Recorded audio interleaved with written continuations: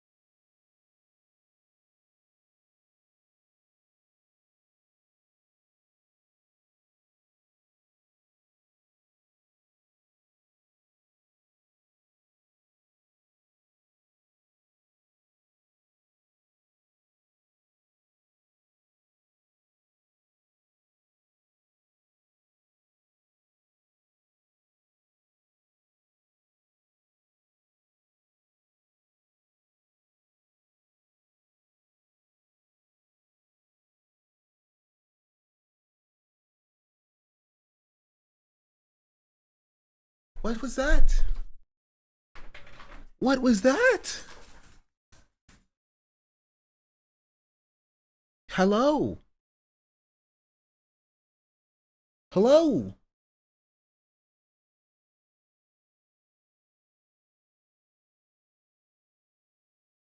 What's up, chat?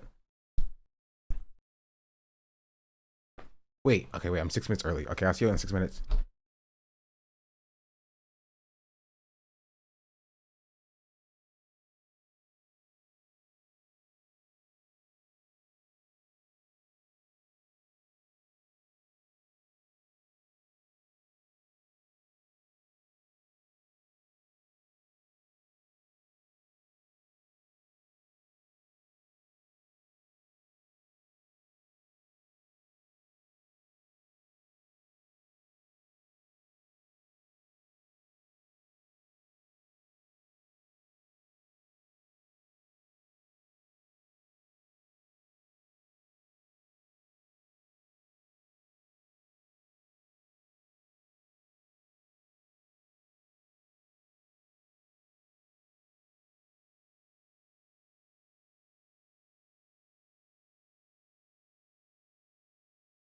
Hello.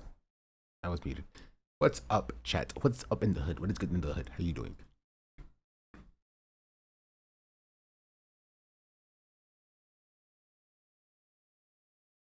How are you doing? How are you doing? How are you doing?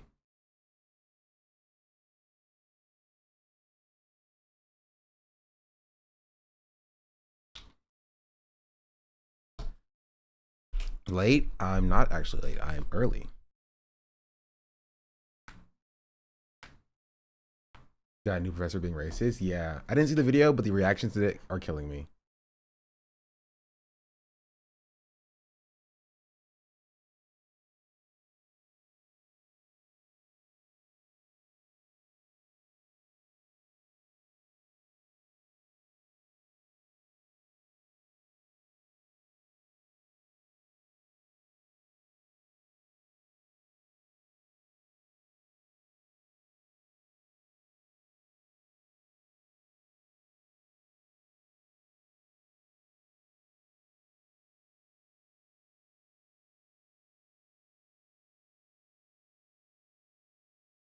Uh, sorry, I got distracted. What is up, chat?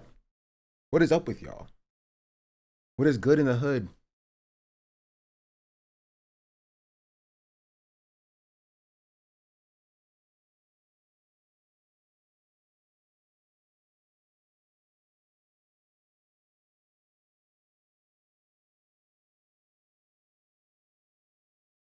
Buried in snow? Bro, we don't have any snow in Los Angeles. That's part of the reason why I kind of want to leave, honestly. You know? Also, everybody's leaving LA. That's not why I'm leaving. I was thinking about leaving first. But people are kind of fed up with like LA streaming culture. But I like snow. I hate the cold, but I like the snow. Maybe it's because the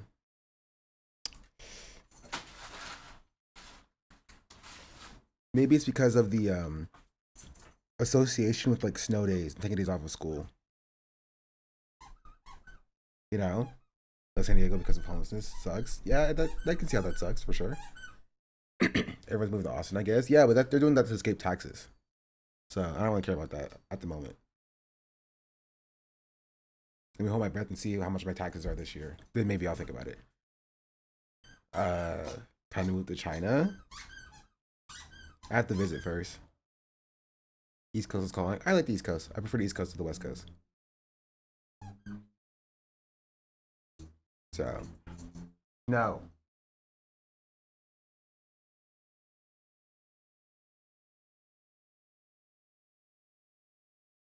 problem solved. South New Yorker. Oh no, I'm not going to New York.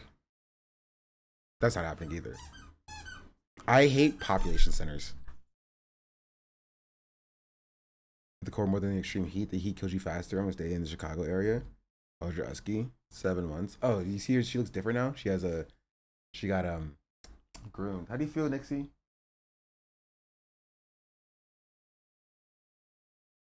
Awesome.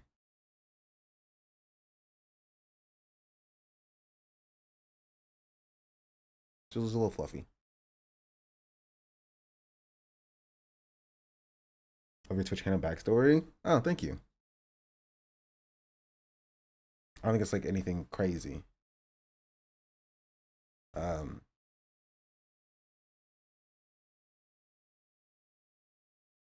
Johnson cities are full of dangerous, violent criminals. If that's what you want to take from it, I just hate people and being around people in general in like a enclosed space. It's not, but it's so creative and wholesome.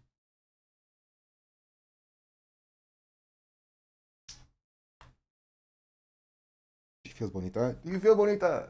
Nixie. Okay. She's eating string. Is that? This is good. I'll continue. It's fine.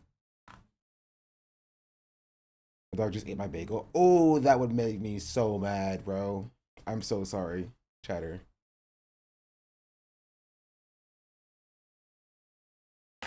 I feel you. I feel you. It was the last one too. Oh, that makes it even worse. That makes it even worse. Anyway.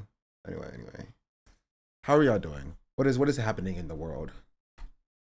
Oh, okay. We're all in Hassan's chat yesterday for the discussion. Where will you put it on a scale of 1 to 10? Because I feel like it started off relatively okay, and then it kind of devolved. No.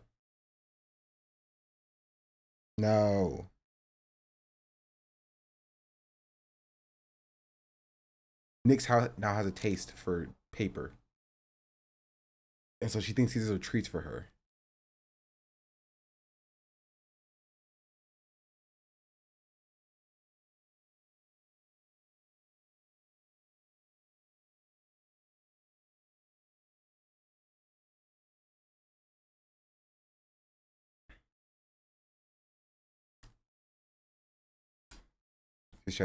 That's crazy part is that like I thought the chat was going to do that, but they did it worse than I thought, or like differently than I thought.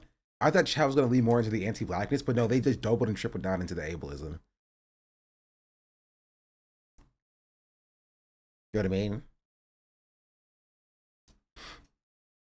Progress? Not really. I think it helps that, again, I said this in Discord. I think it helps that Hassan started the discussion by curbing the anti-blackness. Right? And so he started by like kind of centering Michael B. Jordan and Delroy Lindo. And so I think the people who had those anti-black takes kind of mellowed out.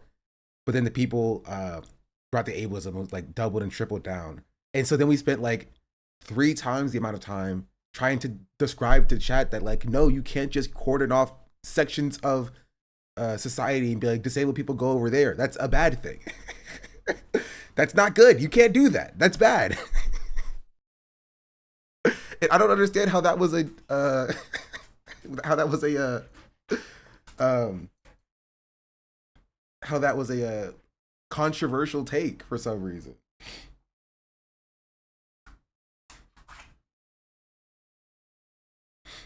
Right. And I think again, most of it comes down to just a lack of understanding about like the disabled person experience, like what disabled people go through on a day-to-day basis. Are you sure they need to be concentrated like a camp? That could be fun. Yeah, that's what Jonathan was saying. You're just like, how do you not see this? How do you not get to this point? Hey, Nixie. Hey. Oh, okay. Stop. Go sit. Where's your rope?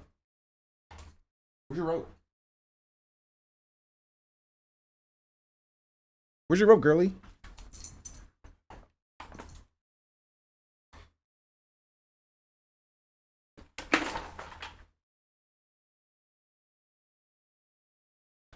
Nick says she stands with our disabled comrades.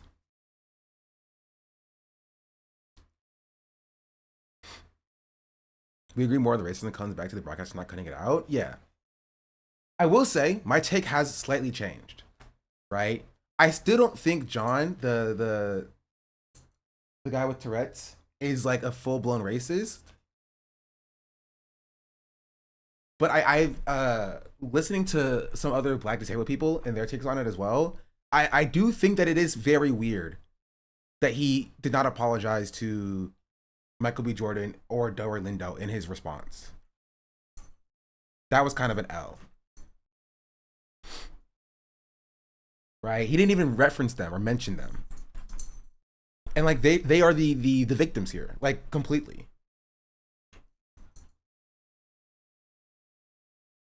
So like, I don't think that makes him racist. Or he apologized privately. I don't know where you're hearing that from. That never came up. There's no evidence of that.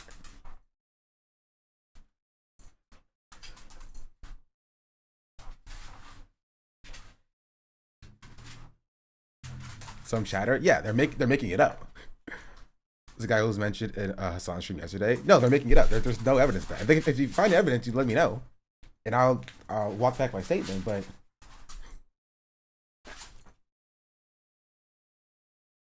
no, you. Oh, it wasn't me. I never said he apologized. I think people are just being like, "Oh, he apologized," and people are like taking what they want from that statement.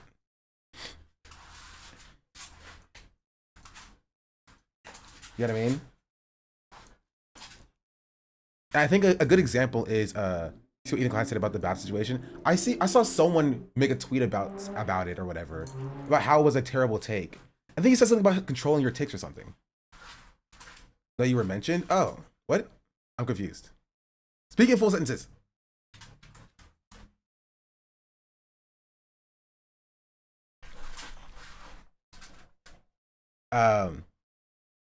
He pulled you up? Oh, no, yeah, I was there.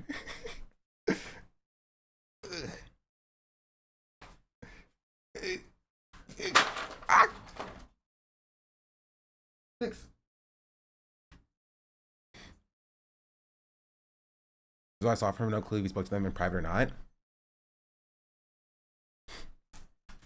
Yeah, we looked at this yesterday as well, but there's no evidence that he spoke to them like in private.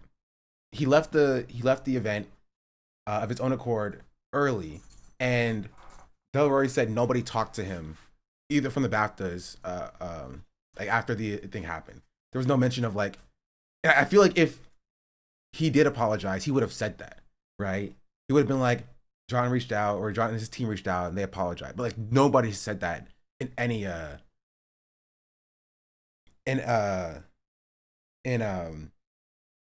any kind of engagement or statement, right? But part of my point was, or the point that I saw was, no, this part of my point that I came to yesterday. It's like, hold on, let me pause it. Let me pause this, and I'll go live on YouTube again.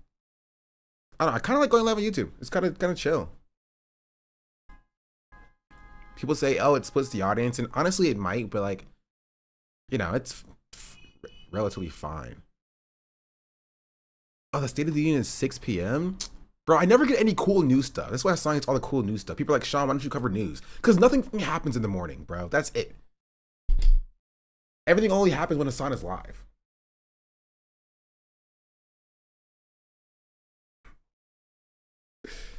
You know what I mean? Like,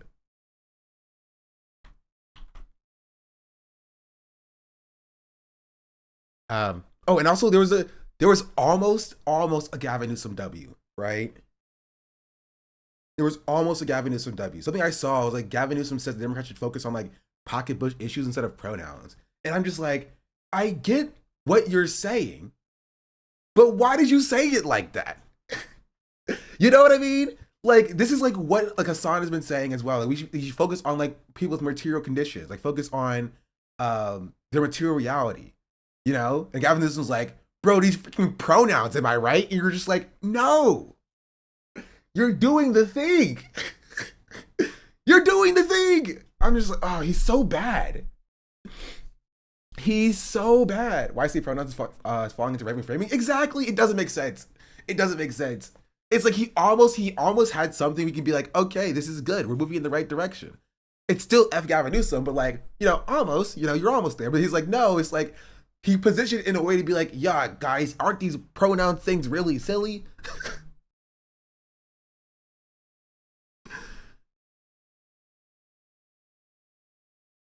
What's your take on the IQ thing?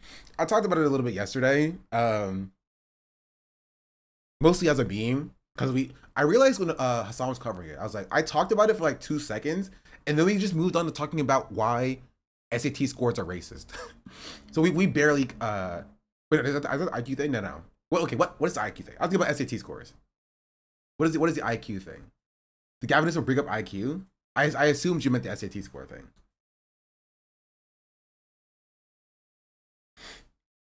Gavin is just a more psychopathic version of Kamala. Honestly, a little bit. And Kamala was a little bit. She was a little giggle monster. She had a little she was weird in her own way. Spent an hour on College Board instead of Gavin. Yeah. Maybe SAT score, not sure what Hassan touched on yesterday. It was all over Twitter and Blue Sky. Yeah, it was SAT score. We covered that a little bit yesterday. My take, I thought it was a funny choice to bring up his SAT score and then point to the black guy was like, I'm just like you. I'm dumb. It was a funny thing. I didn't think like Gavin, like I don't think that made Gavin Newsom racist or whatever. It was kind of like it was a funny framing. Like when he said that he couldn't read. Yeah, that would really win over some voters. I'm also stupid and not, hey, I have experienced what you've experienced. I know the pain of not being able to pay my bills. It's just like, I'm stupid and you're stupid. We're the same. Sit down. Sit. Sit.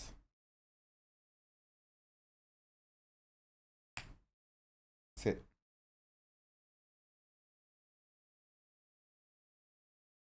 Hey. Go sit.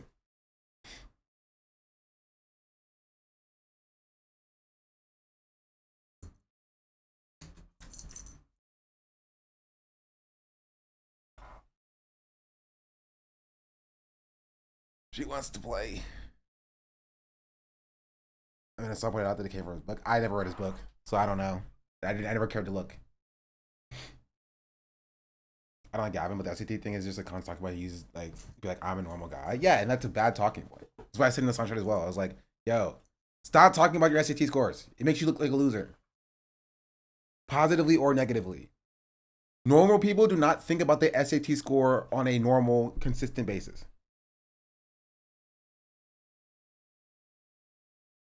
There are adults who are like, I scored a 5,900 on my SAT. Like, dog, you're 30. You're 30.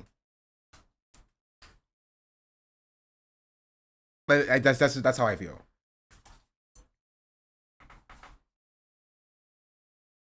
Ugh.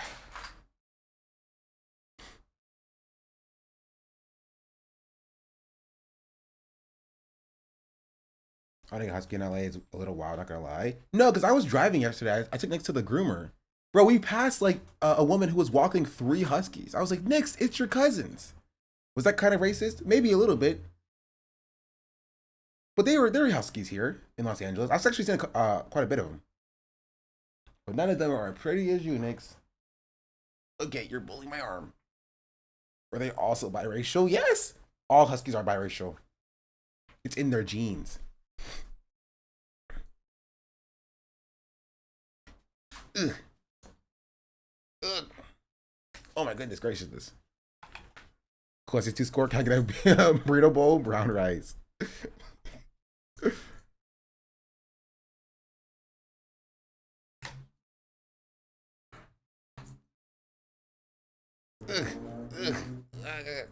Okay. What was I saying? I was saying something. I forgot. Is Nick a Maoist or Leninist? Nick, how do you feel about? She said Mao killed a quadrillion people, so she doesn't like Mao. That's what she said. I promise. Take my word for it. Nick's Kaya debate win. Ah! Jeez Louise. She's getting stronger. Not strong enough. Wait, why did you both say the exact same thing? Mao is too close to Meow. Is that like a thing? Is that a bit that I just am unaware of? Or did y'all both just make that up on the spot at the exact same time? I didn't just know we're just locked in. That's crazy.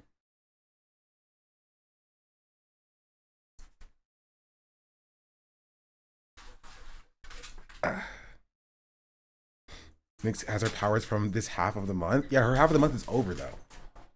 For all my half black chatters out there, do you take your half Black History Month as in like you take the first 15 days, or do you take like every other day? Or for the really spicy among you, do you take like the first 12 hours of every day? Well, the second 12 hours of every day. You know what I mean? Take it. Take it. Thank you. McBride 43. Thank you for the 6 months with Prime. Check out your Primes are free here. You could only use your free Prime subs here and nowhere else. Don't even try it anywhere else because it won't work.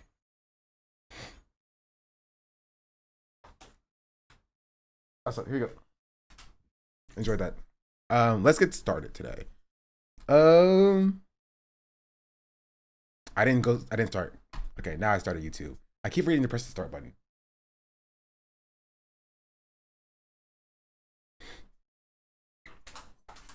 Can you not just take it when you're sleeping?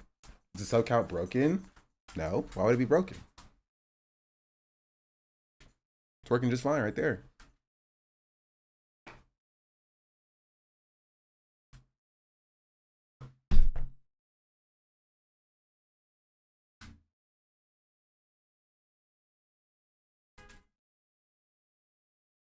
Anyway, let's get started. Let's get started. We shall start again with a little bit of the BAFTA news updates. Because that's what you're all here for, right? The updates to the BAFTA news. Variety put out a piece that said this. Warner Bros. Executive immediately contacted BAFTA after the N-word was shouted while Sinners duo Michael B. Jordan and Delroy Lindo were presenting at the ceremony. Per sources, the execs requested the incident be removed by BBC's time-delayed broadcast going out later that night and were assured the request had been passed on.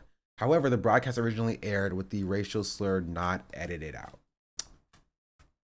Now, this has a few implications. Could this just be Warner Bros. Executives trying to I mean, okay, it's the Sinner Studio Warner Bros. So could it potentially be them being like, guys, we tried to help, maybe, right? Do I believe them? 100%. This is the BAFTA and BBC were freaking racist. I agree. I believe them. The worst thing in Assange's chat was he wanted him to apologize every time he said a slur. That it was nutty. I also don't think that that's like a little bit. Right? Nobody's saying that he has to apologize for every tick that he has. But if that tick happens to be a slur, then kinda.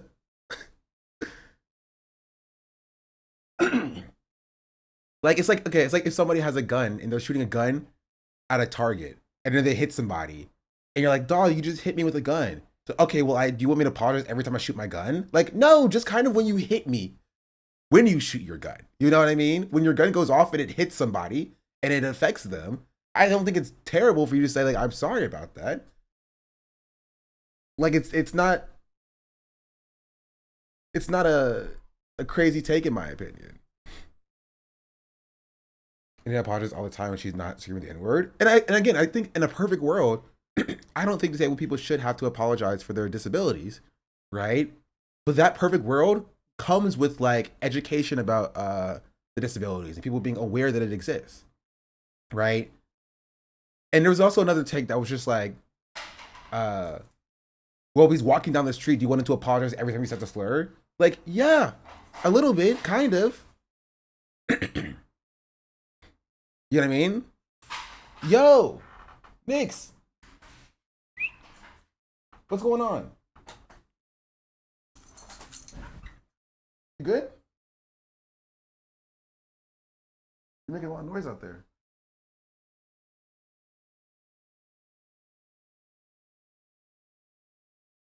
Sit. Sit. Sit.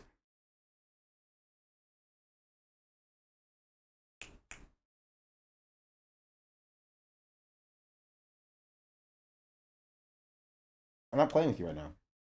Also, you took your thing somewhere else. All right, you can go back over there.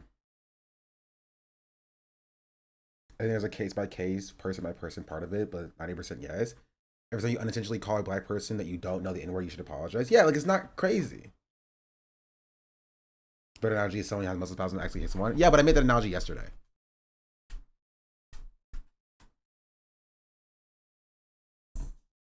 Right? But like, if he's walking down the street and he's passing a black person that he doesn't know and he says a slur, right? And the problem is that people who have that take are unable to put themselves in the shoes of black people.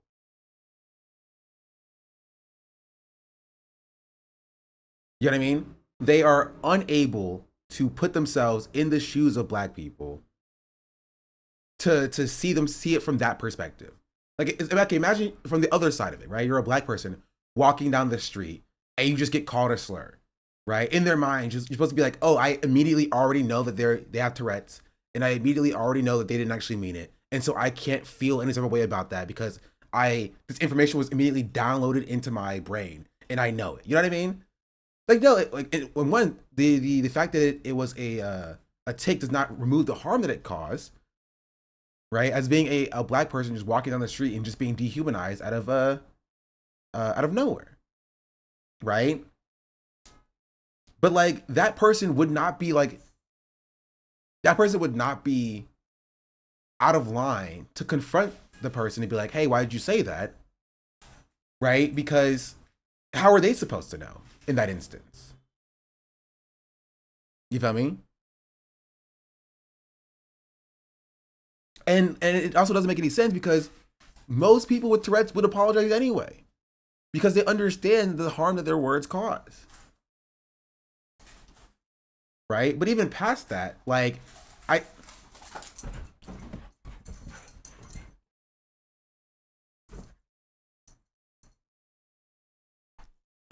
hold on. Hey Nixie. Hey. Ready? Good. Come on. Ready? Good.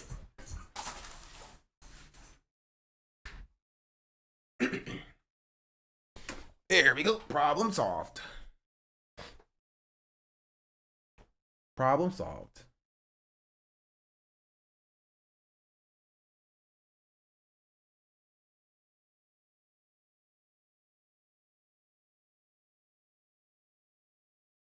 For the combination in the situation, do the man even request combinations to be so for real? You have to know that your think it's going to cause you to say a slur when you see a black person.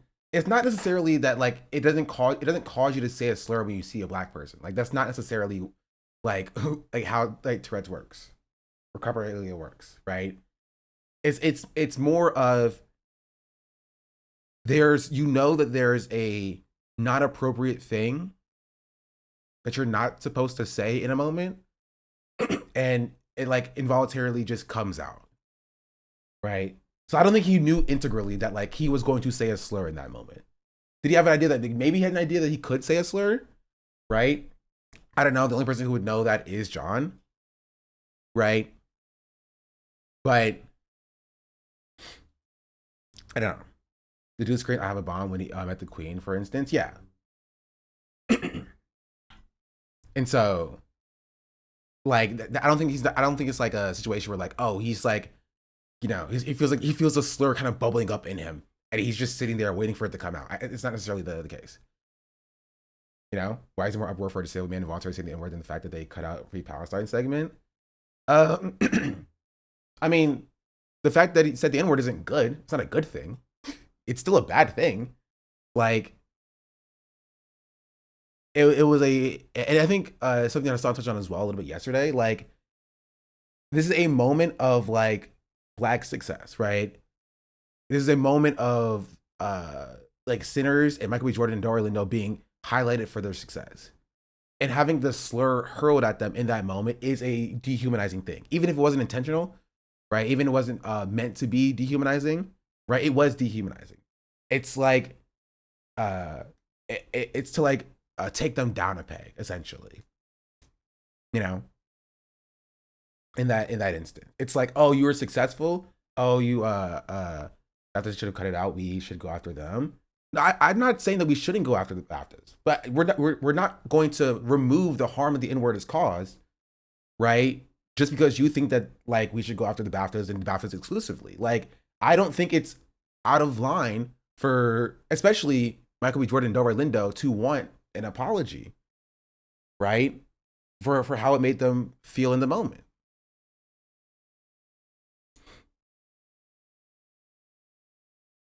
Right? And that's all we're saying. Nobody here is saying that like the people who are not chiefly responsible for this are the BAFTAs. I've said that extensively so, right?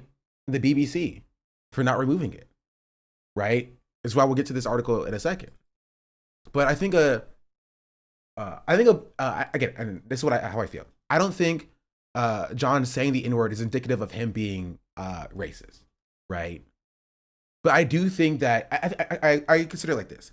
Imagine somebody who doesn't speak English, right? Who's heard the N word in a song or like maybe in a class by reading like To Kill a Mockingbird, and they see a black person and they call the black person an N word, right? They didn't know that it had any harm or whatever, right? That person should apologize once they learn of the harm that they've caused. However, if that person refuses to apologize, right? I don't think that person saying the N word in that moment makes them racist. But if they refuse to apologize for saying the N word after learning about the harm that they caused, then I think you can make more, you know, I think you can make a bigger delineation about how they feel about black people in that moment, right? And so I don't think John Davidson like saying the N word because it was a tick makes him racist. But I can see why black people who wanted him to address it saw his statement that didn't even address Michael B. Jordan and Delroy Lindo and was like, why is he like not apologizing to them? Like there was no like I'm sorry in the statement. Everyone was warned beforehand that he was in attendance, what the condition was, even to applause from the audience. I think with context you can understand that there is no harm. No, I don't necessarily agree with that. I don't necessarily agree with that. I don't think there's a context to ascribe no harm. Right? I don't think it's out of line to just want someone to say I'm sorry. Because if there is no harm, there's no harm in just apologizing and acknowledging that there's no harm, right? Because there is harm, right? There's no malice, but there is harm. Harm does exist. Harm was done. There's a difference between there being no malice or no intentionality, but there is harm. You know, it's a crazy thing about if you accidentally misgendering someone. Like if you misgender someone, it was an honest mistake for the first time, and you just apologize for misgendering them, and then you move on. Yeah, but if you misgender someone and they say, "Hey, I should go by these pronouns," and you're just like, you know, you don't say like, "I'm sorry." I can see why that person would feel some type of way about that.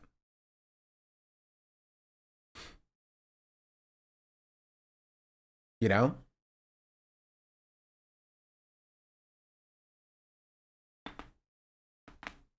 so I was there before the Tourette's community.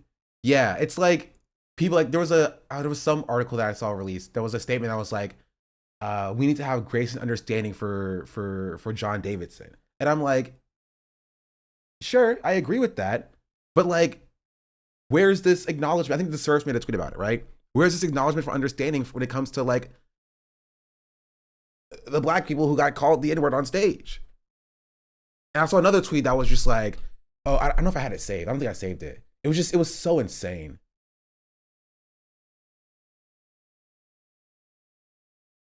It was a tweet that called them like black millionaires. Like, oh yeah, the black millionaires who got called a mean word are going to be completely fine about it. But you know who's not going to be fine? The guy with a disability who's being harassed on the entirety of the internet.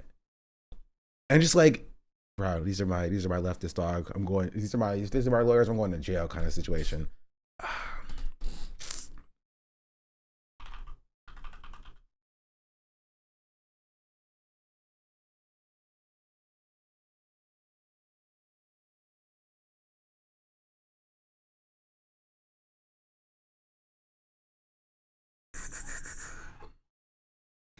Excuse me.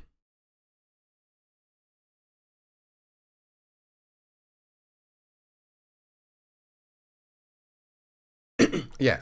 This one, BAFTA Film Awards host Alan Cummings thanked the audience for their understanding after a series of audible outbursts from the Tourette's campaigner. John Davis interrupted the ceremony. One incident saw Davidson shouting the N-word at Michael B. Jordan and Delroy Lindo. And Sheriff says the person who called Michael B. Jordan and Delroy Lindo the N-word has no control over their actions, but neither did either of them, and having to endure it, being called it publicly among their peers. What about a moment of understanding for them as well? Yeah. Black Red Guard is right. I think Black Red Guard is not right. I don't know any other way to say that. I don't think so. I think that they're I think he's popping off right now. And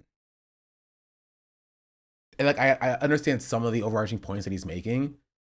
But even with all this information, like, you know, I don't think you should punch people Tourette's if they call you the N-word. Right? I think that's a very silly overgeneralization. You know what I mean?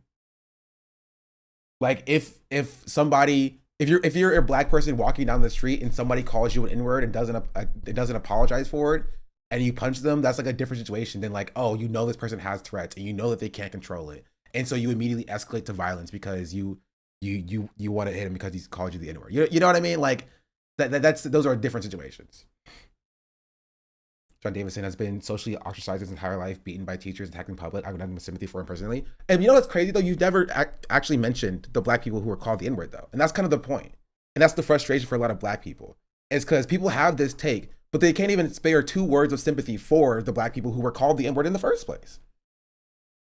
Right? And that's where the frustration comes from. They're victims here. The victims here. Right? Of the situation, they are the victims. John is a victim of overarching society and how ableist society is at large, but he's not a victim in this situation, right? He's not the primary titular victim in this situation. I think it's because the dogpiling is so extreme on someone with a disability. But like the titular incident is anti-blackness. That's it. And the fact that you're like, you know, I'm going to only focus on the disability because I feel like that's important to me, but you can't even spare 2 words of, you know, sympathy for the black people involved is a problem. That's an issue. And that's why black people are so frustrated by this. That's why it's even a discussion in the first place. Because people can only put themselves into the shoes of the white guy with a disability and can't even fathom the dehumanization that is coming to these black people right now. Right? The fact that they're not even being focused and centered in this argument and conversation is also dehumanization. They're being dehumanized. The fact that they were dehumanized and they're expected to just take it and accept it and eat it, right? Because of the small bean white guy over here, right? Who called them a slur is dehumanization, right? They are victims of racial language, right? And dehumanization, as well as John Davidson is a victim of the ableist society at large. It's not an either or thing. Both of these are simultaneously true.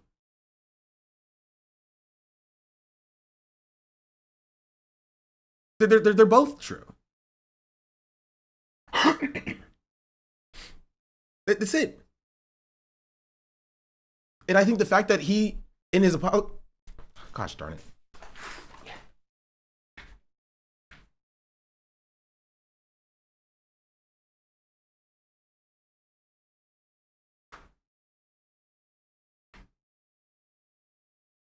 Anyway, the fact that he, in his apology, didn't mention them is worthy of condemnation. Because they are victims here. And seemingly nobody cares. And that's why black people are frustrated. And then you have some black people who are reacting in that frustration with ableism, which is wrong and bad, but then that justifies not caring about the victim because of that ableism. And that's frustrating.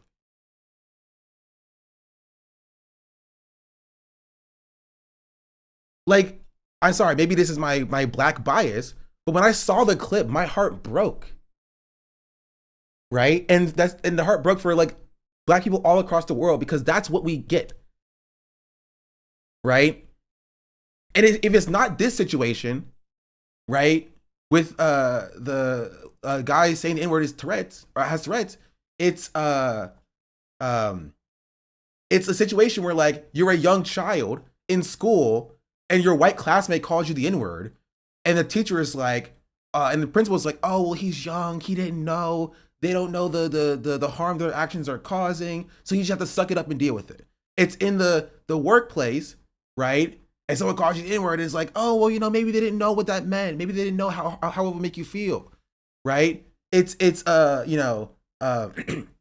non-English speakers, right, or ESL people who will drop the N word when talking about black people, and it's like, oh well, they don't really speak English that well, and maybe they didn't really understand how it would feel to be called the N word. In every aspect of black society, it's just like people telling black people to just suck it up and deal with it when they're being dehumanized, and there's never any sympathy for the black people in that situation for the dehumanization. And that's where the frustration has come from. That's why people are so frustrated. And now people are utilizing and weaponizing, right, that frustration that causes some people to be wrongfully ableist to justify being anti-black to the entire black community as a whole.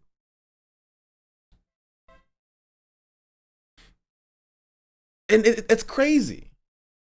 This happened in my high school as a ton. We had like maybe five black kids in our class, and there was no one doing shit about the people throwing the N-word around. Yeah. Remember in high school, basketball announcer said the N-word and then blamed it on his diabetes. That would be crazy. And the people that are hurt the most are the people at the intersection between Chill and Mika 2 to not center their perspectives. Not even not center their perspectives. People will utilize and weaponize their perspective against the other side, right? And so you'll have white people who will utilize the one black TikToker with Tourette's against the black community, right? And using her as like a pawn to like bludgeon the black community with, and then the black community gets frustrated, and then some black people then take that and then start hurling insults at her because she's being used as a pawn in the first place.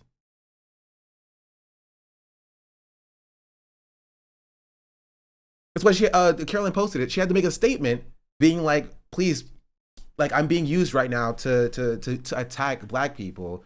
And then black people are getting mad that from my comments in my post and telling me that I'm choosing my disability over my blackness.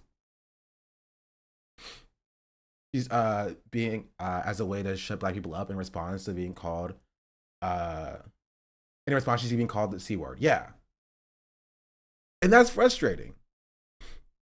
Why disabled people are racist though? If only there were a black person with Tourette's trying to call the racism in the Tourette's community without being ableist. Good thing black people don't get Tourette's. Could you imagine? It would be a disaster. Yeah. You see Sweet Anita's take? I saw Sweet Anita went live, but like I did not watch the stream. I did not see her take specifically. Could have been saying that nobody told them ahead of time. One of the guys' takes was saying slurs. Yeah, again, but I don't know specifically if that was like one of his consistent takes. I have no idea the situation. But if that is, it is crazy that like, they were just like, hey guys, you might see some, it's like a doctor being like, you might feel a little pinch and then shooting you in the arm, Like, I'm sorry, that disclaimer was not valid. I'm sorry. It was not a valid disclaimer. You need a better disclaimer if you're going to shoot me in the arm. It's not, you might just feel a little pinch and just like, and just starts laying into you. Don't slid it the way I practice medicine. This might sting, doesn't quite cover it. Yeah. That does not adequately prep people to be demonized, no shade. Yeah. Ending up free spousing just shows that they care more about protecting Israelis' feelings and subjecting all black people to watching a slur and demonization behind it. I think it's even less about protecting Israelis' feelings and more about like protecting the structure of the state of Israel, right? Like, I'm gonna be real, as a whole, I don't think the BBC cares about like Israelis as like an identity group. I think they care more about like protecting the sanctity of the structure of Israel and the validity of an apartheid state. They didn't withhold free Palestine because it would make Israelis feel bad. They withheld it because it would add to an overarching system of people being against the state of Israel, right? Pro-Palestinian sentiment holistically. And they were like, oh, we can't have that. We can't have that.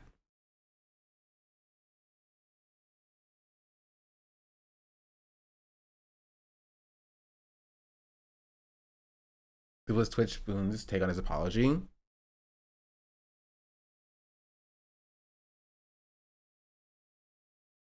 Twitchy Spoons. I cannot read.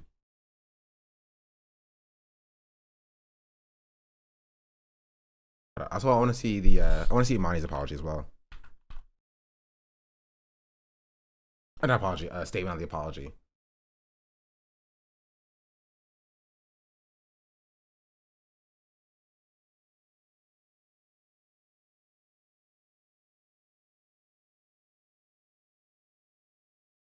Let's see if I'll find it. This is a good post. I want to look at it as well.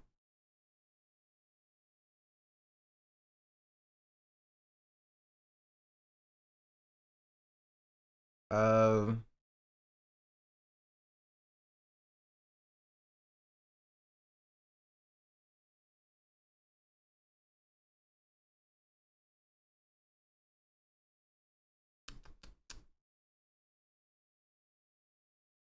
this is what I was one of the ones I was looking for.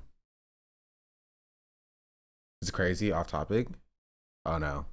Supreme post. What happened in the world? New poll in Maine shows Graham Plattner beating Susan Collins 49-38. Poll shows Maine Governor and Chuck Schumer back Janet Mills neck and neck with Collins at 41. Same poll shows Plattner ahead of Mills in the Democratic primary 64-26. I mean, Graham Plattner has been popular in Maine pretty consistently. Right, which is why I think it's so funny. People are like telling like the like international like left community to like, guys, if you don't stop criticizing Graham Plattner, he's going to lose. And it's like, I don't know. I think he'll be fine. And he's I hope he loses. I don't hope he loses. I don't care. That's my take. Genuinely. I think Janet Mills and Susan Collins not winning would be good. But I don't want to reward Graham Plattner for being a shitty bad person. And so like if he wins, then like good for him, right? If he loses, then it's like, yo, maybe we should run better candidates next time. That's my take. And we'll get to that a little bit later. You know what I mean? Like he doesn't need like he's like me supporting him is not gonna make or break his campaign. I will say, this is what I'll say. This is what I'll say right now. You can mark my words for it. This is January. This is February 24, 2026. Graham Plattner will eat your face. I'm not saying he's going to be the next Fetterman, but like he's going to come out and support the expansion of American imperialism. He's going to support the military. He said he would, right? And maybe he'll be slightly less pro-Israel than like other politicians. But he's not going to be like a mold breaking, mover and shaker in politics. He's going to fall in line because that's what you do in Congress.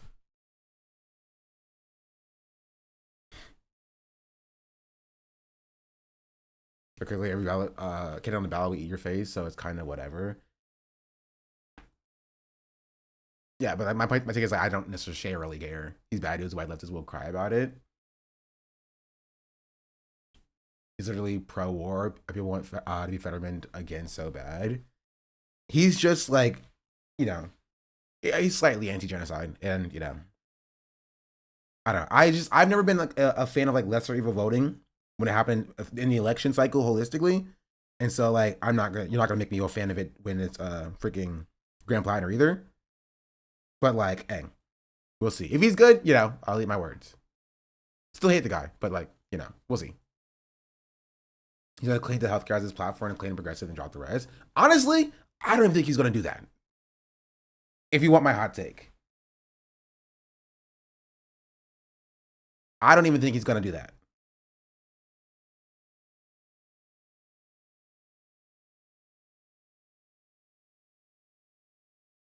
You feel me? But this is what Twitchy Spoonie said. He said, I'm still on no sleep.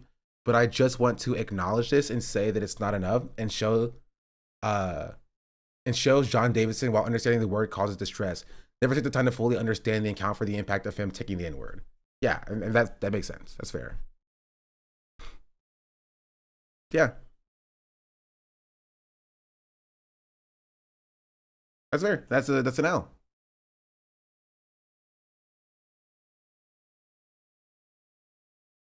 That's an L.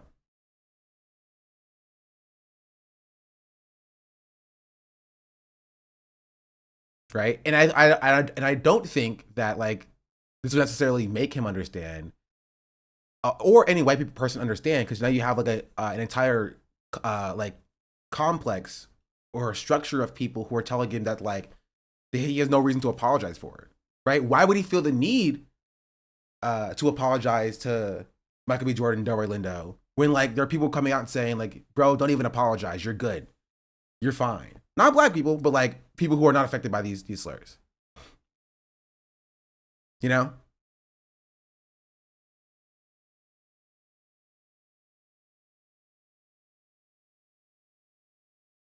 They're still centering him, yeah, and that's why people are frustrated. Based on the movie he was there for, probably this era of never apologizing for it, but I think like it's overruled by blatant anti-blackness is involved. Not necessarily. I think that like I don't think that he's like against like apologizing per se. I just think that honestly I think this is an example of him being white. Genuinely. Like this apology has more to do with his whiteness than his Tourette's. Right? This is how white people apologize for saying the N-word. Holistically. Whether or not they have Tourette's or don't have Tourette's. This is what they do. They never center the actual victims of their anti-blackness, even if it was unintentional, right? It's always, I'm sorry if I offended you. I didn't mean to do this, right? My intent was not to be racist, and not, hey, I know what I said can be perceived in a way and could cause and did cause you harm, right? And I'm sorry for the harm that you've caused. You know what I mean? And that's why I think a lot of white people who are rushing to like be like, see, he apologized, so suck it up and deal with it. Right? Because they do that for other white people. You have white people who say slurs, right? Because they want to say slurs, and they're just like, yeah, I'm sorry if you were offended. And then white people will jump to their defense and be like, see, they apologized. They did it for Ethan Klein. They still do it for Ethan Klein. People came into my chat and was like, yo, Ethan apologized for his slurs. And I was like, show it to me. And they had nothing. They couldn't bring anything to show me that Ethan had apologized for his slurs or blackface. It's always, oh, he's already apologized for this. He's already apologized for this, but could never actually show me him saying, I'm sorry for doing blackface and saying slurs. I'm sorry for the harm that I've caused to black people. Right? So this is just how white people apologize for saying slurs. But people are just like, see, you finally were able to pull an apology out of a disabled person. Are you happy? Are you happy, you ableist cucks? You're just like, what are we talking about here? Because again, white people holistically don't think you have to apologize for saying slurs, right? So they think that this is like an unnecessary apology for him having a disability. And so they think that the apologies is automatically valid because they think that wanting an apology is invalid. You know what I mean?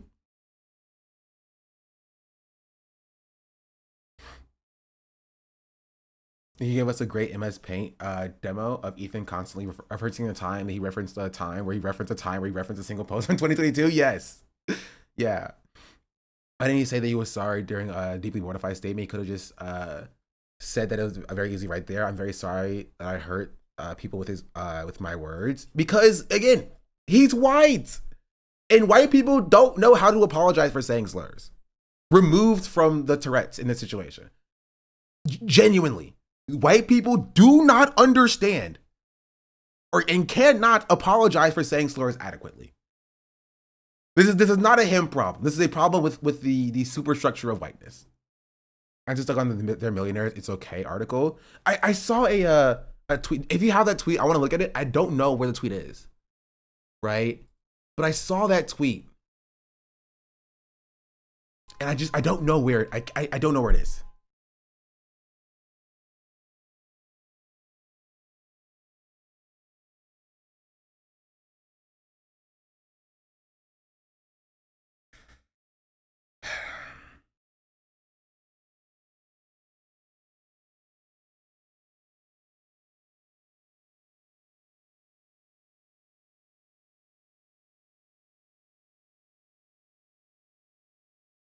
Hmm.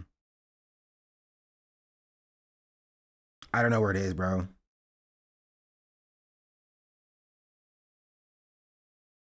It was an insane tweet.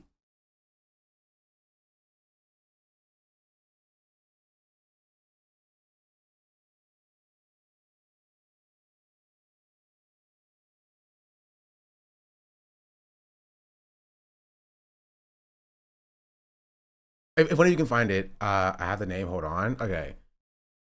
Wait, hold on. Wait. Let me check my search history. I think I searched the user who made this post.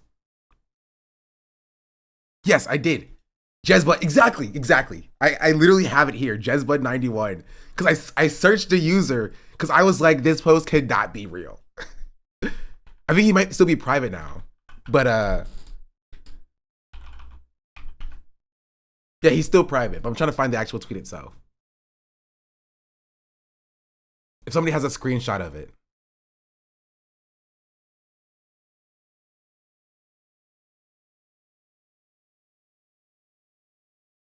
I'll take screenshots.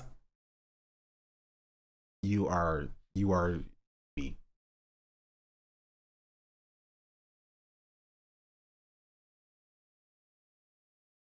I saw somebody else post a screenshot. I didn't save that post. Oh, excuse me. Excuse moi.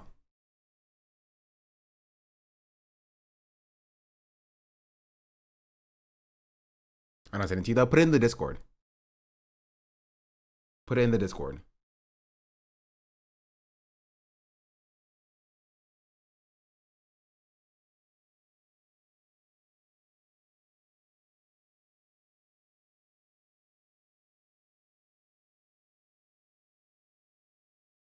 I'm not in the Discord.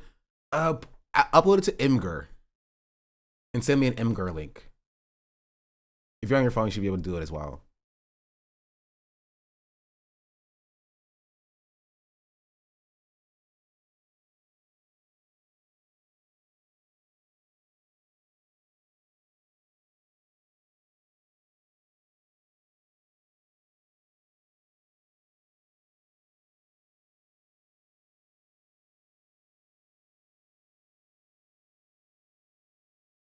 First pronounced Imager? Nah, it's Imgur. It's Imgur for sure. Wait, I wonder if I screenshotted it. I don't think I did. No.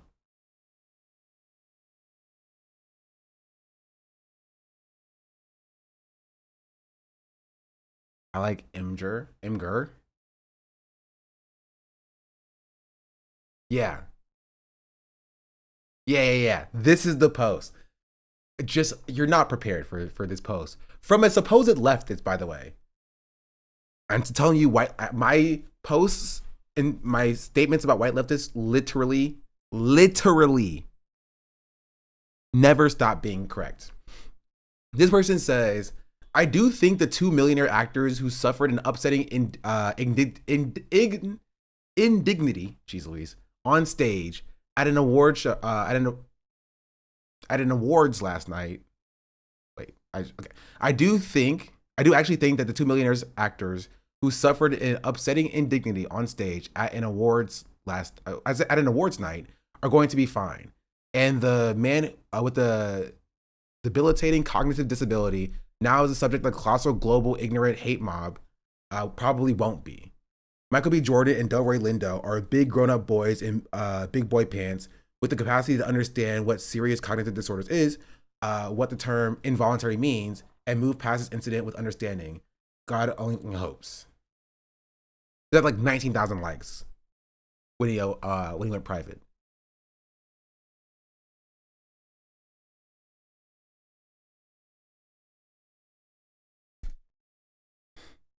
And this is the problem with white people, white leftists specifically, as it pertains to understanding racism.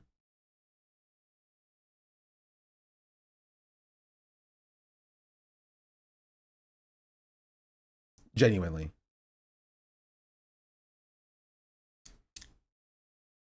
Genuinely. Just of the harm that seeing two black men call the N-word does to people who aren't on that stage but are black.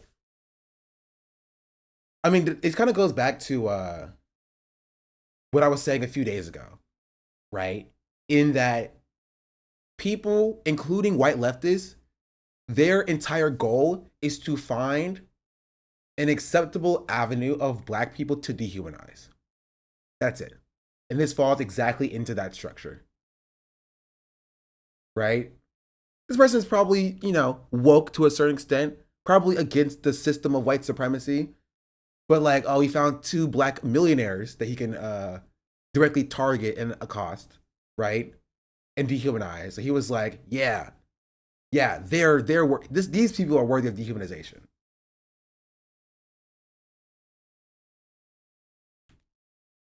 You know what I mean? Which is why I have a problem with people who are making this an either or thing, right? I mean, an either or thing, but like people who are like, sorry, the real victim here is John Davidson, actually. Michael B. Jordan and Delroy Lindo, they're grown adults who aren't victims and who just suck it up. Stop victimizing yourself. That's what he's saying. He's literally doing the conservative argument of like black people always make themselves the victim. Like, no, they are the victim here.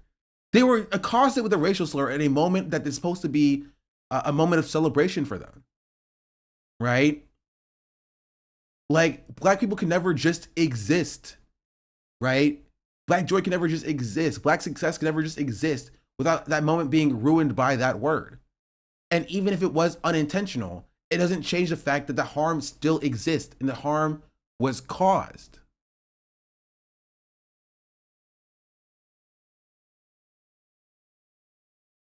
That's the case.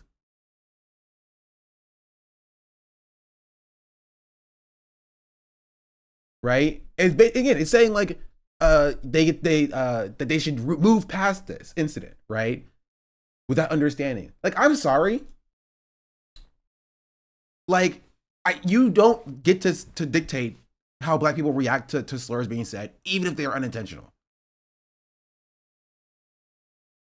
Right? Michael B. Jordan, Delroy Lindo can hold a grudge for all of the rest of their lives if they want to, right? I don't think it'll be productive, right? But you as a white person don't get to make the distinction of how they should get to act, right? That they can't feel hurt and harmed by this word. You just don't. You don't get to make that distinction. Right? And the issue is that this person can never see themselves in the shoes of a black person. They will never understand that experience, ever. Ever. They will never understand that experience. I've had to grit their teeth and suck it up on a daily basis. You can't just tell us to do that. Yeah. And that they're somehow wrong, right? Or invalid for even, wanting that harm to be acknowledged. Right? And this goes back to like something else that white people do all the time is that being called racist is worse than actually being dehumanized. Right? Being called racist is worse than like actually being actively dehumanized. And that's frustrating for a lot of people. And that's why this discourse has really expanded to the level that it is now. And again, obviously, there are black people who are saying insane stuff and crazy stuff. I always love it when a person that Hassan pulls up that I look them up and I feel like I've already blocked them already, And there's like someone like Dr. Allison or whatever who I've blocked for some reason, probably for being annoying and CIA, right? Or like,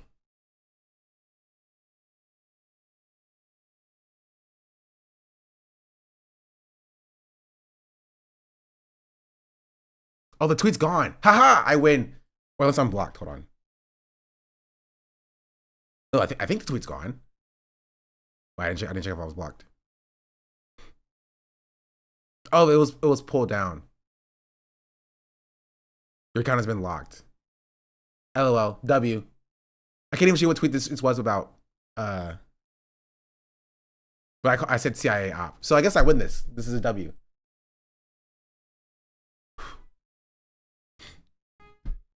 I like that T-shirt. Okay, but like that's the point, and I think I want to see if Imani has TikToks on this. See.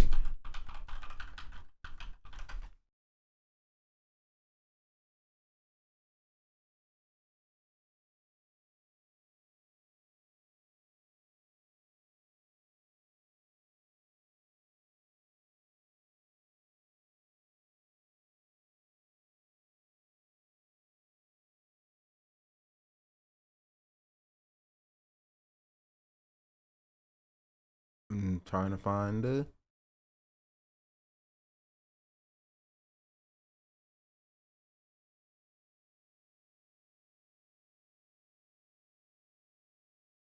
Excuse me.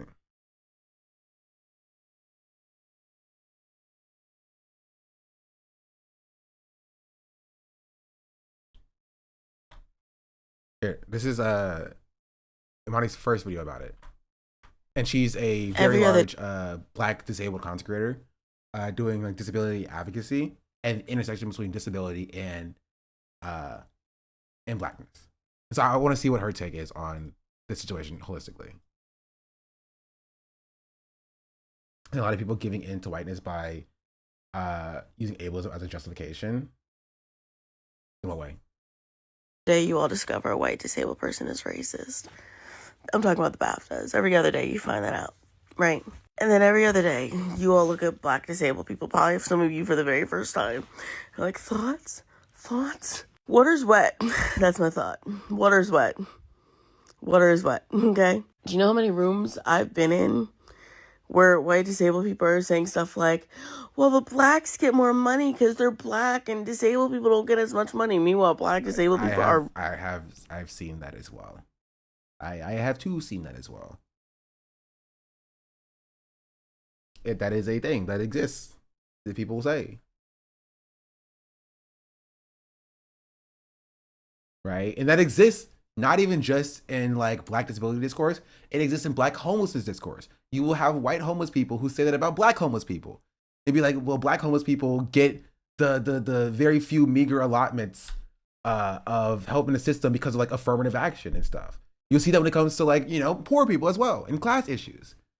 Right? Like this is a facet of the Black experience where even if you share the exact same marginalizations as somebody else, right? They're gonna deem you as getting more handouts, even if you do the exact same thing.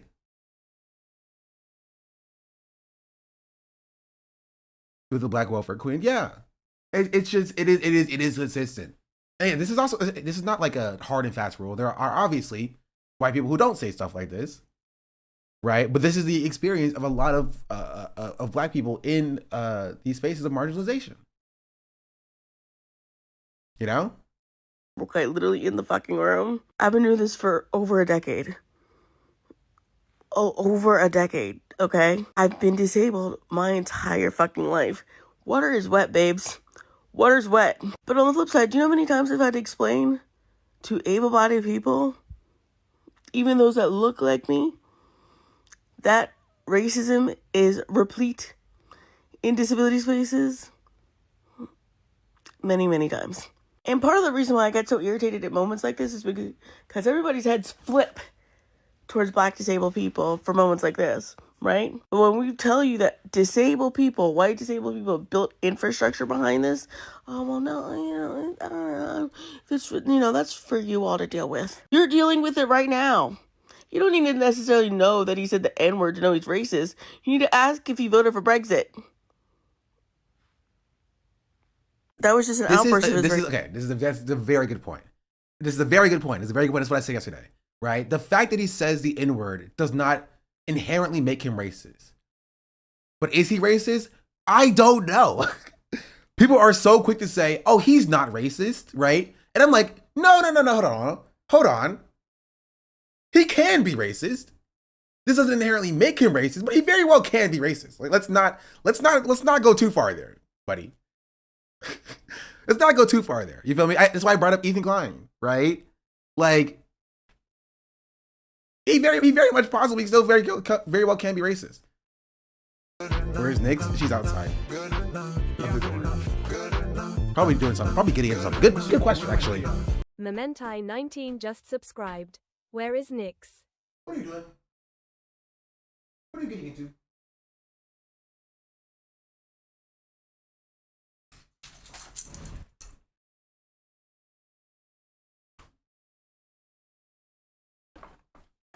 Ugh. He's not racist, he's disabled. No, it's not even that. It's he can't be racist, he's disabled.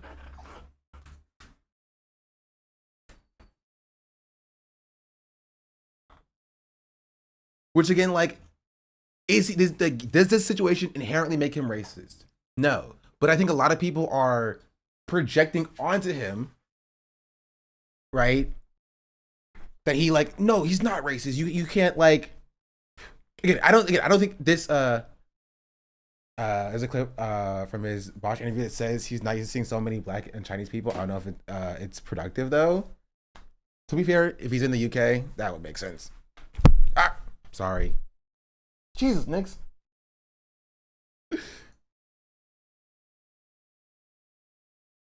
Racist and disabled are the only two options apparently. Yeah, there's not like an intersection there or something that could exist. You need to ask if he's on a first name basis with his conservative politicians, because the white racist disabled people here are. But you know what? That's getting a little bit too deep into things that you all don't want to talk about until there's an election, right? Christ almighty. Here, Here, I also want to see this post as well. So I want to know her actual thoughts on like the actual situation itself. So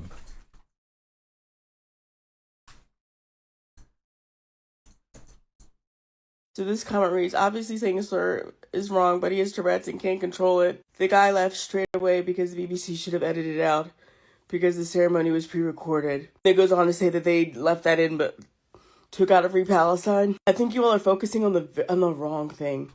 I think a lot of you are focusing on the fact that it was pre-recorded. I think you all are focusing on the fact that he can't control it. So let's talk about what he can control, okay? Because if he can't control saying the word in front of black people, correct? And that's what you're arguing. The thing he can control is asking for accommodation, so that would not be the case. It would not be the case that he's in front of black people saying the N-word. That's what a lot of people are not getting. If you know your disability results in you saying racial slurs at people and it's beyond your control, then in my mind personally, I would find ways and accommodations and ask for accommodations and ways for me to participate and still be present, but not be in the presence of people that I know that would be insulting to, right? I still don't. I want to know if he. There's a few things I want to know. I don't know if this is like a common tick that he has of like saying the N-word to black people. There's no way that I would know this. He would know this.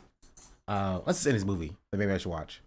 But like the fact that either the BAFTAs didn't know and couldn't like prepare.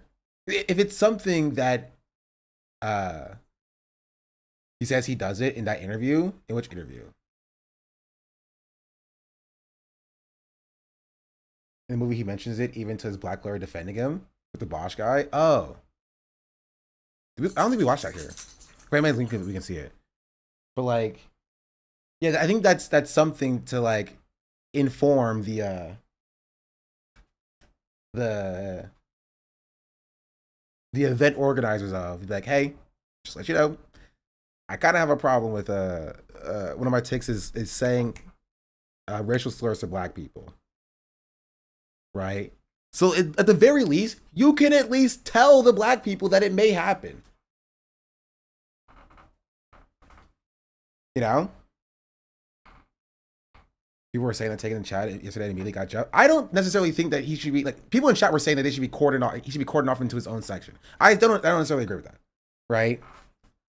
Right, but there are, and I've said accommodations yesterday. There are accommodations that should have been made by the BAFTAs, right? That were not made, that failed, like everybody involved. So someone said that I should be muzzled. Like people are insane about the situation. Yeah, and honestly, I don't even think a lot of people believe that. I think they're just saying what. I think they're being inflammatory and reactionary just to be inflammatory and reactionary. Right? Ow, that hurt.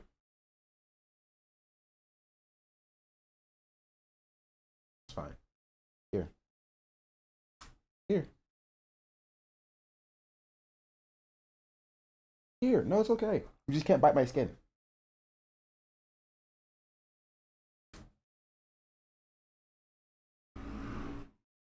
Particularly on a global stage where they're being celebrated, right? We forget this little thing called accommodations exist when things like this happen.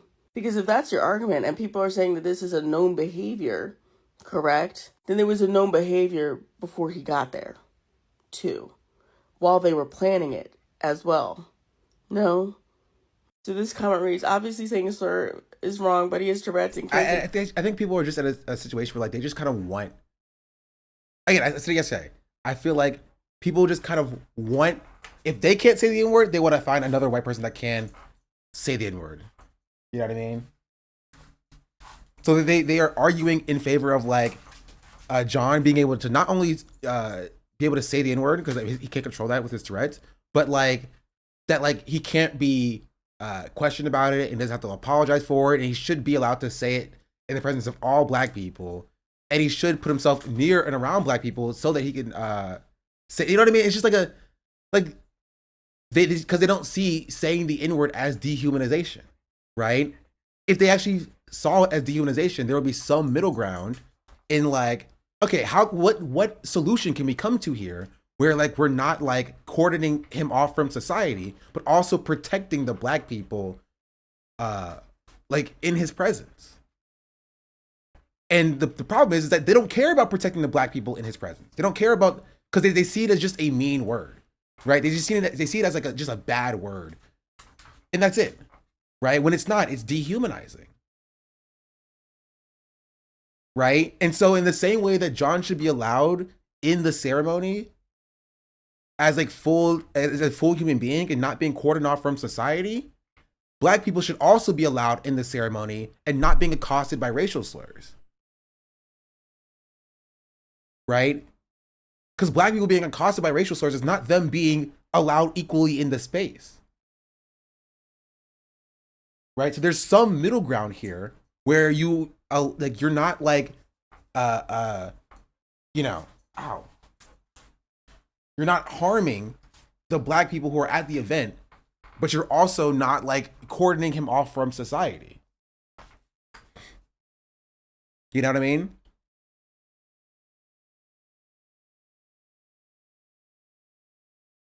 Hey.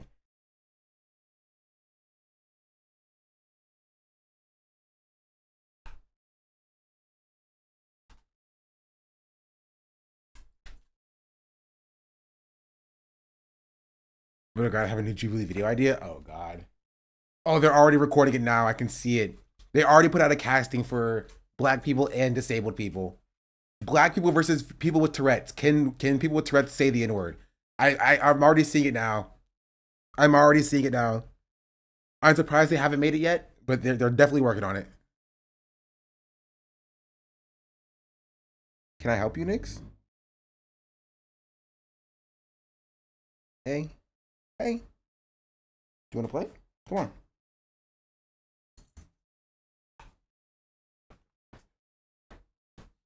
Hey.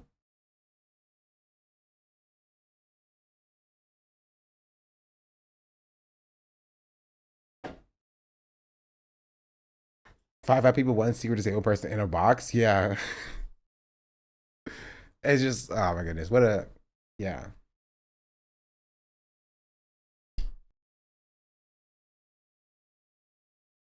If you reduced it, the end of Black Lives Matter, everybody in the country needs to be arrested. But yeah, that's the update. I want to finish reading this article. Senior studio Warner Bros. Raised the BAFTA Film Awards racial slur immediately and requested it for to be removed from the broadcast.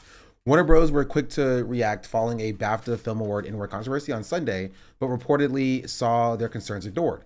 According to a well-positioned source speaking to Variety, once Tourette campaigner John Davidson made an involuntary outburst while Sinner star Michael B. Jordan and Delroy Lindo presented their first award of the night, execs of the studio immediately raised the issue with BAFTA and requested the incident to be removed from BBC's time-delayed broadcast going out later that night.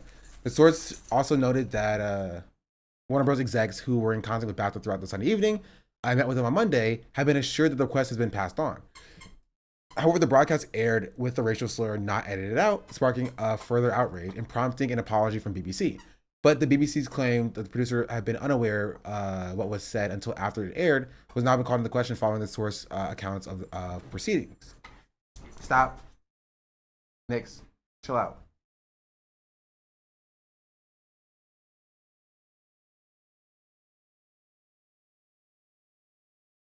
I don't know what she's doing back there, bro.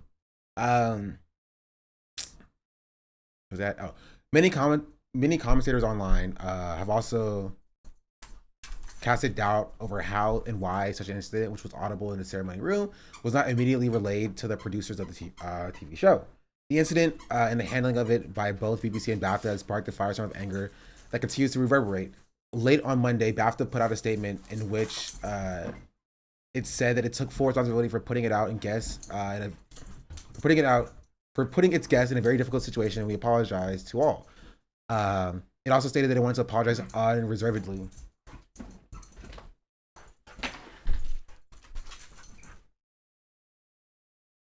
Come on, Buggy. Come on, you ready? Go get it.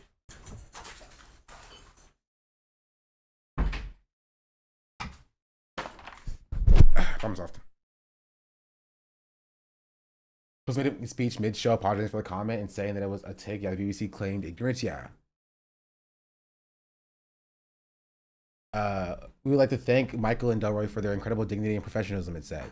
A Variety's sister publication's Deadline was the first to break the news of the Warner Bros. Contact with BAFTAs. That's the situation as it stands. That you're kicking out Nyx? What do you mean kicking her out? She's able to come in if she finds out a way to open the door. Well, that's it. It's just like, I think this is just a very easy conclusion of like, people just don't see black people as full human beings.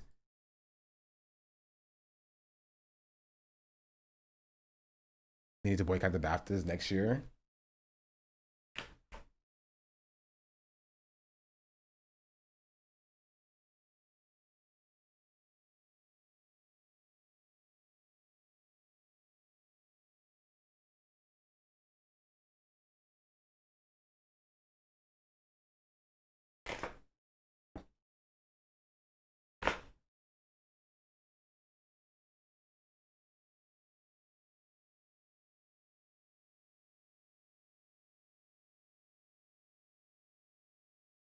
Yeah. Also, this is actually a good point. This is the final thing I'll say. This is the final thing I'll say.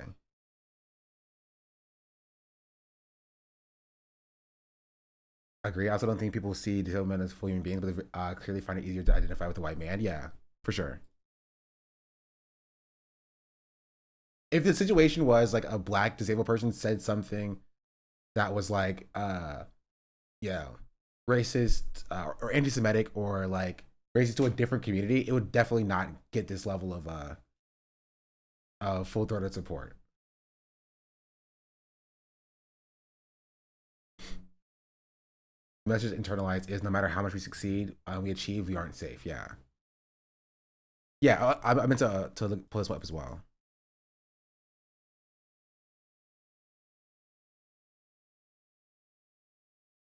Michael B. Jordan repulsed by BAFTA racial slur while his parents were left in tears.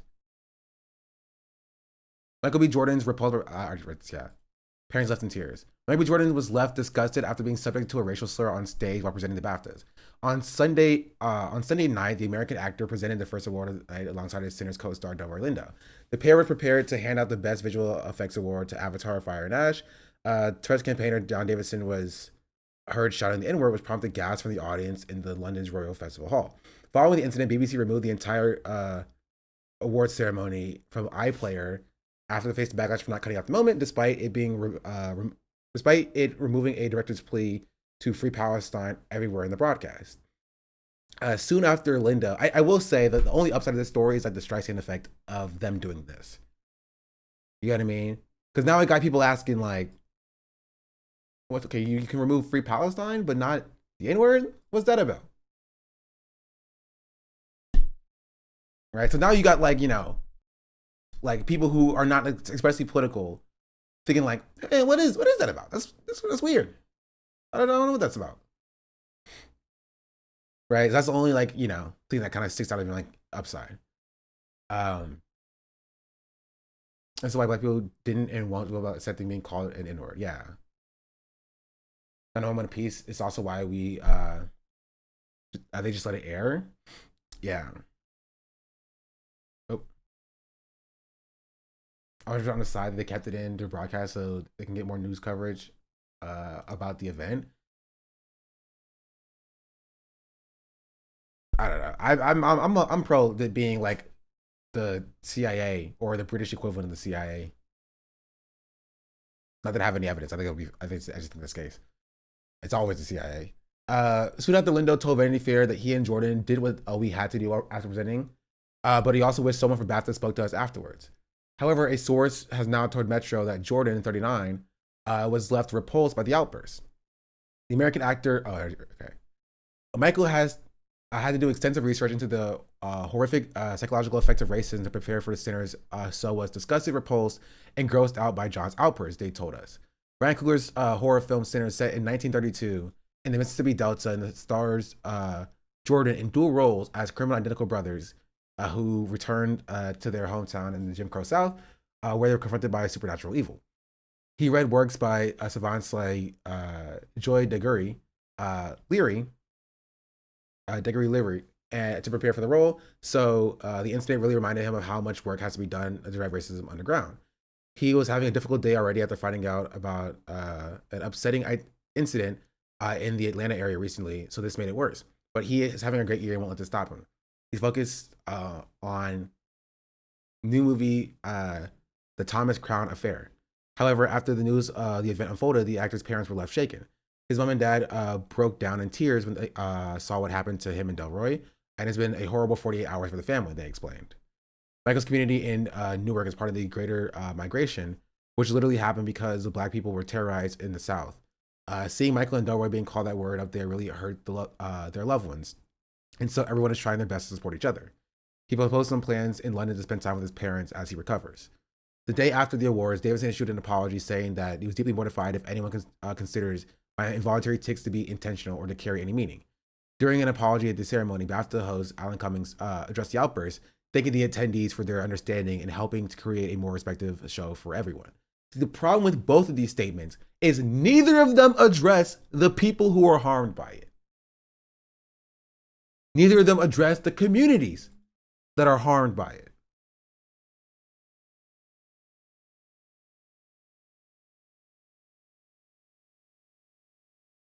And that's frustrating.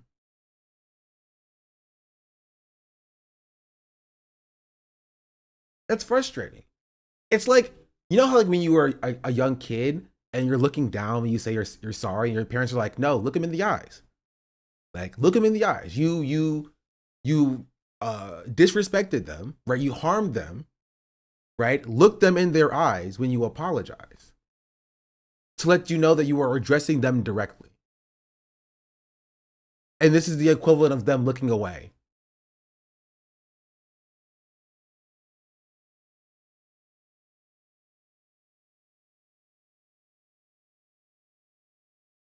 And that's frustrating. That's upsetting. No single apology mentions them. Yeah. But I saw the guy was more worried about being perceived as racist and upset about himself for calling someone the N-word, whether intentionally or not. I mean, I don't think he should be upset about himself. I don't think he should be upset at himself for calling him the N-word. Right? And it shouldn't be about him being perceived as racist either. It should be about like, you know, the fact that this like it caused Michael B. Jordan's parents to break down in tears. Right? It's the collective sigh of fatigue from the Black community that even in a moment of being recognized, right, of being on stage presenting an award, right, you're not safe from dehumanization. And just knowing and acknowledging that fact and being like, yeah, I'm sorry that I engaged in that system of white supremacy, right? But Black people all too often are just told to suck it up and deal with it. Suck it up and deal with it. From supposed leftists, right? Supposedly woke people. Just suck it up and deal with it.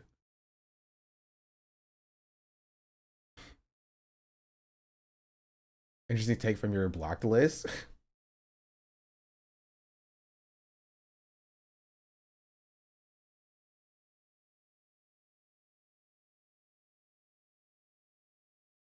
Vice versa, acting up, I'm not apologizing. Well, you know. Maybe the reason why I'm blocked is because I have a different take on this. Who knows?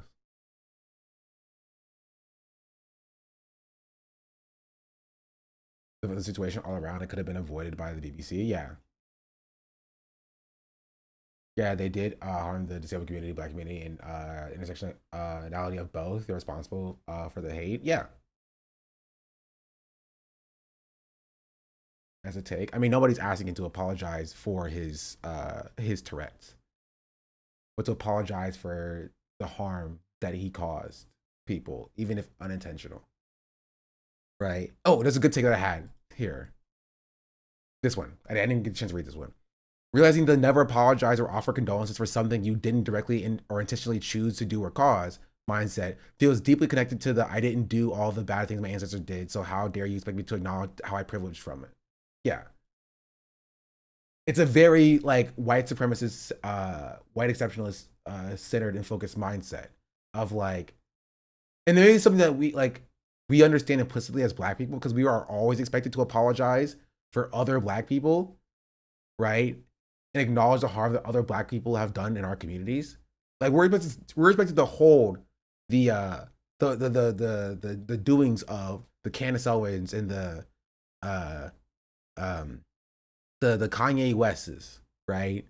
And so we understand that like even if we do something unintentional or we harm somebody with our language unintentionally, that just accepting that, eating that, and being like, yeah, we're our bad, we're sorry, I'm sorry. It's like and also maybe this because I'm from the South, as well, because like it's like if you open the door into somebody, even if you didn't see them or didn't mean to, you just apologize because that's like the normal human thing to do. I just think a lot of people just weren't raised with like, just manners. Holistically, it's like it's not an apology is not about you. That's the kind of the big thing, which is why white people never apologize for saying the N-word, or at least adequately, because they think, oh, I wasn't being racist. I didn't mean it like this. I, and not. How did you feel about that? Oh, I hurt you. I'm sorry for hurting you. There is this you don't owe anyone anything mentality. Yeah, and I just fundamentally disagree with that. Also, manners are very important in the Black community. My mom would ask if I didn't say thank you or I'm sorry all the time. Yeah. And so it's not even about him apologizing for his tics, right? But it's about like, as I said yesterday, living in a society and understanding that there's harm that you can unintentionally cause to people, right? And just acknowledge, not even about apologizing, but at the very least acknowledging that you did harm to the people is an important thing, right?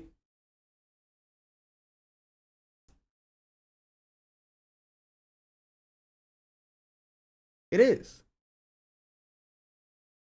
and it's a frustrating situation all around.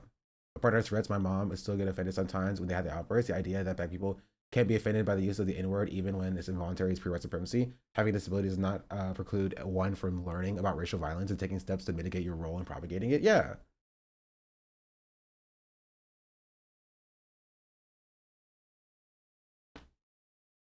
And it's just like I'm not gonna sit here and act like it's like a perfectly easy moral situation to solve or whatever. Like in a perfect world, he shouldn't have to apologize for his tics, right? But in the same vein, in a perfect world, Black people wouldn't be subjected to dehumanizing racist language. right? So it's like an unstoppable force meets an immovable object. You feel me? Do black people just have to suck it up and deal with their racism, right? Or does he acknowledge that, like, hey, I might have caused some harm unintentionally, and I'm sorry, right? And I think it's okay. It also does. I'm very much in my analogy era. It's kind of like First Amendment auditors a little bit. Like, you know how some white people will just like stick it to somebody just to make a point, kind of thing. I think this is less about like, this situation and more about like the point of like, like he should stick his feet in the ground and not move and never apologize for anything, kind of thing, right? Because on principle, right, you don't apologize for your disability. And so they're arguing based on like a hypothetical principle as opposed to, the reality of the situation that involves real people. So that's why they make a generalized statement and say you should never apologize for your disability, and not speaking to the exact, like what's happening here. You feel me? But I think I covered this to a pretty extensive degree. There's much else to say or add in this situation. I don't know how true this is, but some British friends told me that there is a lot more education on Tourette's there, so there isn't a social expectation to make apologies. I still think that's very necessary for them to apologize publicly, as it was unintentionally watched live. But I mean, if I had Tourette's and I called a black person in there, I would apologize for any slur, not for take, but to hurt their feelings. I don't necessarily think your friends are correct on that, because like in his own, at the very least in his own movie. And I saw somebody post a clip that got 26,000 likes being like, the addresses in the movie, you should never have to apologize for your Tourette's. And it's just like, the movie, that's not what the movie is saying. The movie is saying is that like in a space that is safe for him, right, in his house, right, he should be able to, live his life as a person without apologizing for his disability, right? That doesn't necessarily immediately translate to the rest of society. Right? If we lived in a perfect world where there was this overarching system of understanding of people, and there weren't these other factors at play, right? Then maybe. But like when you are in a situation where like you are causing harm to other people, even if unintentionally, like there's going to be feelings about that. Right? And in the same way people say that he doesn't have to apologize for it, Michael B. Jordan and Dory Lindo and all the black people watching don't have to like necessarily offer forgiveness. Right? Because it's not like they wanted to be called the N-word. It's not like they liked being called the N-word.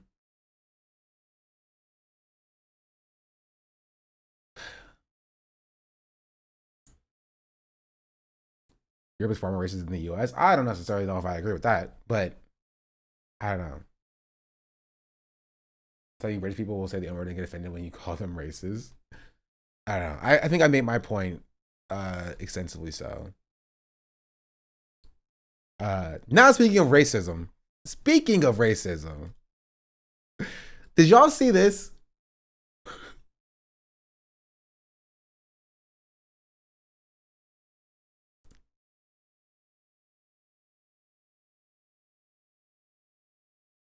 Breaking, Hunter College professor Allison Friedman caught on a hot mic driving blatantly racist comments about black students.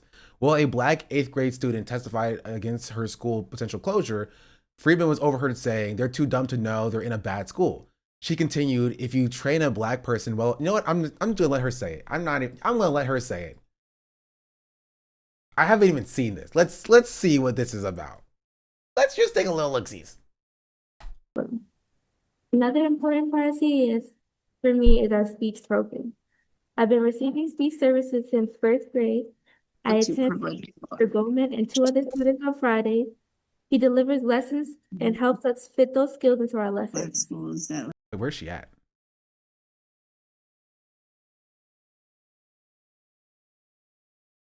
she not on this? She might not be in the gallery. She censored. Wait, no, I think the censored one is the 8th graders, right? That's speaking. Why would they censor her?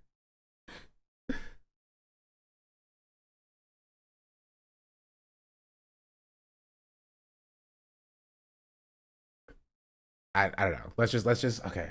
I'm procrastinating. I'm sorry. Trigger warning for racism. It's Black History Month. Why is this happening?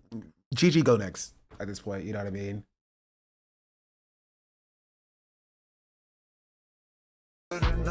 Gigi, go next. Orpheus Online, thank you for the 10 months.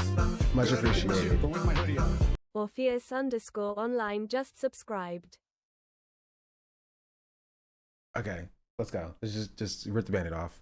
This is the type of art science teacher that complains about how students don't have that personal accountability and never taught consequences. Yeah. I got Aurelia, and I listened for the past hour and agree with everything you said. Thank you, Chatter. I appreciate your perspective. I try to tackle this in a way that's not like, you feel me? Oh, this is a good news. Hold on, or show this Discord news as well. Should we say the name of the teacher? Yes. Let's just, you know what? Let's go. Let's pull it. Let's go it from the beginning, from the top. Make it drop. Let's go. Another important part of CES for me is our speech program. I've been receiving speech services since first grade. I attend Mr. Goldman and 2 other students on Fridays. He delivers lessons and helps us fit those skills into our Black lessons. schools that like they're This helps they're us just become they're productive, too dumb to know they're in a bad school. independent.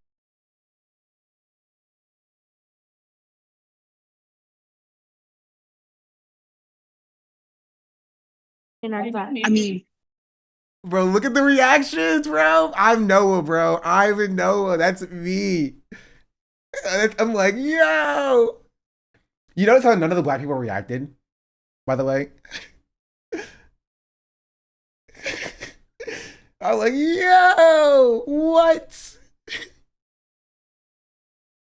I know, which is why my camera is always off. Can you read what she said or paraphrase? I'll go over it in a second. Here. they're too dumb to know they're in a bad school. Independent in our class. I mean, fuck. But apparently Martin Luther King said it. Like, if you train a Black person well enough, they'll know to use the back. You don't have to tell them anymore. They're just Allison Friedman.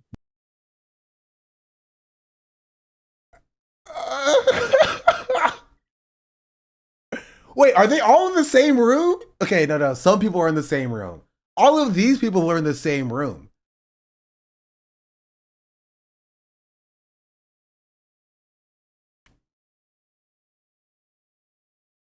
Who's she talking to though? Was she thinking out loud? She's probably talking to somebody else on like in person. Just gotta keep going to see how bad it got. Honestly, yeah. Yeah, with the second row to the left. Yeah, Therese is me.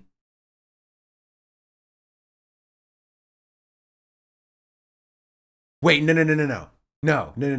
I think she's in this room. Because everybody is looking in one direction. Right? This is Felicia and Noah are right next to each other and they're looking in one direction. Right? Sharon's looking in this direction. I think they may actually be in the same room. Anna's looking in this direction. I think they're in the same room. Maybe looking at the chairperson. Maybe 2 separate rooms. What you're saying is absolutely hearable here. You've got to stop.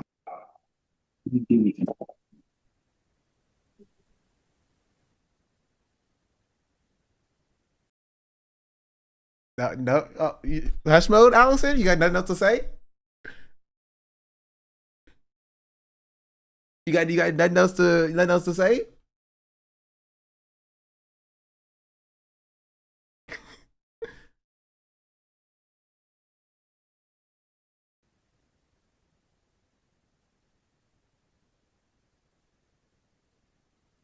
Yeah, I'm sorry, sweetie. Go ahead, baby.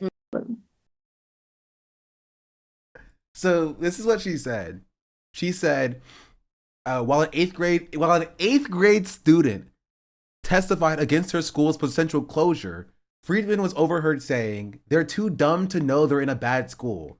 She continued, "If you train a black person well enough, they'll know how to use the back. You don't have to tell them anymore."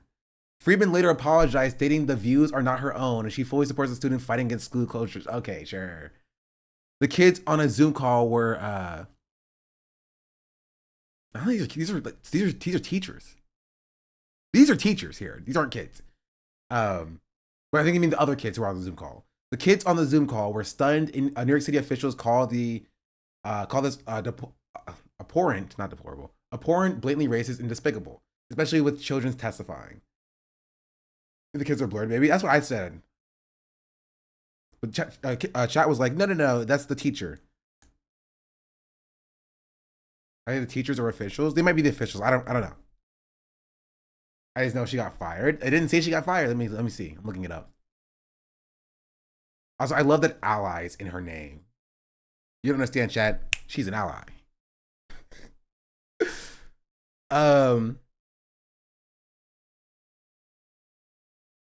Hunter College to review professor's abhorrent remarks at meeting. Okay, they're just reviewing it.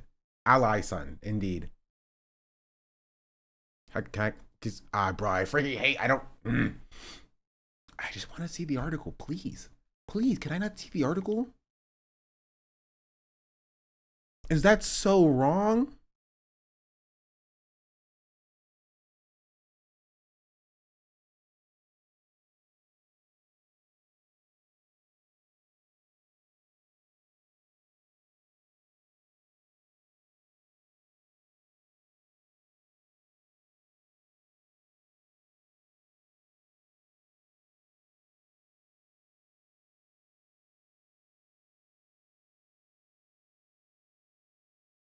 Just Internet Archive. Okay, somebody find me a link to this, please, so I can look at it.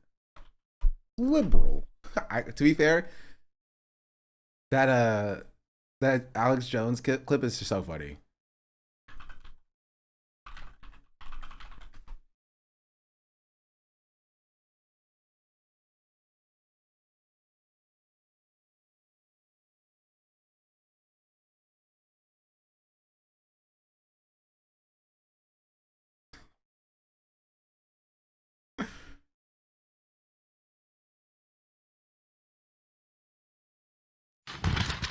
And it's the way that it's used now, it's kind of like as like a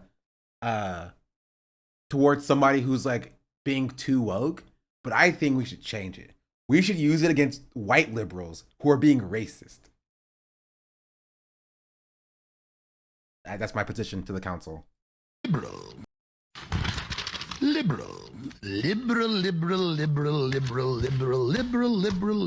Happy fun, la la la. Human smuggling, fentanyl deaths. Forced government euthanasia, chopping up children's genitals, la la la la la la la la la la la la la la la. Bro.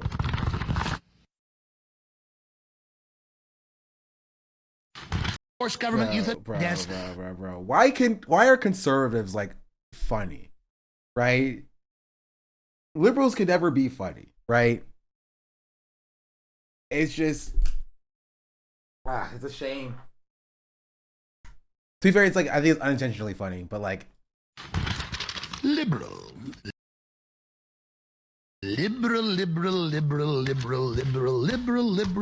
the first liberal just like tickles my brain. Liberal. Happy fun, la la la. Human smuggling, fentanyl deaths. Forced government euthanasia, chopping up children's genitals, la la la la la la la la la la la la. What is the context? Did anybody ever find the context of this?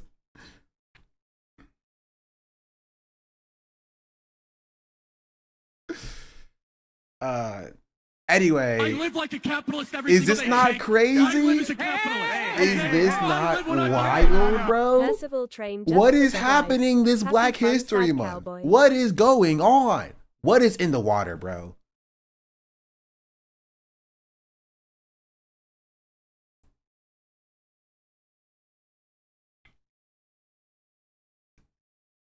mean, blah blah blah. Your stream notifications down. Honestly, I could.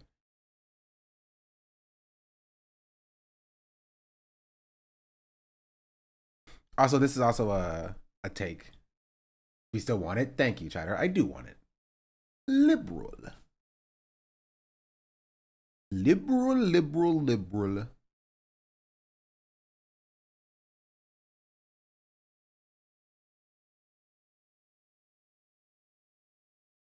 Don't worry, it's loading. Liberal. Liberal, liberal, liberal. Hello?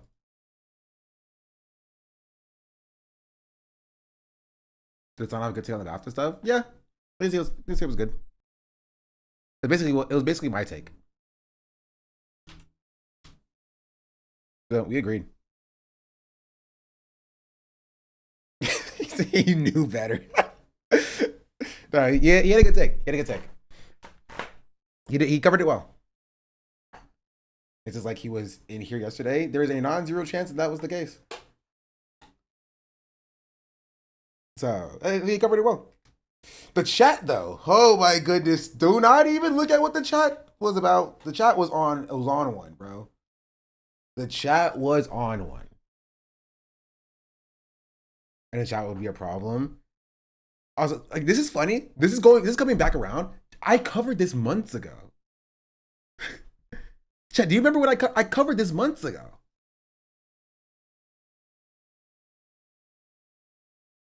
I support Trump and MAGA to make money. I don't care about what the president.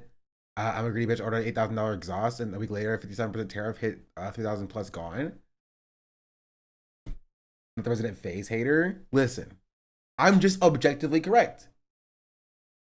I'm sure they get an LSF is probably why we've seen it this last year. But nobody listens to me when I say it. You know what I mean? Because of racism. No. Honestly, though, it does get a little bit frustrating where, like, why is my 3-year ago video popping up here? Man, this was a good YouTube setup.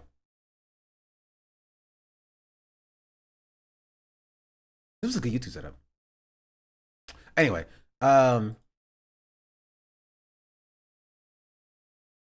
he's so young. I was so young. But here, in the truth about FaZe Clan, to be fair, it had 10,000 views. It's not nothing. But it is a little bit frustrating as it pertains to like, I try to say these things, and like, just nobody listens, and so I am screaming into the void. I felt the way about Kamala as well, which is why I made my tweet about Kamala. I'm posting that Black History Month video. Black History Month gets worse and worse. I honestly did not work on it literally at all. So I don't know why I lied like that. I don't know why I lied like that.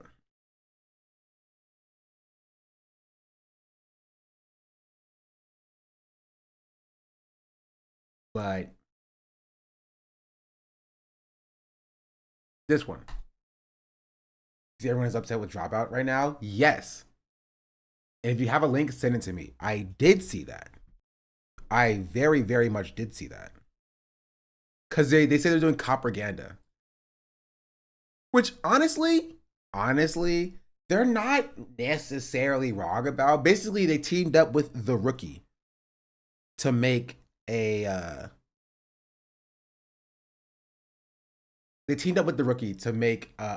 episode of the show. And Smosh. The Smosh is a little bit different. I think they brought back a rapist or something. Also, Schoolie, if you wanted to work on a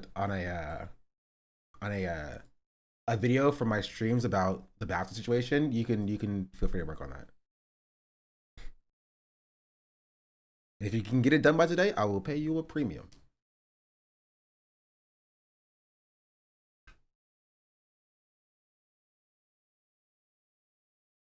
$3? Shh. Yeah, we'll get to the dropout stuff as well. It's just a rough situation because the premium $0.00. Anxietism. For which one? Smosh or Dropout? Be paying now? If you edit for me, sometimes.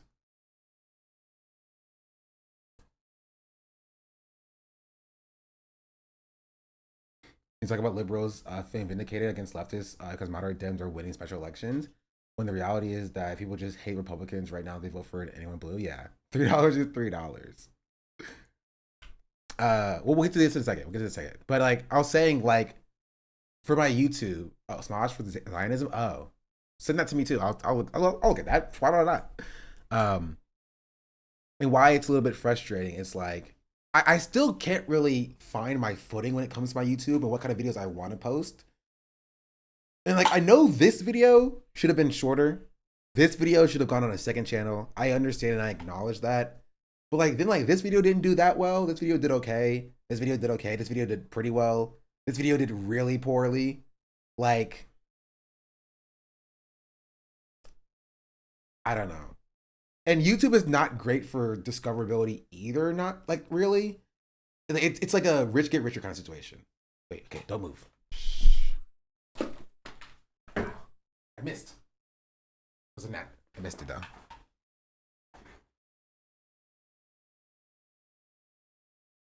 I think you should limit yourself to time. Maybe do part 2s and 1s. No, times are important. It's an important thing.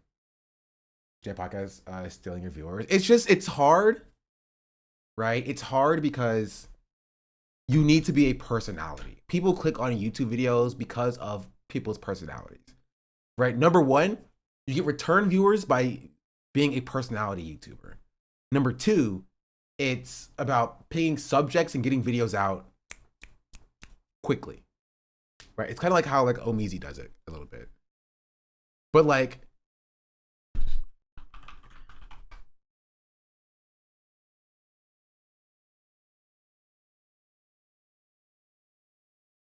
you know, and put out like topical videos about things that are not even that long.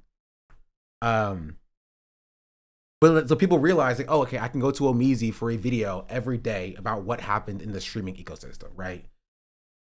And so building that is kind of the case. But the problem is that in order to make videos this consistent, you have to have like a consistent editor or editors to clip your streams, or this has to be your main thing.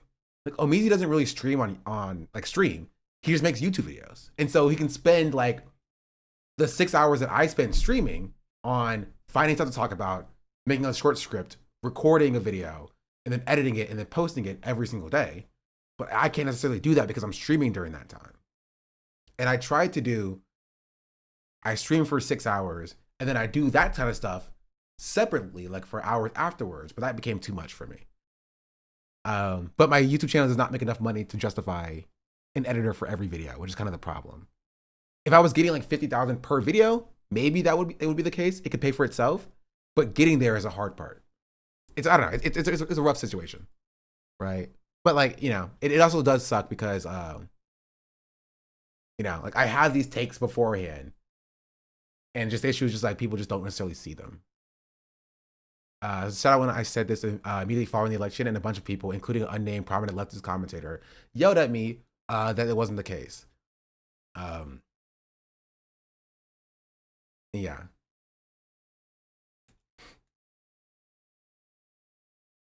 I'm pretty sure the Smash Zionist thing is that Noah has family that are settlers in the West Bank. I don't believe he supports that, unless that's new info or developments. Does he say that he doesn't support that?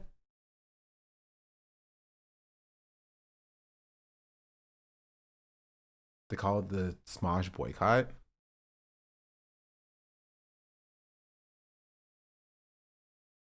Like if somebody like has like family in like the IDF, and you just say that as a fact, you don't say like, hey, that's a bad thing or whatever. Like you disagree with the IDF is doing, or if you have like family who are settlers, you're not say like, hey, I disagree with you know, settling in the West Bank because it's against international law.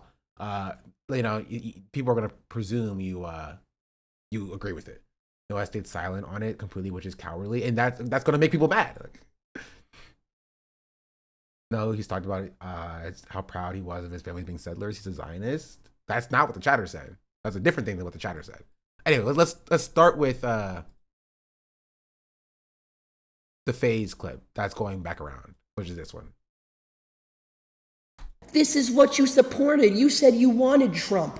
Listen, bro, the reason I wanted Trump was because I wanted to make more money, all right? That's why. I'm gonna say it. At least I'm honest. I don't give a fuck. At least I'm not sitting here lying. I don't give a fuck who's the president. I want to make more money. I'm a greedy bitch, okay?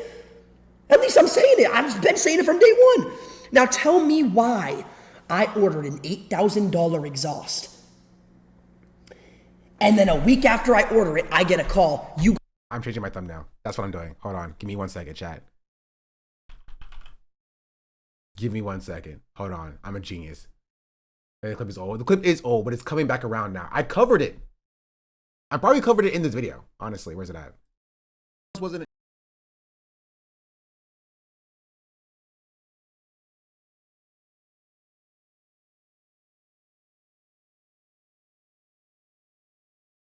I did not. I did cover it on the stream though.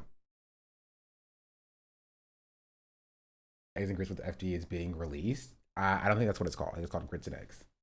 Oh, you passed it? No. It was a different Lacey clip, I think. I have a lot of clips here in this video.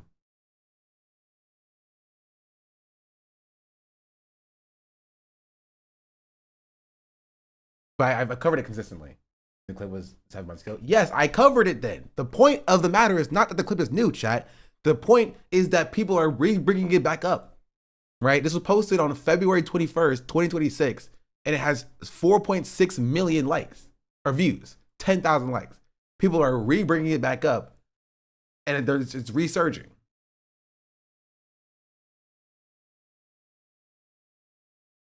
You gotta pay a 57% tariff on it. What? I gotta pay an extra. And to be entirely fair, it's not like he was held accountable for this, by the way. So like, I'm not even against it not being brought up. You know what I mean? Because I'm not even against it being brought up again. It's not like he was held accountable for it. It's not like anybody, like, you know, told him that like, hey, your decision to do this was a bad thing. Right? Average voter, sadly, not necessarily. The average voter technically doesn't vote. At least a third of the, you know, voters don't vote. Like, they're non-voters. And a third votes for the Democrats and the third votes for the Republicans. That's kind of just how it works. There's a statistically insignificant amount of people who vote for third parties. He was especially given multiple passes by people in his peer group. Yeah. Over $3,000 when I already paid $8. People bringing this up because of the kick drama. What is the kick drama?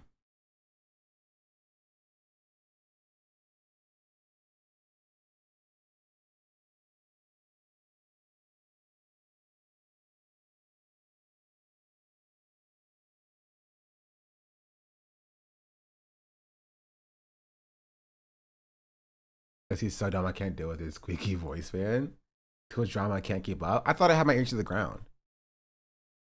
Kick is the drama? No, something has to have happened with it. All right, shh. The gnat has landed. I'm going to get it. Don't move.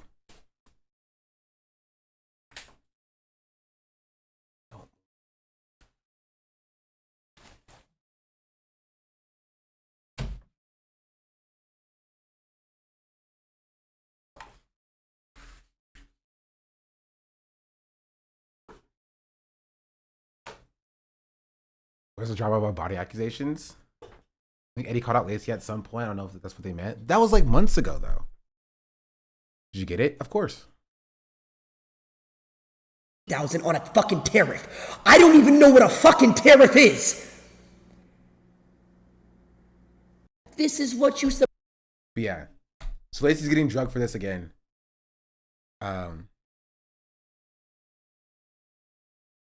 It's not as funny as he thinks. Basically, he said that he basically doesn't give other people as to suffer as long as they make more money. Go to asshole. Yeah. 10,000 likes, 10,000 likes. You know what I mean? Like, I think it's a perfect example of like the window is shifting back further as Trump and the MAGA Republicans keep pushing things further to the right. The backswing will be larger. Does he fall off already? Not particularly. I mean, I haven't seen Lacey in like a collab with like. To be fair, I haven't seen many collabs happen nowadays anyway. You know what I mean? But to be fair, I'm also not watching that much other Twitch. All I saw was a clip that Valkyrie said about her brother dying that people got mad at.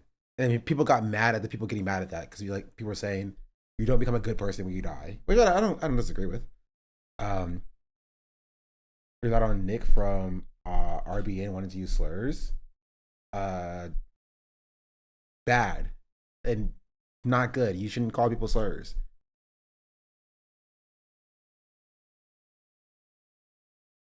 I agree. Yeah, I think that it's dumb. Be like, hey, can the gay community give me the F slur so I can call Nick Fuentes the F slur? No. What is wrong with you people?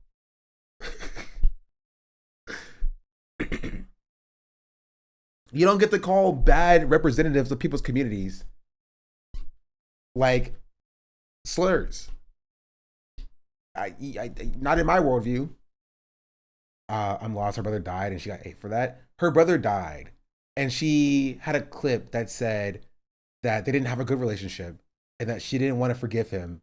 And her mom called her crying and told her to forgive him. And she was like, okay, I forgive him. But I don't think what you've done goes away when you die. You don't become a good person when you die. And I was like, that makes sense. I agree with that. You don't become a good person when you die. Unlike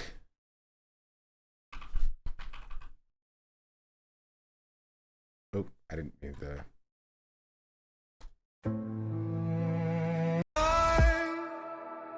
We are Charlie Kirk. We carry the flame. We'll fight for the gospel. We'll honor his name. Too soon. Do we pull out the drawing that shows the slurs that people who don't understand you don't like doesn't hurt them or hurts other people you don't know. I could draw it again.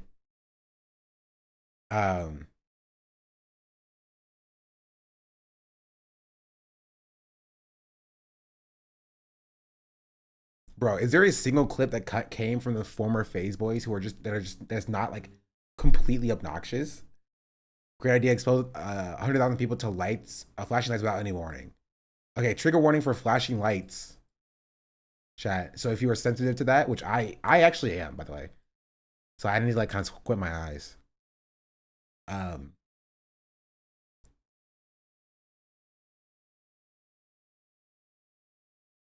the volume down. Okay. Thank you.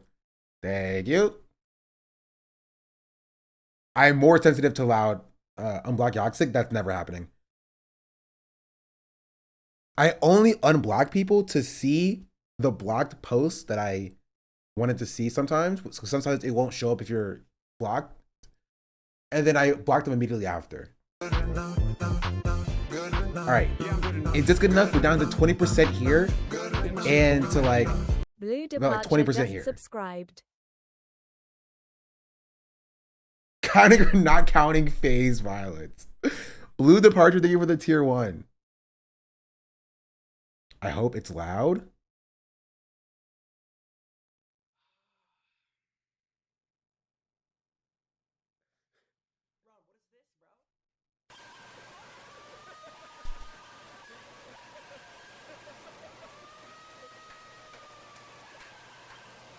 Okay, that's enough. That's enough. How does it go on for?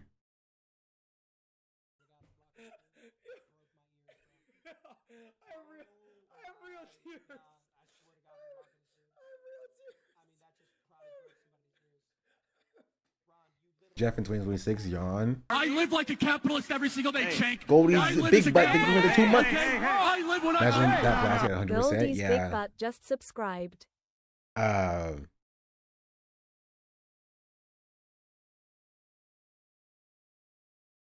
The official statement from the BAFTA.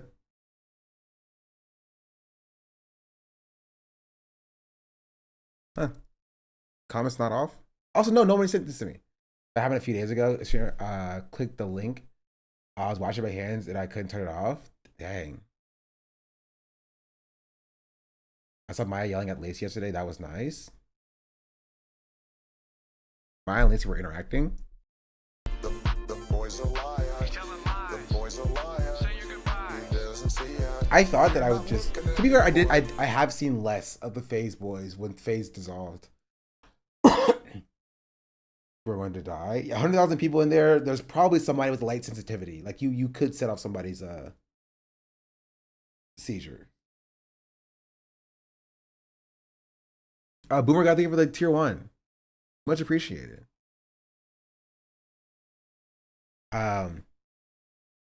A statement from the BAFTAs on Sunday's Film Awards.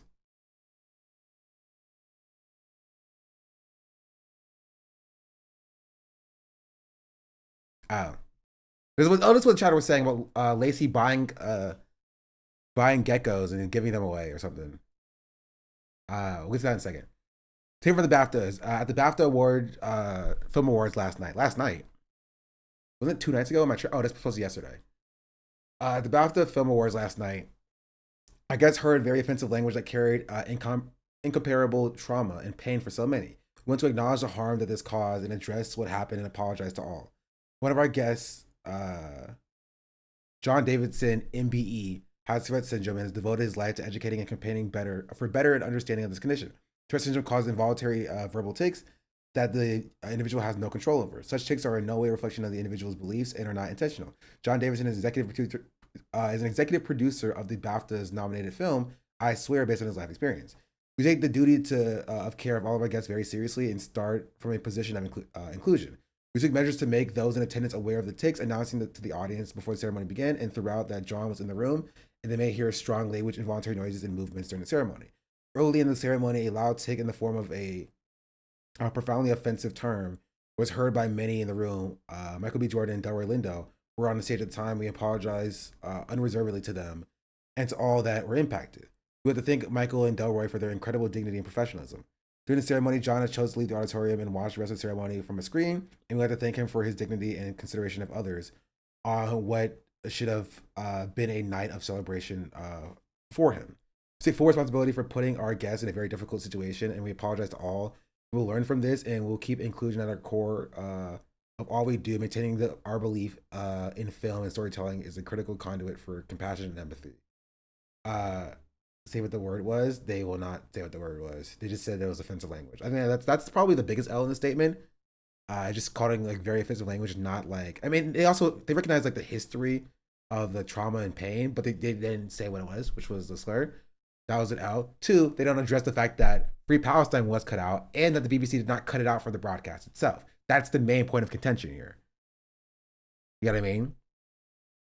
That's the main point of contention, is that I don't necessarily think that like John should be applauded for like excluding himself and moving to a different room, right? Necessarily.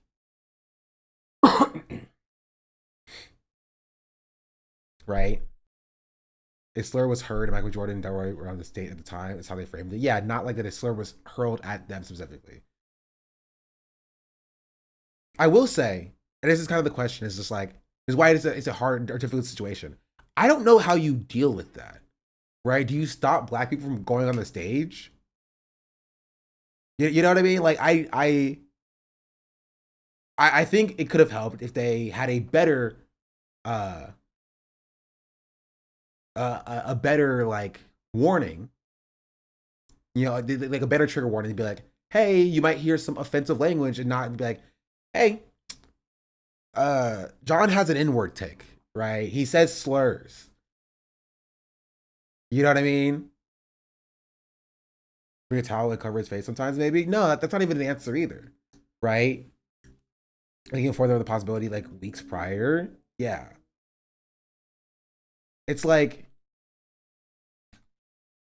you know, the biggest problem is that like they like Michael B. Jordan and Delroy Lindo were not prepared to be dehumanized on the stage. But the question is like, do you allow that dehumanization to exist? To like, I hate the Charlie Problem like comparison, but it is a little bit similar because like, you know, has an N-word tic as a wild sentence, but that's kind of what happened, you know?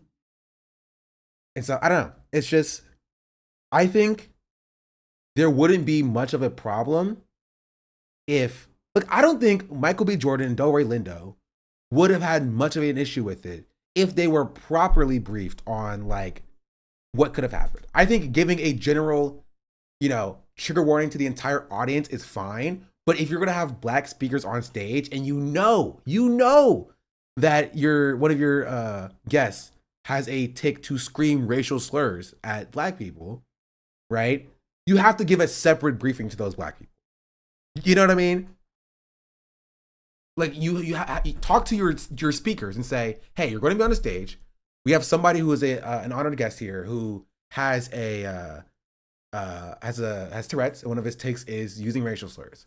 Just know, and maybe even having John meet with the speakers beforehand if this is a known tick.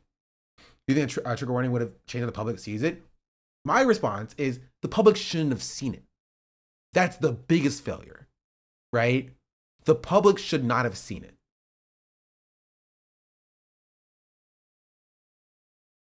They shouldn't have seen it. We should not have we should have heard that it would have happened through like some reporting, right? But we should not have, like, the people watching should not have been subject to the N-word. Because at the very least, if you want to say that the speakers and the audience consented to the racial slurs being said in their presence, the people watching at home who just turned it on did not.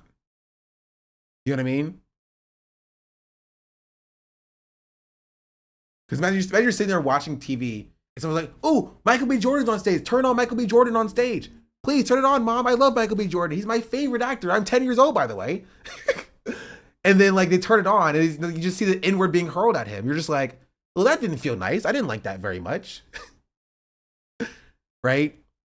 So I think they should have briefed the speakers on what potentially may have happened. They should have briefed the audience as they did, but like, don't reduce it down to just offensive language. If somebody has a slur take, you do have to, tell people what that you may hear things like racial slurs. That's more than just offensive language, right? And then cut it out of the broadcast. Those three things would have made this a virtual non-issue. Properly informing the speakers, properly informing the audience, and making sure that the viewers don't hear it, right? And they failed on almost all accounts. And after the fact, talking to the speakers and making sure that that's okay. Because even if you did all the things, even if you informed the audience, even if you informed the speakers, even if you cut it out of the show, you should still check with the black people on stage who just had the N-word hurled at them at your event. Even if all of those things were satisfied. And they failed in that regard.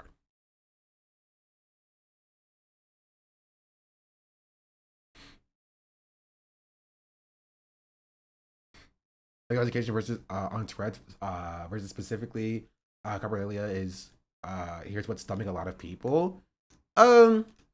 Maybe, but like I don't think that's even really the main point of contention because it shouldn't have even gotten that far in the first place. Right? Will Smith slapped another black man in the face and got a 10-year ban for the Academy. Two black men get the slur on the stage by white men they're expecting to be understanding. To be fair, it is a different situation. I just mean the people who said that he could have controlled it. Yeah, but again, I think that like that the misunderstanding is definitely a part of it. Will Smith did what? I know he could have killed him. Will Smith could have killed that man.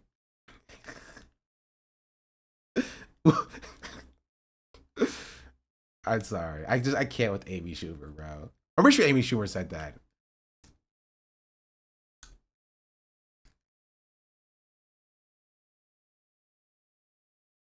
That was Jude Law, I think. Was it?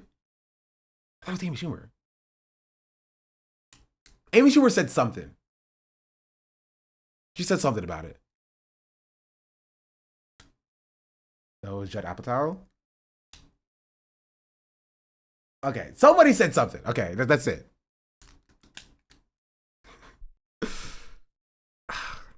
Okay, now I'm curious. What did Amy Schumer say? Amy Schumer, Will Smith. Zoe Kravitz? I don't think Zoe Kravitz said something. Oh yeah, Amy Schumer said that she was traumatized. That's what she said. She said that she was traumatized and triggered by the Will Smith slap. That's what it was. Did I miss anything? Amy Schumer traumatized by Will Smith slapping Chris Rock. Schumer shocked and confused like the rest of us. Shortly after Will Smith slapped Chris Rock during the Oscars. Now the He could have killed him. He could have killed that man. Who emceed the big night is weighing in, admitting she is still triggered and traumatized by the whole thing. Judd Apatow deleted his tweet where he said Chris Rock's Will Smith's slap could have killed Chris Rock. The slap heard around the world. He could have killed him. That's pure out of control rage and violence. They've heard a million jokes about them in the last 3 decades. They're not freshmen in Hollywood and comedy. He lost his mind. He could have killed him. I'm sorry. I can't. I can't. Anyway, we looked at the BAFTA statement. I said my thoughts on that. We're looking at this. Maya from Alveus got pissed at Lacey for buying 2 leopard geckos and then returning them after a week. Returned his pet cat after 5 days, gave his Labrador retriever to his brother, gave 2 geckos to a friend. He's done this before as well. He got a dog and then returned the dog like earlier too. He's done this consistently. Do you remember when you got those fucking geckos and I told you, I said, Lacey, you better take care of those 2 pets for the duration of their entire lives. I did. Don't interrupt me. To listen, to give a good example to your young viewers that you don't get pets without doing proper research and you take care of them for the duration of their lives because that's a commitment that you made to them. And do you remember you said, yes, I will do that? Yes. Now look into the camera and tell them, I will never get a pet again without doing proper research and you shouldn't either. Chat. I was not taking this seriously. I can't. My dad's really good friends with the dad, so she's kind of friends with Lacey. I can't. I think they get too much leeway. I do. I think they get too much leeway. I think they get away with too much. And I think it's because they have a lot of viewers. I think people are not necessarily afraid to call them out, but like they don't necessarily want to cause problems. I think Maya did what she did. This is about Maya specifically, right? I think Maya genuinely wants what's best for the freaking animals that Lacey decides to get and then throw away because he doesn't necessarily like them for content. And so Maya is trying here, but like I think he gets away with so much. And they're never actually held accountable for it. Like the fact that multiple large, very prominent streamers did gambling ads and sponsorships to their child fan bases, and nobody has talked about it. Oh, except me though.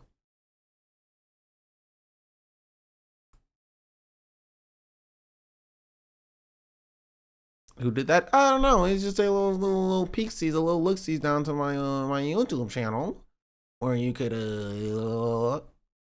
look at this video. Streamers are running illegal Kalshi ads, where you can see all the streamers who are running illegal Kalshi ads. Streamers and rappers and celebrities and a number of different people who are running illegal Kalshi ads. But hey, in 3 months, when Charlie Penguinzo talks about it, just know that I said it first.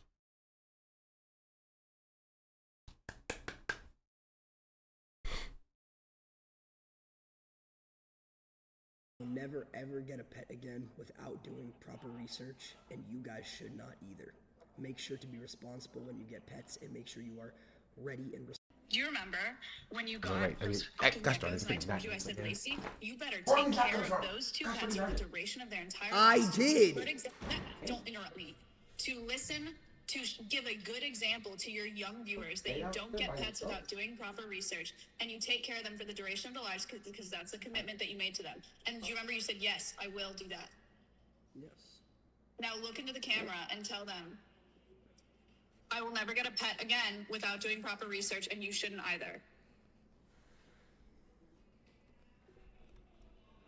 Chat, I will never ever get a pet again without doing proper research, and you guys should not either. Make sure to be responsible when you get pets, and make sure you are ready and Do you remember when you got those fucking geckos and I told you, I said, Lacey, you better take care of those 2 pets for the duration of their entire I lives. did.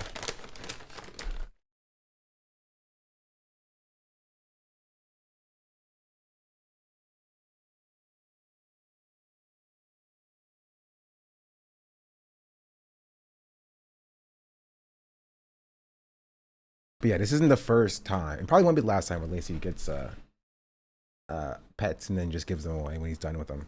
But Nixie, I'm never gonna give you away.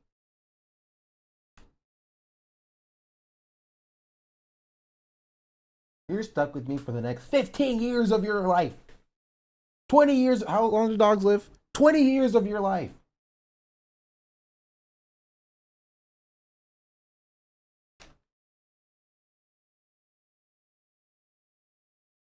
Till she's 90. Till you're 90. No, they live forever. You gonna live forever, Nixie? You immortal?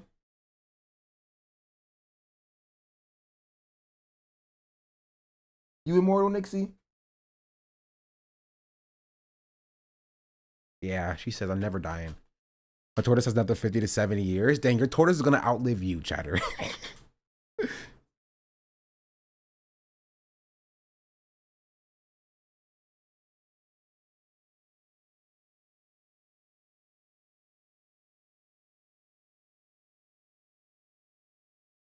This is gonna outlive you and then carry the flame of the stream daily. I thought about this. If I died, Nix would just jump on my body. Isn't that crazy? I think she would ignore me for like a day.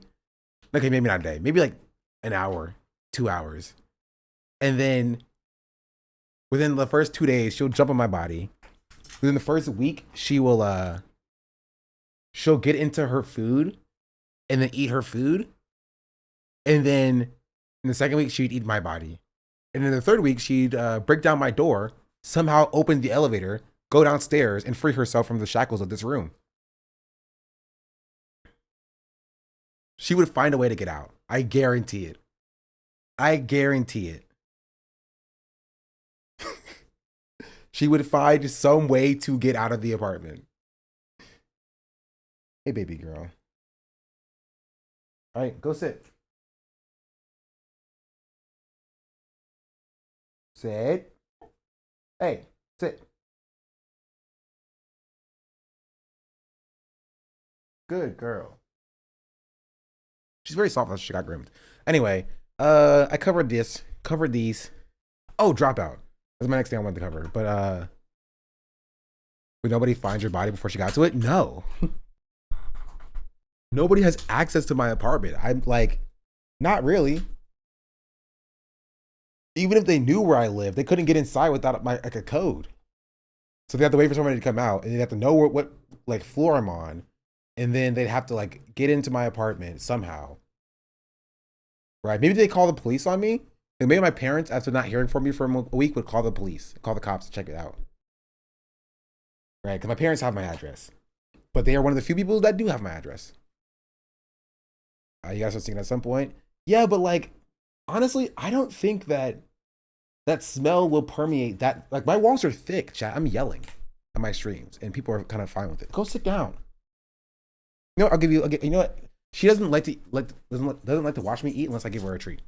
You want a treat, doggy? You want a treat, girly? You want a little treat? You want a treat? You want a treat? Come on. Come on.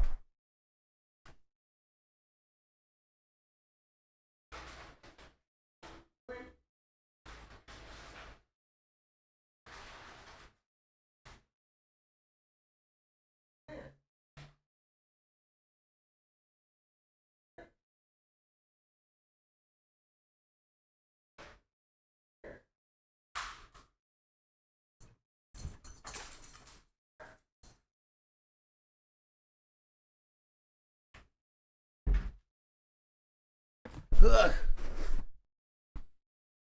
Told us to get up. Yes, I did do that. Would it Nix be loud? No. maybe she'll bark at me, I guess, a few times. But I think she would eventually just lay down and be like, oh, he'll get up eventually at some point. And that's if I don't die Elvis Presley style on the toilet. Because if I die in the bathroom, she's just going to sit outside the bathroom and just wait. I don't know how long it would take for her to open the door. But that's how I want to go. True.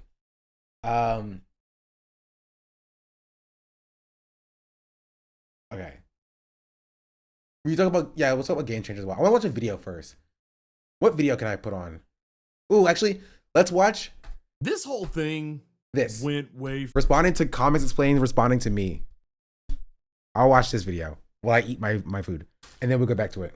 further than I thought it would have. Like, I honestly was just going to post my video and leave it at that. But then everybody just started watching it more. I don't really know why. This whole thing actually turned into something that I've never imagined it would become. The crazy part about it is that it's also kinda happening on Black History Month, bro. We cannot get a break. We cannot catch a break, bro. We cannot catch a break. Oh, and I saw a tweet.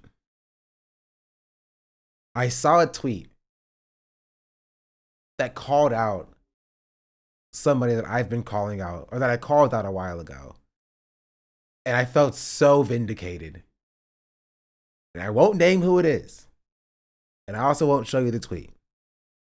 But just know, I felt so insanely vindicated. Transcended normal comic book spaces to the point where even people who don't normally talk about comics are talking about it. Like, I saw content creator Lil Bill talking about it, which was not on my bingo card for any of that. And then I saw that W. Kamau Bell was talking about it as well, like in a reply to somebody else's post. I think it was Tony Weaver Jr. was talking about it, and Bell basically came in and replied to that, and he ended up deleting the reply, which I thought was kind of funny. But yeah, it's crazy how that works out. Some other people have also reached out to me that I normally would not have contact with, but I'll just leave it at that. But no, let's address the first thing. I'm not trying to take Rob's audience. I don't want his audience. Like, his audience wants something very specific. They want someone who is just going to spoon feed them a comic book and not offer anything transformative. That's not what I do. I liked Comic Explains growing up. Like, I got a lot of my early comic content from Rob. Didn't know he was black, which is still crazy. He's not incorrect about that. Somebody who watches a channel called Comics Explained just wants to have its comics explained, right? And I think there's a market for that, right? Comics is a very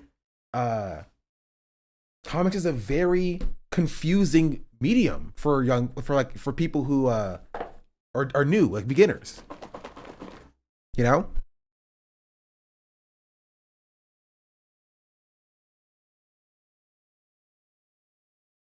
So it makes sense if you're like, okay, there's a new Avengers comic coming out.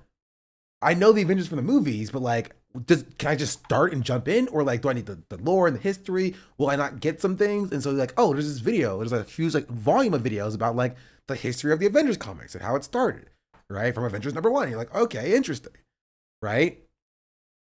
And it's like, yeah, okay, you get that from Comics Explained. But if you care about the media, you're not going to be receiving your comic book content from Comics Explained.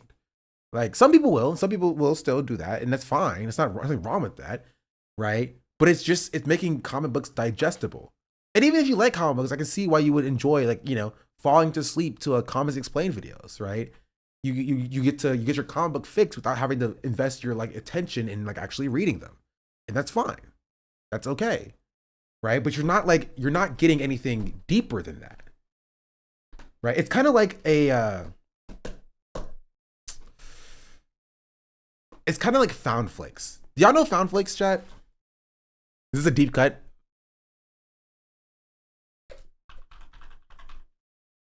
Found Flakes is a YouTuber who does like ending explained videos.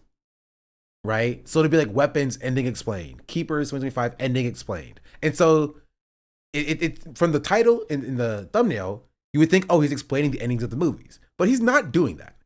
He does a movie synopsis.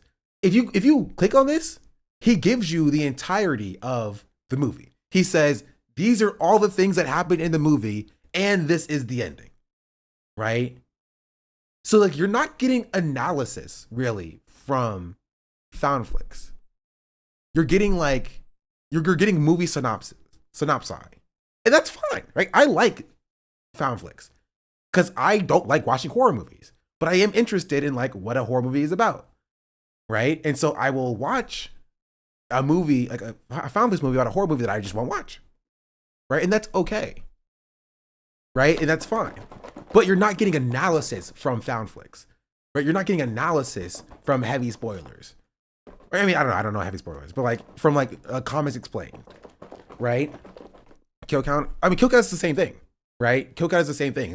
It's like kill count where he is counting kills, right? And this is Deadbeat. Deadbeat's sick. I think he's a leftist, right? You're not getting like analysis of the movie a lot of the time from a lot of these like synopsis explained channels. And so if you're doing or you're reading or watching Comics Explained, you're not watching it for like analysis. You're watching it to see what happened in this book that I didn't read. Same thing with the How to Beat channel. Yes. Right. It's basically synopsis with a twist. I call these channels, and I just made that up, synopsis channels with a twist, right? They summarize movies and they might have a twist. Like Kill Count and Deadbeat does like, these are how many kills happen in the movie. Found Flicks does an ending explain. Let me explain the ending, right? You have How to Beat, which is like a synopsis, and they end the video with like, this is how you would beat it. You count Cinema Sins. Cinema Sins is also synopsis with a twist. It's a synopsis, but it's like a synopsis, but here are these like zany, quirky little moments that are like, these are sins in the movie, right? They're like synopsis with a twist. Quinn Ideas is the go, and he's black, so double W. Bro, I love Quinn Ideas. I've been watching a lot of Quinn Ideas recently. A lot of Quinn Ideas videos recently. But he does the same thing. It's synopsis with a twist. I'm watching a lot of Warhammer 40K videos. A lot of them are like synopsis with a twist. It's like, this is what happened in this Warhammer 40K books, right? But the twist is like, let me explain how this engages with the entire lore. Like, and this is fine. There's an entire complex of like people whose entire job is to summarize different mediums into other mediums, right? They summarize books and movies and TV shows, like Quentin Reviews does the same thing. Say I also put on Power Ranger synopsis as a background noise. Should I make Power Ranger synopsis videos? That would be fun. I would enjoy that. Maybe I should do that. Maybe I make my own Power Ranger synopsis videos. Oh, also Totally Not Mark is a good example of this for Dragon Ball, right?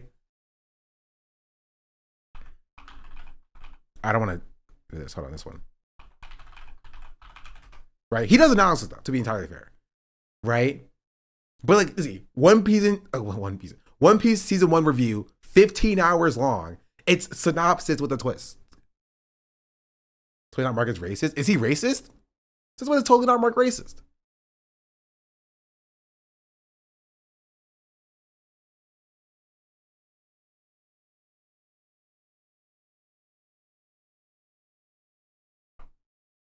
It's like Spark Notes. Yeah, it's like Spark Notes. He hates Black Panther, like the movie or the character. Why? Anyway, that's a different conversation. The concept of like the Black Panthers, like the organization. I'm curious. But point is that like, you're not going to these channels for like substantive, like analytical content a lot of the time.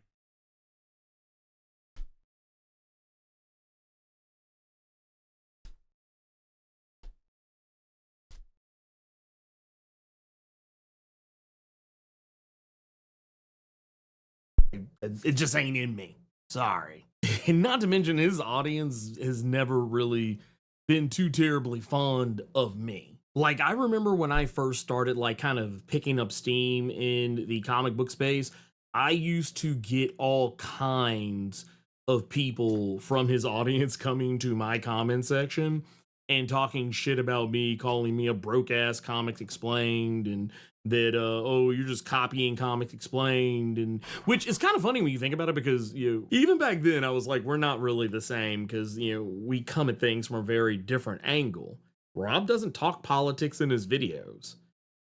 I will. That's already one thing we don't do the same. I also have a tendency to cover more black-centric stuff on my channel than Rob would, and talk about it from an angle that I don't think Rob would be entirely comfortable talking about with his audience, because in the times where he has tried to in the past, he has gotten lit up for it. Yeah, no, I don't want his audience, and I don't think his audience wants me, and that's fine. There's nothing wrong with that. I mean, they made it pretty clear in that deleted live stream. Rob and I don't do the same thing. Rob of Comics Explained, we don't do the same thing. Yes, comic book YouTubers who talk about comic books, but we talk about them in very, very different ways. There is nothing I have to gain from his audience, because his audience, and I know this because I have been in his comment sections, they want a very specific thing, and I don't provide that specific thing. If they want to follow... For instance, discourse is hitting different communities. Yeah, it's Black History Month, but it is interesting. It is interesting, for sure. Right, 'cause I don't think this guy's wrong or incorrect, per se. I think Rob from Comics Explained can cover what he wants to cover, but I think it's fair to analyze, right, his apprehension or lack of coverage as it pertains to Black comic book characters, right? Because that has material consequences, right? Because he's such a large YouTuber, what Rob decides to show his audience does reinforce what his audience cares about, and because he has an apprehension to like showing Black comic book characters, his audience doesn't necessarily care about Black comic book characters, which means that Black comic book characters have a smaller base of support, which means they get less material. There's less comic book runs released about it, and those disparities aren't fixed. You know? The Comics Explained was a guy who... Oh no, that's Casually Explained. I understand how it differs. Follow me, that is fine, but I mean, I'm not actively trying to steal them, because they clearly, and I've seen people in his comments say as much, they prefer him because he just talks about the comic. He spoon feeds them the comic, and in a lot of cases makes it so they don't have to go out and buy them or read them themselves. I've even seen him talk to somebody recently, somebody I'm actually going to be talking to by the time you probably see this video. I've seen a couple of people actually say as much. Kamal Bell, I also saw say something very similar, that, oh yeah, I follow him because I don't have time to read comics, don't want to read comics, don't want to pay for comics, whatever. Either one of these people have said some variation of that, and that's what they want. And for me, while I do talk about comics, and I do like, primers, explainers, whatever you want to call them, I talk about them from a very different angle. Like, Rob doesn't bring his political beliefs into it, and I think that's probably why he thinks he knows my political beliefs so well, because it's kind of one of those things. I wear them on my sleeve. I'm very open about it. I don't really give a shit. Who knows? I'm a leftist. That's not a surprise. W. I think to anybody. Not a liberal, mind you. I hate liberals. Respect. Respect. That's all I need to know. Respect. Respect. Respect. That's my take, bro. I don't care who he's against. This guy is not wrong. Not even just saying that he's a leftist, but being like, I can't stand liberals. That's me, chat. That's me. We should collaborate. Hold on. Does he have a Twitter? Probably doesn't have a Twitter, bro. Dang it. I was gonna follow him on Twitter. Call him right now. That's sick. That's good. I am proud. He left Twitter. Dang it. That's where all my clout's on. You got a viral flash clip? Power Rangers collab? I don't know if he's covered Power Rangers. I can talk about how... Ooh, I have a lot to say about Power Rangers comic books. I have so much to say about Power Rangers comic books and Boom Studios and how they are so. Please, for the love of everything, let Mighty Morphin go. They're making a new series that are finally bringing in other characters from other series. But I beg of you, for everything, let Mighty Morphin Power Rangers go. You can do other series, please. And I love Mighty Morphin Power Rangers. But like, you have all of these characters with super sick and awesome costume designs. Like, just pick a series, bro. Just release a line of comic books, Power Rangers Mystic Force issue number 1, and just make there's whole worlds out there, bro. There's whole worlds out there. We do not need to be stuck on Tommy all the freaking time. Please, Tommy's a cool character, sure, but like,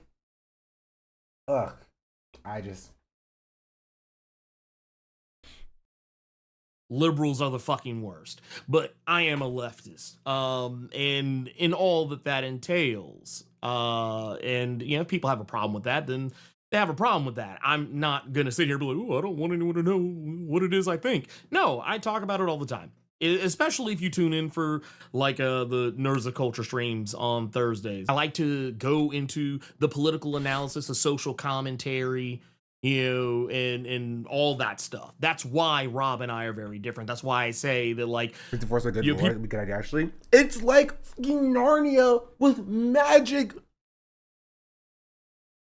swordsmen, magical girls. It's like if Narnia met magical girl sorcery.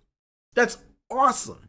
The show, not my favorite show, but like, the concept is fantastic, bro. It's like medieval magic Narnia sorcery. You watch the Super Sentai version? I have not. I know I should watch Super Sentai. But like, I just have not done it yet.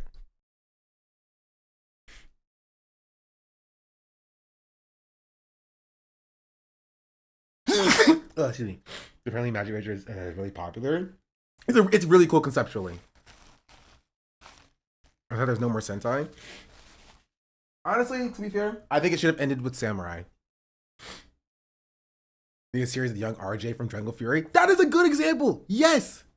Yes, give me Young RJ. RJ was sick. I was like, Jungle Fury, fantastic. Dino Thunder, fantastic. Time Force, bro, give me a Time Force comic book. Please. Please, that would be sick. Lightspeed Rescue, very good. Ninja Storm, very good. Samurai, bad. There's no other way to say it. But Power Rangers Prime, pretty good, actually. Wild Force, middling. RPM, good.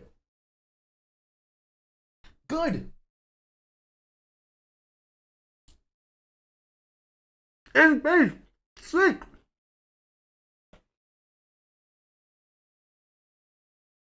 SPD, propaganda, but I let it slide this time. You know what I mean? People try to say, oh, you're trying to steal his audience. No, my audience. Also, Black Red Ranger.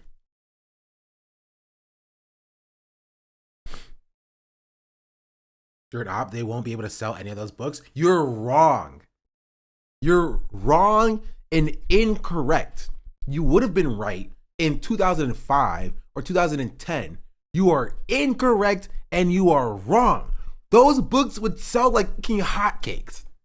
Do you know how popular the Disney era, the Jetix Disney era of Power Rangers was?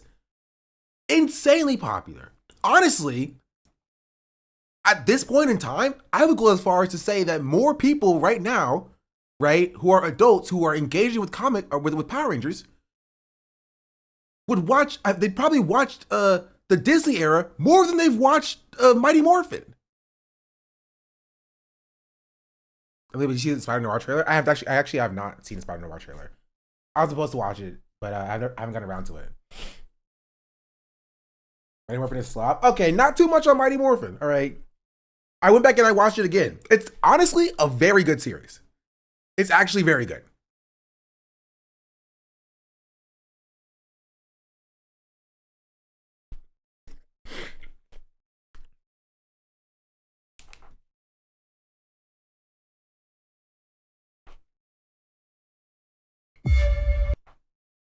Wait, it's live action? Nicolas Cage is in it. Can I say that I'm not the biggest fan of Nicolas Cage as an actor? Anyway, we'll get to that in a second. Wild Force probably my favorite. Wild Force was probably my least favorite of all the series before Samurai. I never just liked any till Samurai. Agreed. Wild Force is one of my least favorites. Wild Force and Turbo. Turbo holds a special place in my heart because I love the Turbo movies, but Wild Force and Turbo were not my favorites. But everything past Samurai was bad. Samurai itself, while being the worst of what came of everything came before it, was the best of the new era, right? Samurai was at least watchable. I had an issue with the how they portrayed the black character. I think his name was Kevin. Like, bro, Kevin was like, Master Jaden, what do you want from me? Yes, Master, yes. And I was just like, please, please, please, please. I can't do this. I can't do this. Yeah, I agree with this. I saw the tweet. I agree with it. He was dick sucking Jaden the entire show. I'm like, bro, the best dynamics between and this is the problem, right? The most interesting thing that Power Rangers does with its characters is the dynamic it has between the Red and the Blue Ranger. That is the most interesting thing that it had up until the Nickelodeon era, right? It was handled very well in SPD, right? Honestly, I think Mighty Morphin, it was less the dynamic between the Blue and the Red Ranger. It was the dynamic between the Black and the Red Ranger, right? You had Zach versus Jason. They were kind of battling it out for like who would be the real leader of the team. But we knew out of universe that like it's obviously Zach. Obviously it's Jason because Jason's the Red Ranger, right? But this is why I like Tommy. I do like Tommy as a character, but I think the introduction of Tommy kind of ruined that dynamic, right? If you watch Mighty Morphin Power Rangers before Tommy, you see Zach and Jason butting heads all the time about what is the best way to like run the Power Rangers, right? But then they introduced Tommy, and Tommy just kind of took that role from Zach and sidelined Zach as just being like, you're the black character, Black Ranger. The real dynamic is between who runs the team, Tommy or Jason. And I was like, awesome, cool, whatever. That's kind of lame. I'm sorry, it's lame, right? I liked it more when like it was Zach versus Jason, and they sidelined Zach for the entire series essentially. Now the Red Ranger was the original leader. He was, right? But it is interesting to think of the dynamic between like, because if you and 5 of your friends got superpowers, right? And one of your friends just is called the leader, you're not just gonna suck it up and accept it. You're gonna be like, whoa. Why is he the leader? Hold on a second. Why is that guy the leader? Why can't I be the leader? Just because he's the red color? What's that about, right? And that's an interesting dynamic. You know what I mean? That's an interesting dynamic you can play with. True, men especially. And I think that was a really cool thing that they could have done that they never did in Power Rangers, right? To talk about like the misogyny of how it would appear of a man who's like, I'm the leader, but he gets his power coin and he's the Blue Ranger. It happened a little bit in SPD, right? You saw it with in SPD with the Red and the Blue Ranger, where the white guy was like, no, my dad was the Red Ranger. What are you talking about? What do you mean I'm the Blue Ranger? My dad was the Red Ranger. What? I'm legacy. I deserve it. And there was somebody who was like a criminal, basically, who was the actual leader of the team. That was so interesting. That was very interesting, right? And I really and I wish we got to see that when it comes to like the misogyny of like how actually legitimately men would react to like getting superpowers but being told you need to now listen to this woman. This woman is your boss. Because we know that men in the real world don't react very well to that. You know what I mean? I don't know. That's a cool thing they could have done. But Power Rangers kind of fumbled, which is why this is correct. Power Rangers seasons you can rewatch without feeling the maximum amount of cringe. Right? Mighty Morphin Power Rangers, you can't watch Alien Rangers. You can watch Geo, you can't watch Turbo. You can watch In Space, Lost Galaxy, Lightspeed Rescue, Time Force, Wild Force, Ninja Storm, Dino Thunder, SPD, Mystic Force. You can't watch Operation Overdrive. I disagree with this, actually. I do think Operation Overdrive is not like a great show. I think it's fine. Right? I think it's fine. But Jungle Fury is just significantly better. Great follow-up. And then RPM. I would agree. Skip everything that follows it. I tried to give Samurai a chance. It was bad, but I was like, okay, it's whatever. But then Megaforce came and ruined the entire thing. Also, for me, a big part of it is how the morphers look.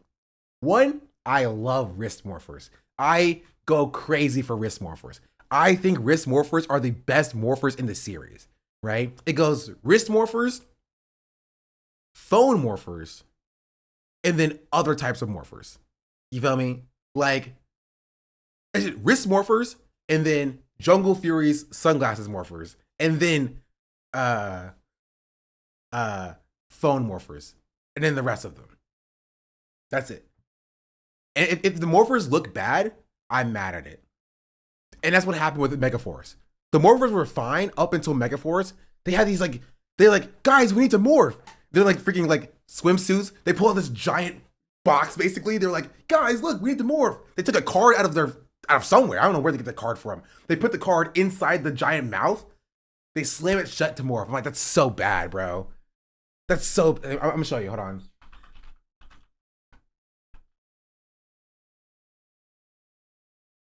This was the morpher, bro. It looks so bad.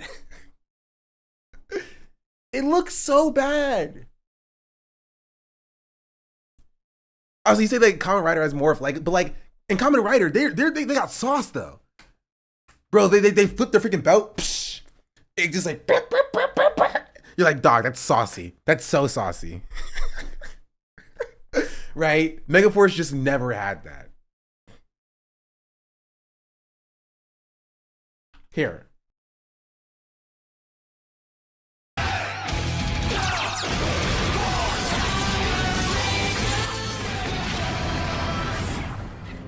Follow my lead. It's morphin' time. I'm sorry. You can't show me this and expect me not to laugh. The entire point of Power Rangers is that these are teenagers trying to like be superheroes on the side, which is why it makes sense that they have phones to morph with. Or they have like in Dino Thunder, they had like a morpher on their wrist, but it kind of transforms into a bracelet. It transforms when they're ready to morph, right? You pull this thing out of somewhere. I don't know where they're keeping these. It's not fitting in your pocket. They're like, all right, guys. This is how they are. Like, all right, guys, it's time to morph. Let's go. And you're like, bro, where did you get this from? It's time to morph, guys. Let's go. You're like, where did you get that from? Where were you keeping that?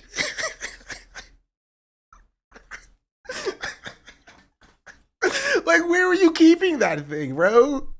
I'm sorry. I can't. But look, and it's not even okay, that would be bad. That would be bad. But it's worse. It's morphin' time. Because you have to pull out a freaking card. What is this? Is this a freaking arcade game? Am I at Dave and Buster's right now? Oh, you can't even see it. Okay, hold on. Here. Follow my lead. It's morphin' time. You know what I mean? Like, you pull out a freaking card like it's an arcade. You know what I mean? It's like, you know how arcades sometimes have these like decorative cards you can get and collect? It's like, where did you even get that from? It's like Yu-Gi-Oh, bro. It's like, yeah, guys, you put a giant apparatus and then like a card. Like it's such a lame morph, bro. I'm sorry. I couldn't even try this one, bro. It's so freaking lame. It's so lame.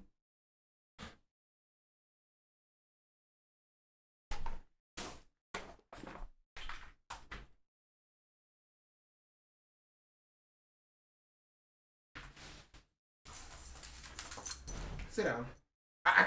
Next, sit down. Stop.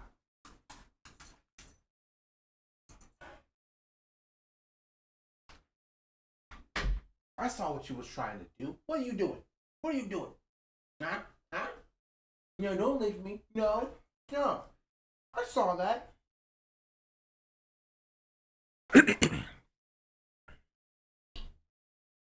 Power Rangers roar. Anyway, I won't finish it. Watch. It's still bad. I'm sorry, bro. This sauceless. Sauceless. There's no sauce here. No sauce. No sauce. What do you mean, bro? They're like, let's morph. I stop. I can't. I can't.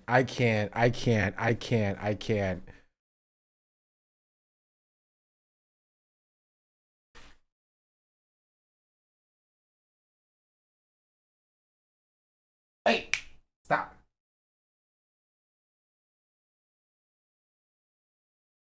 Stop.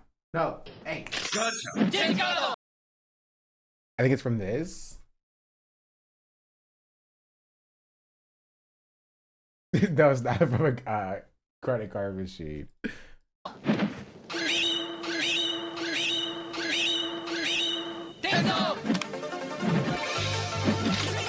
I'm sorry. This is also one of the. This is also a Sentai L. Super Sentai L.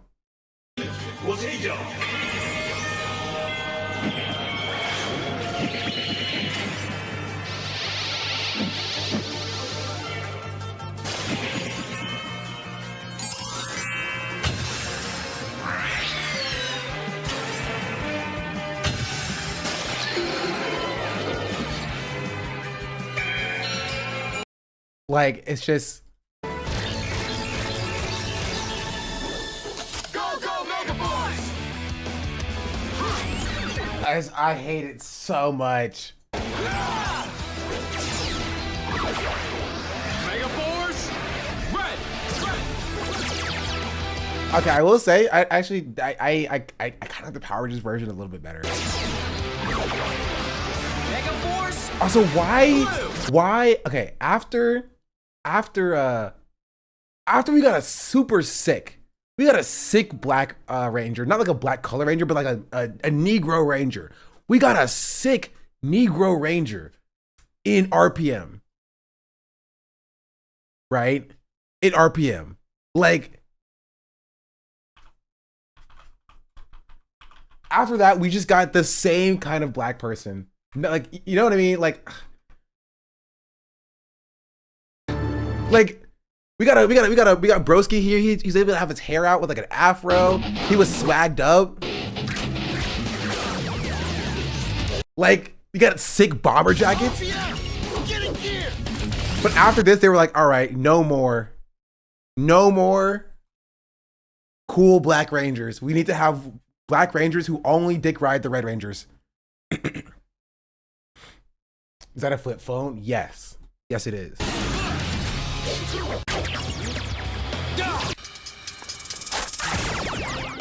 RPM! Getting killed! Stop.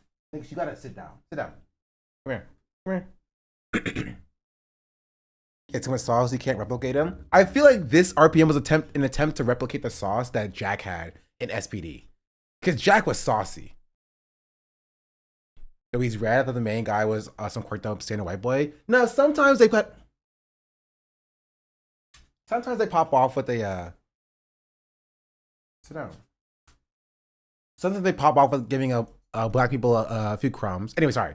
Let's get back to this video. Maybe we'll talk about Power Rangers a little bit more later. Mr. Force Wand 8. True. Is my audience, and they come to me because they want those things I offer. If they don't want those things, they would go to Rob. Mention Jack without showing him. You're right. You're right.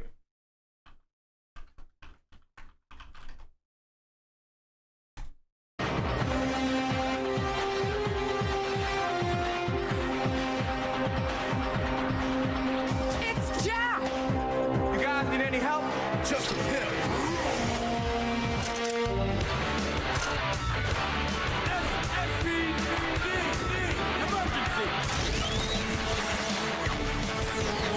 like how it changed his clothes though. Bro, my Red Ranger had dreads. My Red Ranger had dreads. Like, come on, bro. It's so. This is why representation is so important, bro. This is why representation is so important. This thing say police on it. He is a cop, to be entirely fair. So it's only half representation, half points. But like, I'm like, dog, we the Red Ranger, bro. We was Red Rangers. I'm sorry. Is that too far for Black History Month?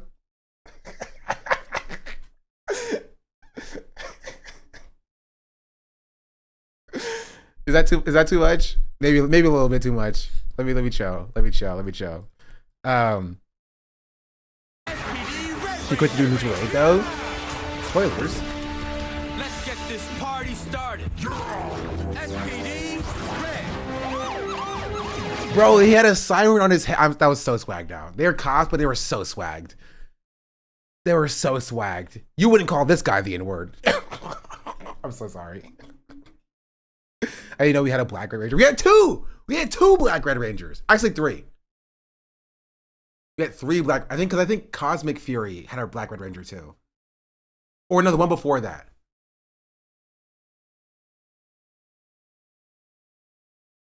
Maybe, bro. Doing okay? You should have been allowed to say it. True. We got Turbo though. Oh, Turbo, you're right. Turbo. But they didn't they demote him in space?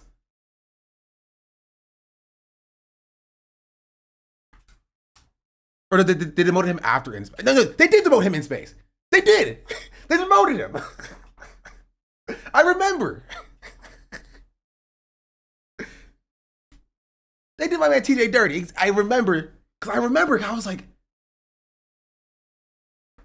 oh, I was mad about that.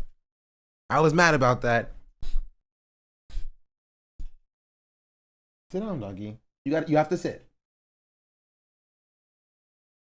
You have to sit. Thank you. You have to relax. All right. I mean, you're not having my food. Let's continue. Who are already there, Rob. I'm pretty sure they don't want to fuck with me. I think it was kind of funny because I actually saw a couple of different videos. There was a live stream. Actually, there's two. There were two live streams that Rob did. One of them I actually got to screen capture. The other one mysteriously vanished. But it was one I actually watched. But he kind of repeated a lot of it in other places, and take that however you want. But I did find it interesting that some of the ones that he did, in some cases, mischaracterizing what I said about him, because I when he was talking to Saros, it was funny to me because one of the things they kept harping on was how I was trying to police what it was that he did on his channel. And I think I distinctly remember saying in the video that I released, I didn't care what he did on his channel. I think I might have passingly said, could he cover more Black characters? Sure, but I mean, we do not care. Rob could literally say, I'm covering white characters exclusively from now until the heat death of the universe. I would not care. And the main reason why is because I'm not subscribed to Rob. I don't see his videos, ever. I have to go looking for them. I just don't need what Rob offers because I read comics. I don't need anybody to spoon feed me a story about a comic. I've already read it or am about to read it myself if it's something new. Also, yes, the Wild Force Red Ranger killed his roommate with a sword. This is a thing that happened. The Wild Force Red Ranger killed his roommate with a sword.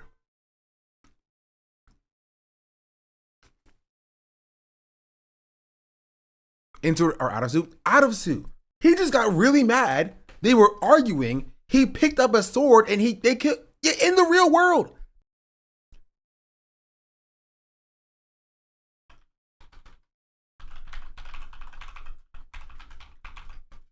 Wild Force also had an issue of the same issue with making the black guy the Blue Ranger.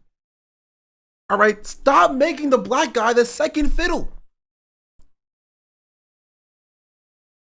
Gosh darn it. They did it in Wild Forest. They did it in Dino Thunder. They did it in Samurai. Did it in Megaforce. They kept doing it so much. But it was cool though. He was sick. If you're gonna do it, give him sauce at least. But yeah. In February 1st, 2015, Medina was arrested after allegedly stabbing to death his 38-year-old roommate, Joshua Sutter, on January 31st. Sutter had been stabbed in the abdomen with a medieval Conan the Barbarian sword at a home in Green Valley, West Palmade, California. Medina called emergency services and Sutter was pronounced dead upon arrival at the hospital. Medina was initially held in a $1 million bail, but no charges were filed against him from the district attorney due to the request of the further investigation. So he was released on February 3rd, 2015. Medina claimed that he stabbed Sutter in self-defense after Sutter forced the door open to Medina's bedroom, into which Medina and his girlfriend had retreated after an argument between Medina and Sutter. Medina has lived in the home in Green Valley for approximately 2 months.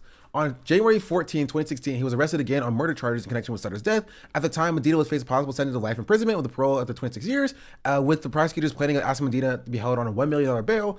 On March 16, 2017, Medina pled guilty to one felony count of voluntary manslaughter. On March 30th, 2017, Medina was sentenced to a maximum of 6 years in prison. As of 2020, Medina Jr. has been released from prison in an interview with Wild Force co-star Zach Guzman. Who's Zach Guzman? Which one is he? Is he the black guy? He is the black guy. I think. No, he's not the black guy. He's the Black Ranger. That's different. Yo, he looks so different.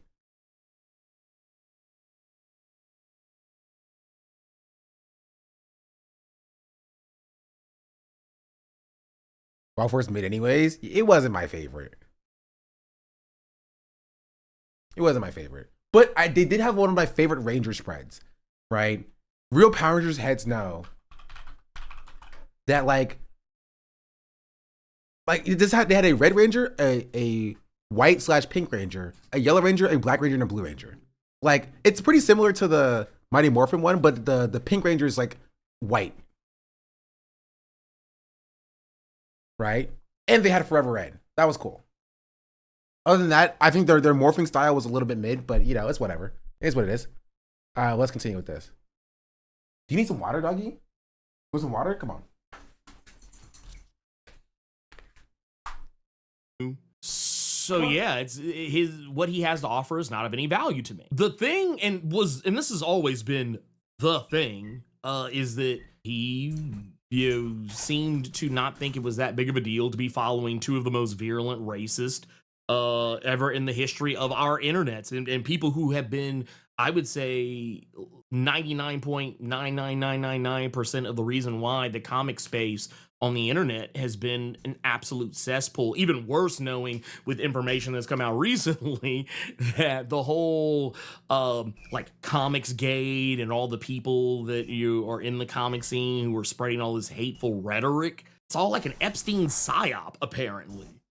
So that just makes it even more weird that he thinks that listening to these people, offers any merit. But I tell you what, this is what I want to do. I actually want to show you guys something. This is actually a video clip that a friend of the channel, Dane of Actual Fandom, put together. And it basically kind of makes my point about the two people who he follows, who Rob thinks their opinions have some merit. After this clip, I want you to seriously think about whether or not you think there's any value in following people like this. Like really check whether or not the Ninja Red Ranger also has an awful story, domestic abuse trigger warning in his story. Isn't he dead? Didn't he die?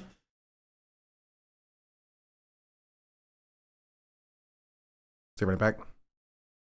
This is actually a video clip that a friend of the channel, Dane of Actual Fandom, put together. And it basically kind of makes my point about the two people who he follows, who Rob thinks their opinions have some merit. After this clip, I want you to seriously think about whether or not you think there's any value in following people like this. Like really check whether or not you believe you need people like this to keep you on the, the quotey fingers side of the angels.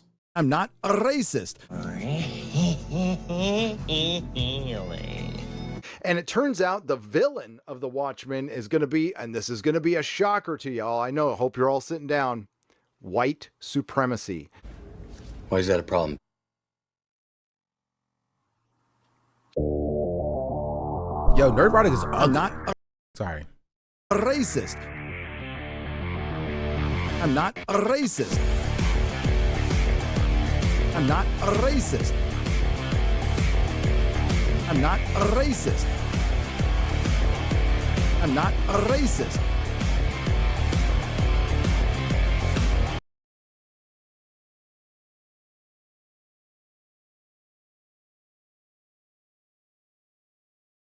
Maybe it's just because of how acceptable and normalized anti-black racism is. But the two things that floored me the most is this one. I'm not a racist. And this one.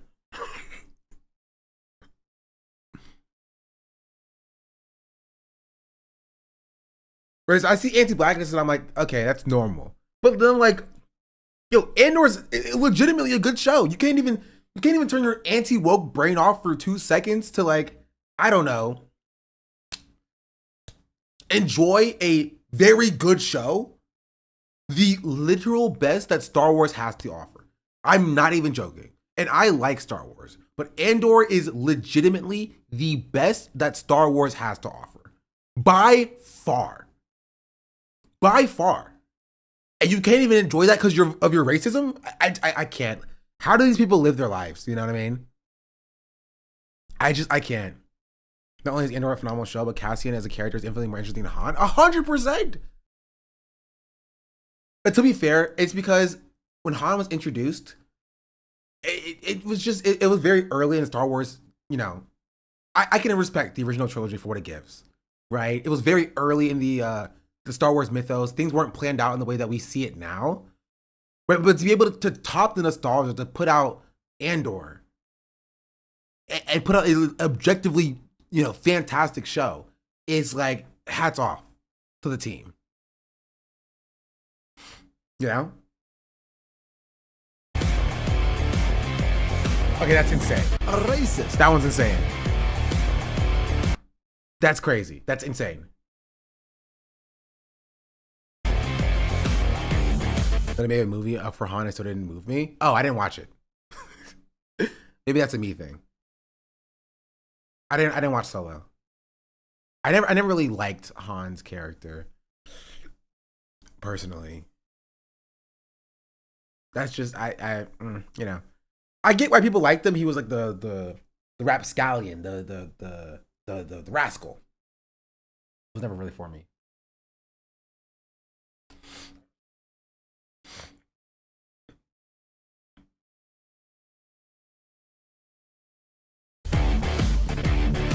Now you look like one. Despite having some reservations, Marvel went ahead with their big gamble. Because there wasn't enough diverse women in this film, we get cameos from King, Valkyrie, and non-binary. With all the identity politics, and sure, you've heard me and many others call out diversity, equity, and inclusion. Yeah, that's not Supergirl. Listen, I know there's a ton of Supergirls. I know. But that's not that Supergirl. Yet another racist. Bro, how racist do you have to be to look at a baddie Supergirl and be like, well, she's not blonde, so she's not for me. I don't get it, bro. She doesn't have a blonde hair and blue eyes, and therefore she's not my Supergirl.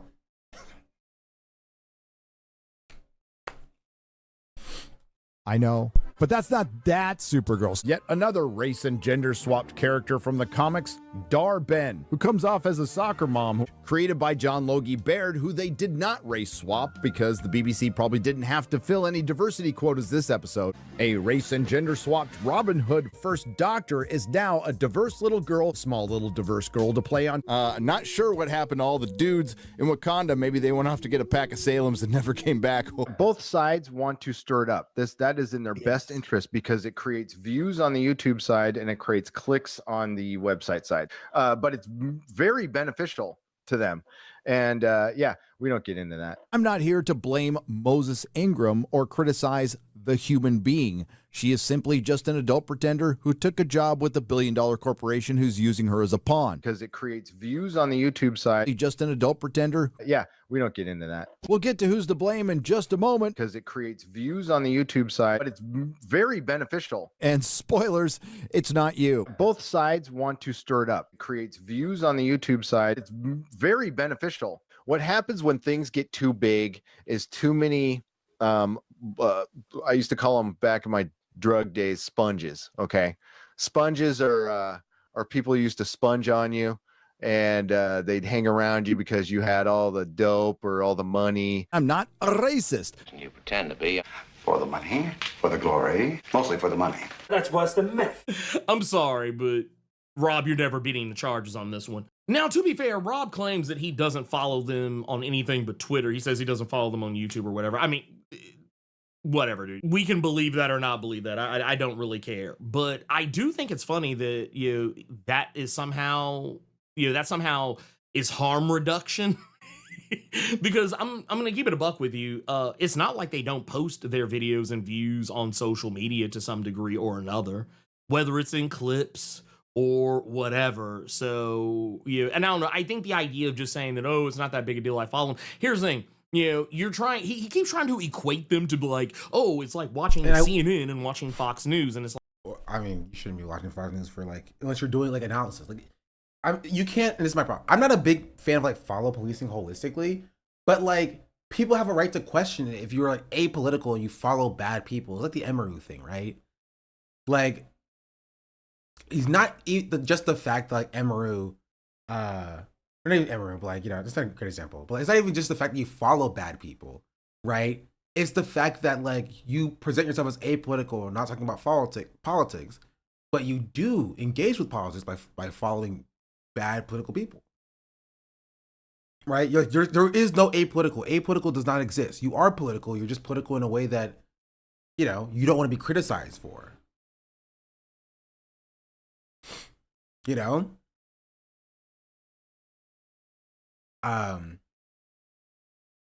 I would agree, but its behavior in conjunction with those he follows heavily implies that he agrees with them to an alarming degree, which may be unfollowed. No, I agree with you.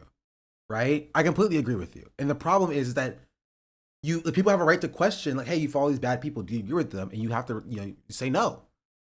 Right? Because your following of them is not apolitical in nature. Right? But your decision to defend following them is also not apolitical in nature. Right? You're defending them by proxy. Anyway, I have to use the bathroom as well. Hold on.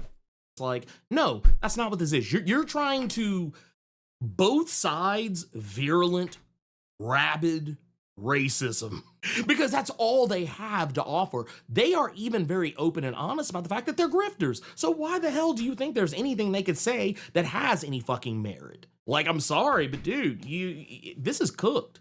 And then, to address that little video that he put out the other day, which I'm going to go and keep it a buck with you, all that little 16-minute video was, and I actually thought about going through it line by line, but I'm not because, honestly, I watched the hour-and-a-half long video he did with Saros. I actually have watched it twice now. I watched it, once just at length, and then I watched it a second time, sped up by ×2 because it was fucking long, and it was a lot of nothing, but he just repeats a lot of the same things that are in that Saros interview. I mean, almost word for word, almost as if it were practice. And I saw where he was like, oh, I was going to light him up. I was going to call him everything but a child of God. But here's the thing. What are you going to call me? What were you going? I'm actually very curious to know. I almost messaged him to be like, hey man, what were you going to call me? Because I don't think there's really anything you can call me. I mean, not that would hurt my feelings or anything. I mean, I think anything negative you could say about me would probably be either a lie or a very huge stretch of the truth. And that would be just at best.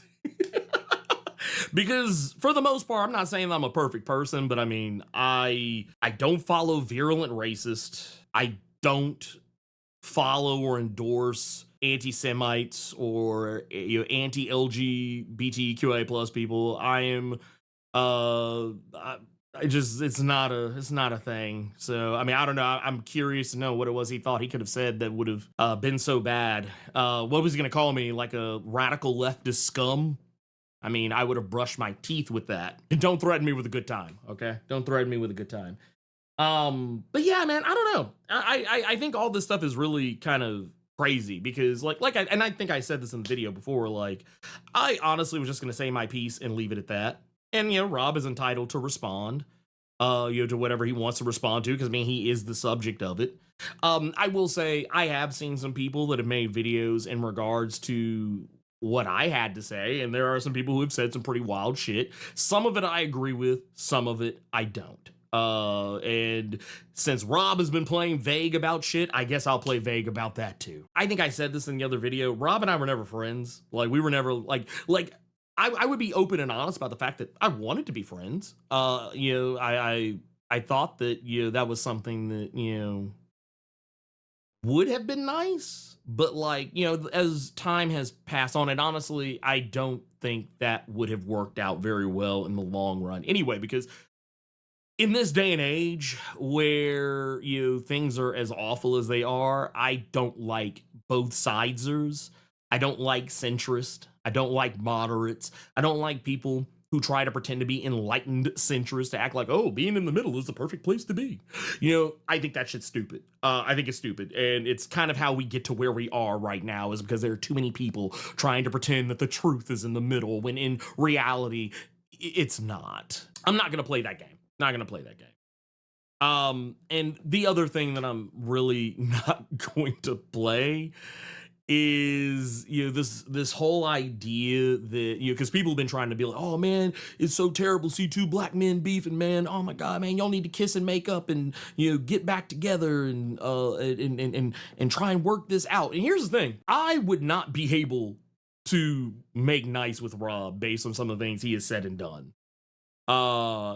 Just keeping it a buck. He tried to blow off the Angel Reese shit, but I was like, dude, you called Angel Reese a braggart and cocky and arrogant and all this other stuff. And Caitlin Clark is all of the same things. I don't even think she hides it better. She's just a white woman, so she gets a pass. But that's another story altogether. But yeah, just the way he kind of responded to that and his dismissiveness of, and I'm not talking about the fact, I think that's the other thing people got mixed up. I'm not talking about the fact, I don't care whether he likes Milestone or not. I really don't. But it was the dismissiveness of the tone that he spoke with when talking about Milestone, where I was just like, yeah, I don't like that. That doesn't sit right with me. It's stuff like that.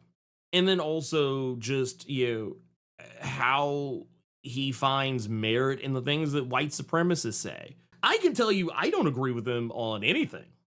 And I am pretty safe and secure in the knowledge of that. Are you really so cooked? Are you really so simple of mind that you need white supremacists in order to dictate your moral compass? And, I mentioned earlier that Lil Bill had a reaction to the situation. There was one particular part, and I'll play this clip, but you should go watch the whole video. But he breaks it down in a way that I thought was pretty damn effective. So I don't know, here, check it out. I don't gotta read Mein Kampf to understand why Nazism is bad. I don't gotta do that shit. I don't gotta read the Turner Diaries, you feel me, to understand why racism is bad. I don't need to do that. You feel me? I don't need to listen to, Kanye's Nazi song. I got that J Electronica joint dropping in a couple of days. You feel me? I don't need to listen to Jay's next album whenever it come out to understand why anti-Semitism is bad, why anti-Semitism is a problem. I don't need to actively, that's on me then. And once again, go check out the full video. I'll leave a link in the description below. I don't need racist to help me figure out whether or not I'm on the right side of something. I have a pretty strong moral compass. If I see something questionable, I have mechanisms in place to and these are all mechanisms that are internal, in my head, in my heart, in my soul, if you believe in such a thing, to help me figure that shit out. I don't need anyone to say racist things around me to be like, you know what? I was right. I don't need that. I don't need that. I don't want anyone to think that, like, I don't think there is any merit to listening to people I disagree with. But here's the thing. When we disagree on my fundamental right to exist, there is no both sides. There is no centrism. There is no, well, they might be making some points. No, there's none of that. Sorry. It just ain't. It just ain't it. I'm sorry. You, if that's you, This is a sick Negro. but that's some sick Negro shit. Sorry. Not sorry. Yeah, man. I'm back. Hold on. And try and work this out. And here's the thing. Where things are as awful as they are, I don't like both sidesers. I don't like centrist. I don't like moderates. I don't like people who try to pretend to be enlightened centrists to act like, oh, being in the middle is the perfect place to be. Correct. I think that shit's stupid. I think it's stupid. And it's kind of Yo, how we get hear to me where out. we Me, Word Without Fear on a podcast. I think we would cook. We talk about comic books, talk about Power Rangers. Please talk about Power Rangers. Manga and anime and politics. Bro, we would cook. It would work. It would be perfect. It would work so well. We're playing D&D. That would be cool too. Other than $100 to it. Now I just need to find some way to get in contact with them. We need a Black History Month miracle. I don't listen to the podcast typically, but I check that out. You got a Kamen Rider shirt on, you got to get into it. are right now is because there are too many All I know people. about Kamen Rider is that one scene of one season that had a black guy who transformed. Kamen Rider Michael Jackson transformation. He did like a Michael Jackson dance and then he transformed.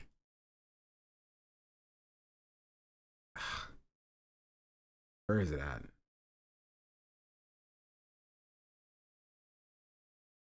I don't know where it is. You know what I'm talking about though. That's Geets, I think. I haven't gotten to Geets. Geets?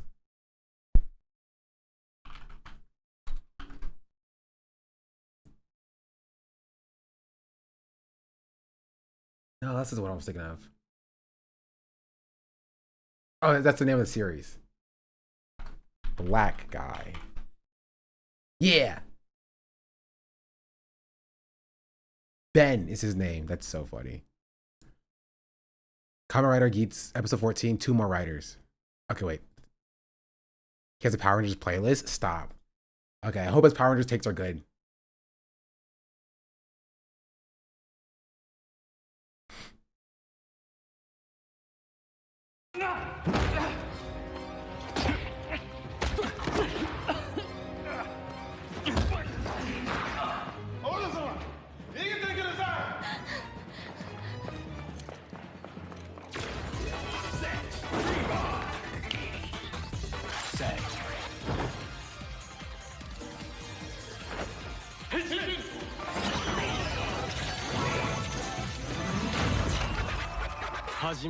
Ready?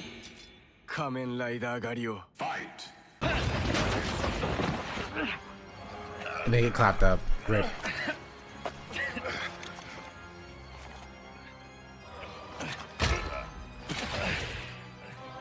これでお前たちは二度と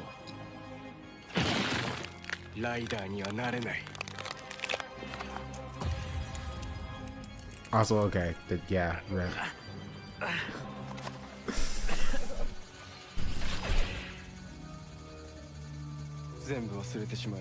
Dang, I can say that was racism. Retired. Did they freaking die? Hold on. Retired. Dang. Geets is a battle royale. Oh. Okay. And then they retired. Oh yeah, and in Pokemon, your Pokemon faint too. Okay, sure. Not freaking dead, Chatter. That's a lie they tell y'all as kids to make you okay with death. Should the Power Rangers RPG? There's a Power Rangers RPG? What is it called? people trying to pretend that the truth is in the middle when in reality. Oh yeah, and like when you get sent to the shadow realm, you're just in another dimension. I'm not gonna play that game. Not gonna play that game. And the other thing that I'm really not going to play is, this whole idea that, because people have been trying to be like, oh man, it's so terrible to see two black men beefing, man. Oh my god, man, y'all need game. Is that what it's called? Power Rangers role playing game. Is that the tabletop game, or is it just like an actual video game? I've never heard of like an actual Power Rangers RPG. Oh, it is a tabletop game. Yeah, I have heard of it. I have a picture of it. Hold on. I saw it at Barnes & Nobles. I didn't buy it, but I did take a picture of it.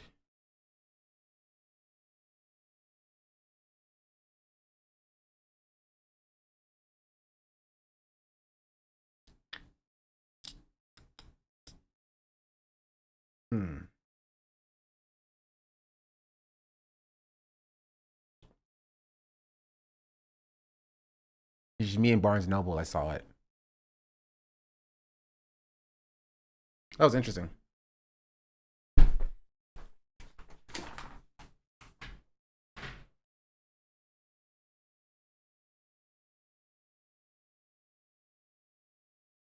Bro, what is fire? It's still fire.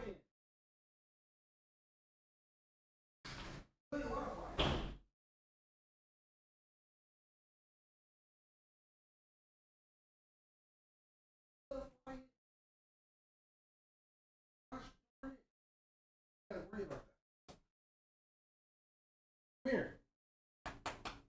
Come here.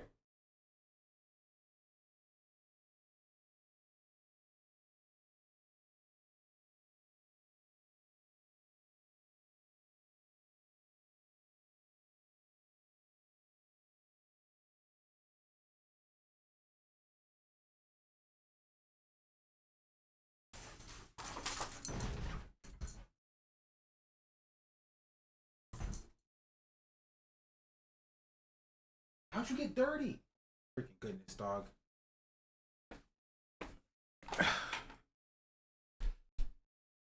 This kid's getting better.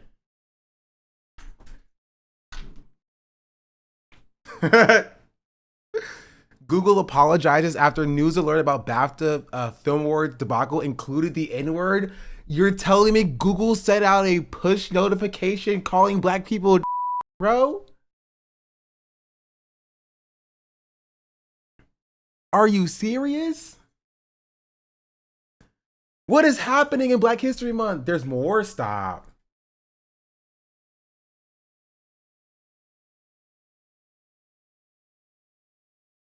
Yeah, I saw this one as well. This is a clavicular clip. If you ask me if I've seen any clavicular clip, the answer is no.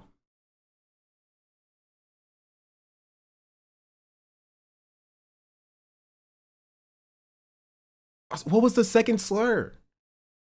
What is happening with the BAFTAs, bro? This was a mess.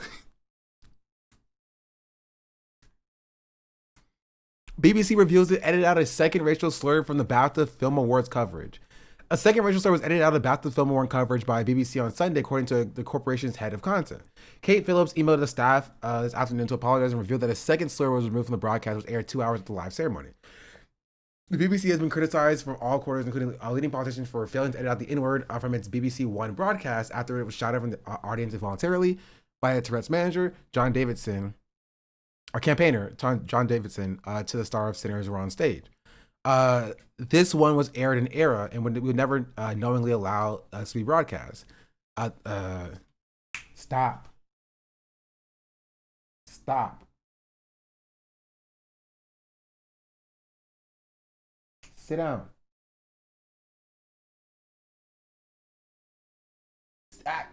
Sit. Go. Or right here. You won't believe what he said? Was it the N-word?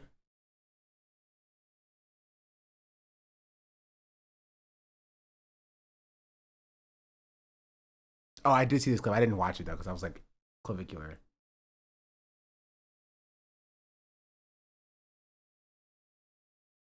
Hey, baby girl.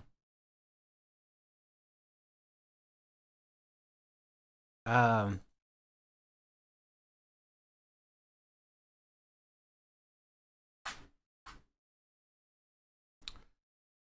I was made aware it was audible on iPlayer, I asked for it taken down. I'm sure that you're aware we put out a statement yesterday. I'm apologizing for the remark was not edited out prior to the broadcast.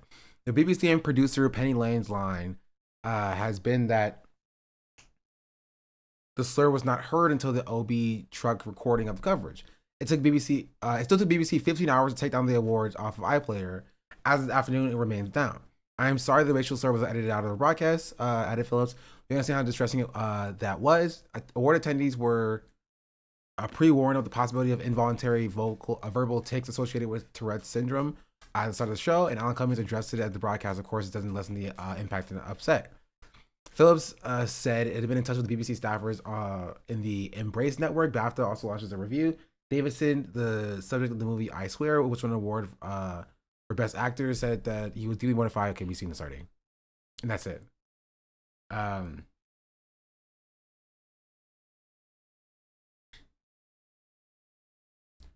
then there was the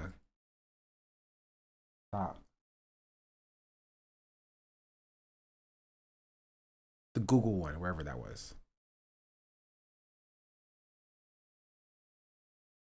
Where is that? I literally opened it. Did I not?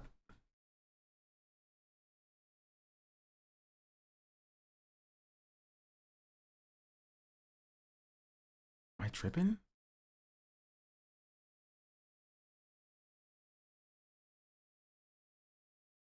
Because I might have closed the tab by accident. Google apologizes after the N-word alert about the BAFTA Film Award debacle included the N-word. Google has apologized after a computer-generated news alert, AI, after a computer-generated news alert about the BAFTA's Film Award racial slur incident included the N-word. The tech giant, okay, I need to see this. Somebody has to have a screenshot.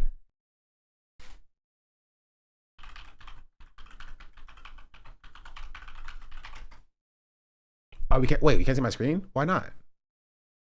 For how long?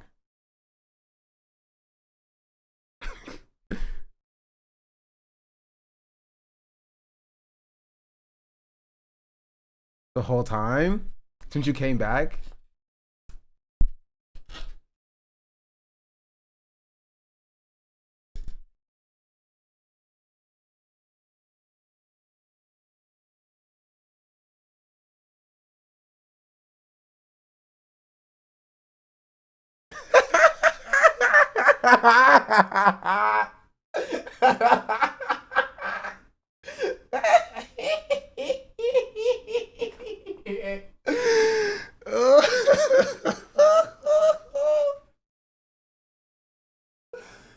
Oh my goodness gracious. That's so funny. That's so funny. I can't. That's hilarious.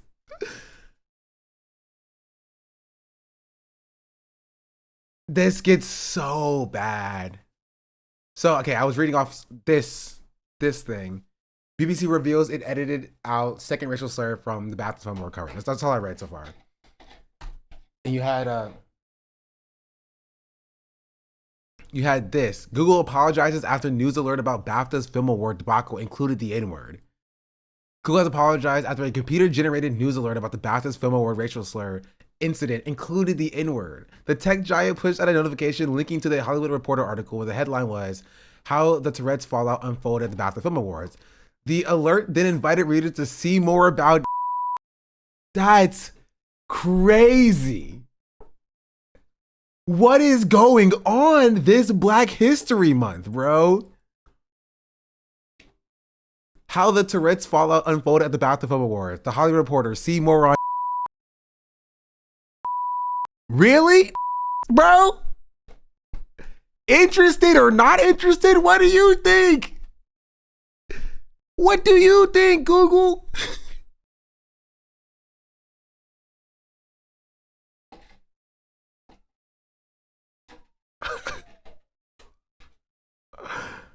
Ristiest click of doom. Somebody had to have clicked it, right? I'm not tripping to think somebody had to have clicked it. Somebody had to have clicked it. What came up? I'm curious. What came up?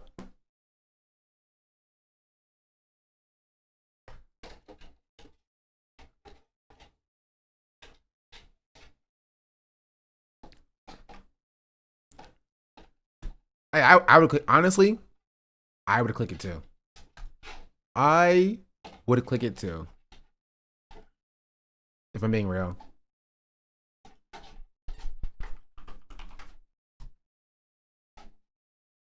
The metrics probably skyrocketed and they were like, oh, something's wrong. Something's really wrong here. What did we do? This news alert got clicked 50 million times. Please, somebody tell me, what did we do? They call it a euphemism for an offensive term in their apology, which was insane. Yeah, but for Google, okay, let's look. The notification was spotted and condemned by Instagram user Danny Price, who said it was absolutely effed. He added, what an interesting Black History Month it turned out to be. True. Deadline is not embedding Price's post because it contains a screenshot of Google of the offending Google alert. It can be viewed here. Okay, so they linked to it actually. I do love how like the N-word is like such a taboo where like news articles won't even link a screenshot of it existing. They're like, we're not gonna embed it here, obviously. You can see it at this link in the separate thing that we did have nothing to do with, actually. So you know that we did not post it, we did not find it, and we did not screenshot it. It was somebody else and not us. Please do not pull us into whatever foolishness is going on here. We are not a part of this, please. It's like media Voldemort, yeah. Sean the Black says she's my Bob and Wildly for the 5 months. They do not want that on their servers. Subscribed. Reese hyperblankies, Reese hyperblankies, Reese hyperblankies. I should appreciate it. A Google spokesperson told Deadline, we're very sorry for this mistake. We removed the offensive notification and working to prevent this from happening again. Sure. That is so funny. I'm sorry. That's the funniest thing. Hey. New Twitch feature just dropped. Can we not catch a break? No. It's been all gas, no breaks. It's been literally all... Hey.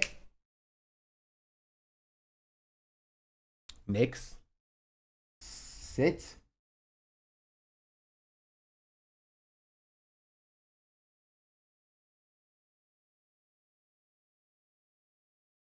Thank you. You have to relax.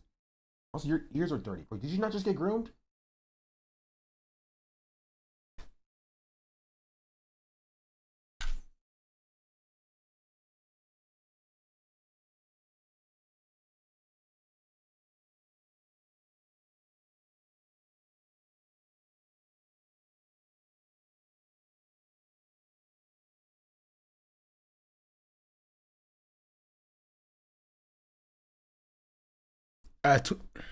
Twitch has announced 2 new types of bans.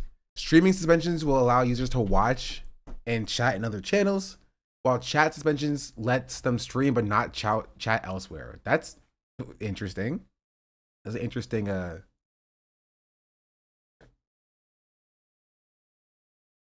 who is this for? I don't know.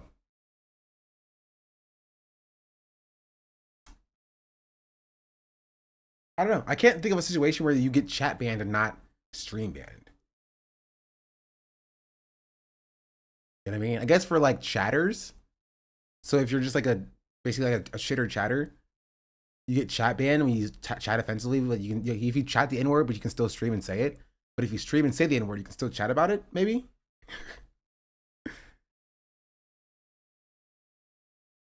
Harassing? Yeah, but why would you want somebody harassing to stream on your platform? But if you don't stream, what does it matter? Yeah. Like a ban that allows for collabs but not streaming on your own channel could be good. But no, you got banned for a reason. Why are we rewarding banned streamers?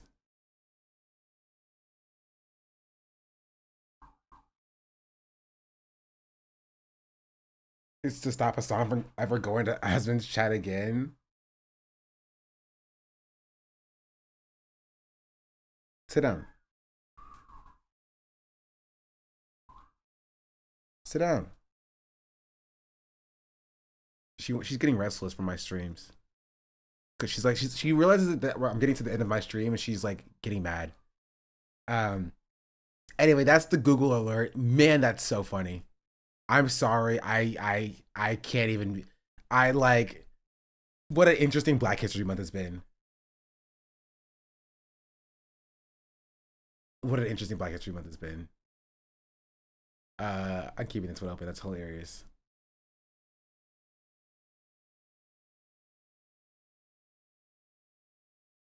This is the last thing I'll talk about today. New episode of The Rookie will prominently feature the cast of Game Changers, a competition series from Dropout. Episode description: Harper and Miles feel the weight of their recent mistakes while Harper is tasked with training Miles. Nola and Selena are dispatched to a robbery call at Dropout TV studio where Nola encounters a familiar face. So, a lot of people are mad about this. I've never heard of Game Changers, not gonna lie. You know Brendan Lee Mulligan? He's prominently featured on Game Changers. Dropout is like the successor to College Humor.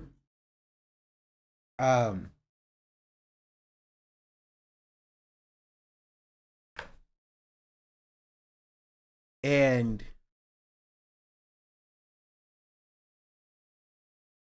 too many acronyms. Is that why Brendan left? Did Brendan leave?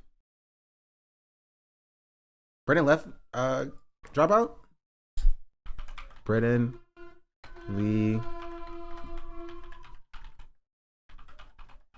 left Dropout.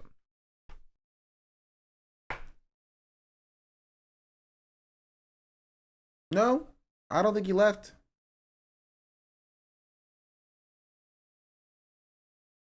It was a bit? Yeah. See, chat, freaking Google. It's your best friend, I promise.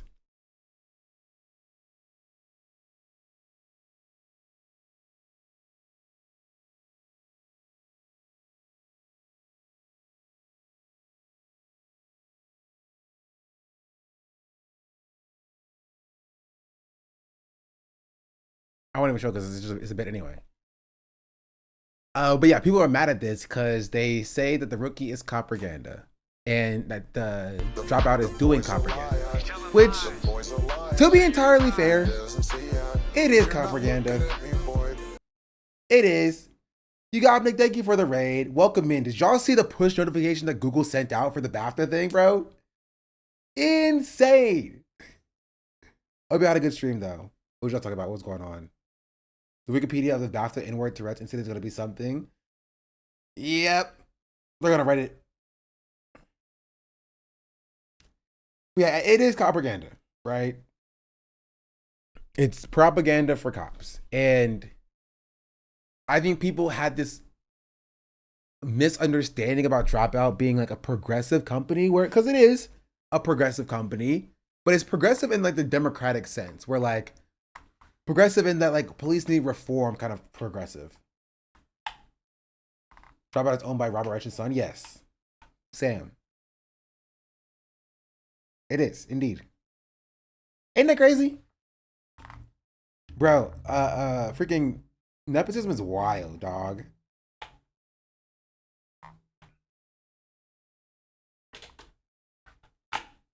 It's not necessarily, okay, it's not necessarily nepotism in the traditional sense. It's more like the amount of leg up that having a successful and famous parent will get you is insane. You know what I mean? Yeah, it's more of a privilege thing. That's crazy. You find someone, you're like, oh, that's interesting. You're like, oh, they're actually the son of the prince of the Duke of Eddington or something. I don't freaking know. Is there a cop show that's not propaganda? I was thinking about this recently. When does nepotism depart from networking? The privilege always exists there, but usually nepotism refers to like the same industry. Like Pirate Software is a nepo baby, right? He joined the same company his father was a director at? You know? We own the city. You could still probably argue that we own the city is propaganda. Just to a lesser extent. Because it does show the harms that the police do, but it frames it as like this is a specific problem with a specific subset of this specific police district, right? It's not the entirety of the policing that's the problem. It's a specific unaccountable unit that is an issue. And there's an argument you can make about it too. I think Skip Intro has a good series of videos on propaganda.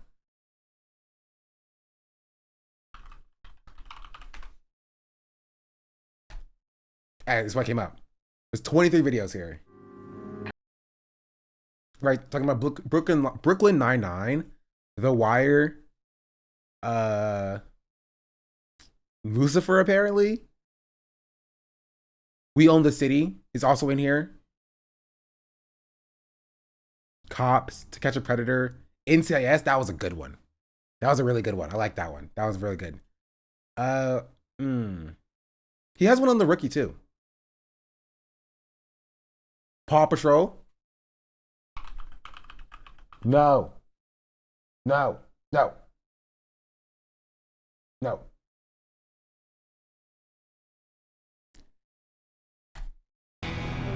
Should we watch it, chat? Oh my freaking goodness. Nick's let gnats in here. And now there's like 2 or 3 of them flying around, bro. I'm gonna have to do a freaking deep steam clean of this freaking apartment.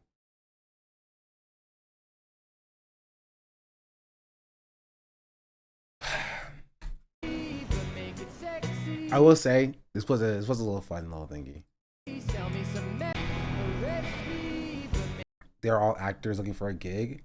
Really want to get started as a PA of one of the Law and Orders, if I'm not mistaken, and don't see much of an issue with it, to be honest. I mean, it's propaganda. It doesn't change the fact that it's propaganda. It's propaganda for the police department, right? And it does serve a role in making police abolition, or at least radical police reform, less popular, because it warms people up to the idea of the police as being there to help you, right? And to being fun, zany little, you know, little guys, you know, fun little guys who like are just like you and me, you know, and that's just not what the police are as a structure. So I get the frustration. I understand it. Speaking of cops, what is this?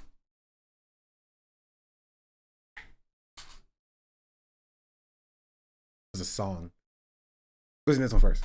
Make it sexy, sell me some meth, please, so I can get arrested by this daddy of a cop with his daddy cop walk and his daddy cop arms and his daddy cop butt. Oh, Arrest me, make it sexy. What? It's catchy. This video is sponsored by and available on Nebula. This is the What do you think of Rookie, an Zoran's ABC tweet cop telling people not to procedural throw that follows the snowballs at the cops? I 45-year-old didn't see it, but that sounds dumb. Just don't address it. Zoran is an interesting character because like he's just like he feels the need, and this is the problem with like a level of like respectability politics and like, you know, kind of like black faces in high places, but like for like other minorities as well. And that like when you occupy that role, right, you're gonna fall into the same traps that role entails, which is just like, guys, the cops are here to protect you. Don't worry. Don't worry. And you know, even if like I don't know if he believes that or not or whatever, like it's just so he'll come across doing stuff like that. You know, I think it's bad. Like it serves the same thing as like, you know, propaganda for the police. But guys, don't be mean to the cops. They're the cops. And the biggest thing for me is that they thought this would be a good idea for Dropout. It's not really a secret that the fan base of Dropout's pretty progressive. I just don't really understand how the decision made it through. Have you considered that like it's sick to be in TV shows? So once you filter it through that lens, yeah, it makes a lot of sense why it made it through. No, you're right. Yeah, lots of money and press. Yeah, you're in freaking TV, bro. I get it. I understand it. Sean the Black says she's my. BB, thank you for the 3 African months. BB just Much subscribed. appreciated. Anyway, let's continue with this. Old Officer John Nolan, the oldest cop in the history of the Los Angeles Police Department. Played by the ever-boyish Nathan Fillion, Nolan has moved cross-country following his divorce. Don't think of the raids. Whoa, what's on with the raids recently? The raids be crazy. Hello. Welcome in, Raiders. Hope y'all are doing good. Did y'all see Google's announcement? Okay, I have to show you this now. Bro, did y'all see this? Not this one. I closed it. God, I freaking closed it, didn't I? This one. Google apologizes after a news alert about the BAFTA Film Award debacle included the N-word. You're showing this to every Raider? Of course I am. Why would I freaking not, bro? They pushed out an AI alert that had the N-word in it. Hold on. Here! It said how the Tourette's fallout unfolded at the BAFTA Film Awards. Right? The Hollywood Reporter. And then it said, see more on bro. It said see more on. That's crazy. They just put it in the AI alert. Click to see more on. What are we talking about? They literally let the slur robot take the wheel. In freaking, I'm showing everybody that. It's so funny. It's hilarious to me. A Frog Girl, thank you for the 24 months. And Auto SF, thank you for the Prime. And Cryo Melt, thank you for the tier 1. Much appreciated. Outside? Come on. An anonymous user gifted a tier 1 sub to comrade_internet. Come on.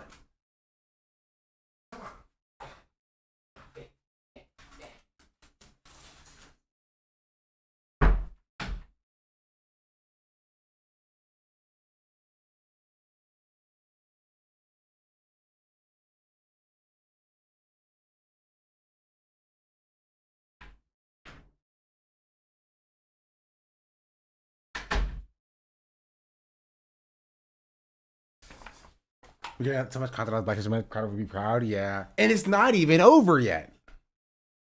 It's not even over yet. Bro, is this a real thing that happened? Yes! Yes! This is a real thing that happened. This was a real alert that Google sent out to people.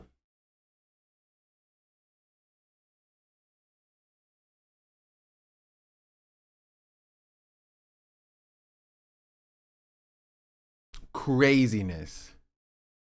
Average AI defender would be like, it seems like properly read a situation accurately describes the providing social results based on what happened. Yeah.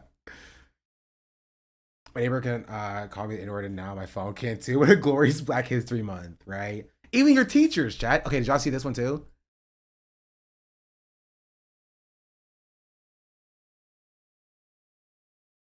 I have to show you this one. Maybe watch the propaganda thing later. I have to end with this. I don't know whether or not to click interested or not interested. You have to click interested. It's anti-Black to not click interested. Are you not interested in bro? Are you not interested in Sounds racist to me if you're not. I'm just saying. It sounds racist to me if you're not. You click not interested, you're a racist. That's a setup. It is racist to click not interested. I'm interested. I'm sorry. I'm just saying. What do you want me to say? Anyway, look. Speaking of racist, did y'all see this? For all my Raiders out there, a Hunter College professor, Allison Friedman, caught on hot mic dropping blatantly racist comments about Black students. While a Black 8th grade student testified against the school's potential closure, Friedman can be overheard saying, they're too dumb to know they're in a bad school. She continued, if you train a Black person well enough, they'll know to use the back. You don't have to tell them anymore. Another important policy for me, is our speech program. I've been receiving speech services since first grade. I attend Mr. Goldman and 2 other students on Fridays. He delivers lessons and helps us fit those skills into our lessons. Schools that like they're This helps they're us just become they're productive, too dumb to know they're in a bad school. independent in our class. I mean, fuck. But apparently Martin Luther King said it. Like if you train a black person well enough, they'll know to use the back. You don't have to tell them anymore. They're just Allison Friedman, what you're saying is absolutely hearable here. You've got to stop.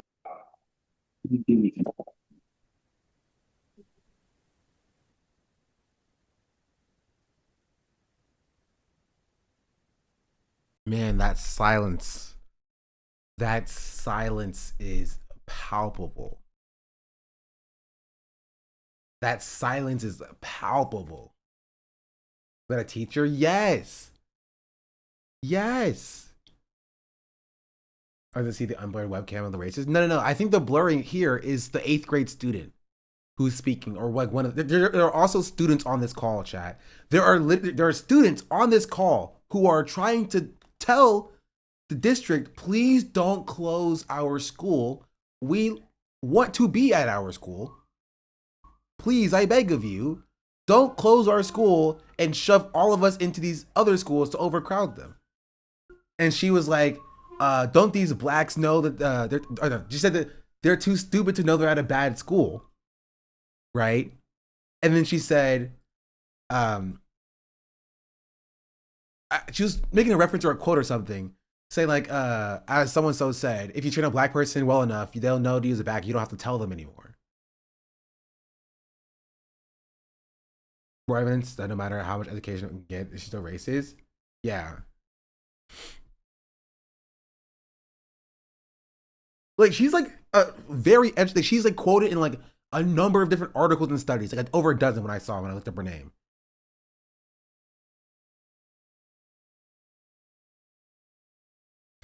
Allison Friedman, associate professor, lab website Friedman's Lab, cellular neurology, education, postdoc fellow, PhD, BA at Barnard Columbia University. Not really surprised for Columbia. Like, look at all the publications that she's a part of. Right? Can't stop her from being racist, though. Won't stop her from being racist, though. I'll read back one more time, so in case you didn't hear it. Listen closely. It might pass you. Another important policy for me, is our speech program. I've been receiving speech services since first grade. I attend Mr. Goldman and 2 other students on Fridays. He delivers lessons and helps us fit those skills into our lessons. Schools that like they're they're too dumb to know they're in a bad school. Independent in our class. I mean, fuck. But apparently Martin Luther King said it. Like if you train a black person well enough, they'll know to use the back. You don't have to tell them anymore. They're just Allison Friedman, what you're saying is absolutely hearable here. You've got to stop. You notice that none of the black people even reacted. For them, just a Tuesday. Just another Tuesday. Right? This is why I hate the BAFTA statement of like, we applaud Michael B. Jordan and Delroy Lindo's professionalism with seeing it through and able to push through what happened to them. Like, they shouldn't have to. Right? They shouldn't have to. And just in this situation, like if you are a black person and you do speak out, you will be made to be the problem. You will be made to be the bad person. You're already be like, yeah, she shouldn't have said that, but you shouldn't have also said what you said to her. That's the experience of a black person.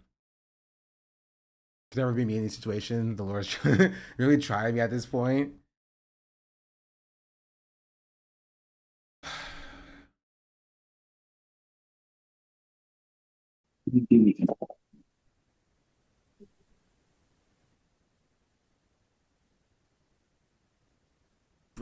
I can't. Like, Right. And I think, and the problem is even what the speaker said. The speaker is more worried about how she would be perceived for saying this instead of the harm that she's caused for this, right? It's Allison, you're hearable right now. We can hear you. You need to stop talking because we can hear you. Editing the bafta section for last stream. Should I add the stream section of the video? How long is it? As long as it's not longer than like 45 minutes, I would say. It's like, Allison, what you're saying is bad and it's wrong and it's harmful and you're causing harm to people and it's not good. You should stop. It's Allison, we can hear you. 40 minutes right now?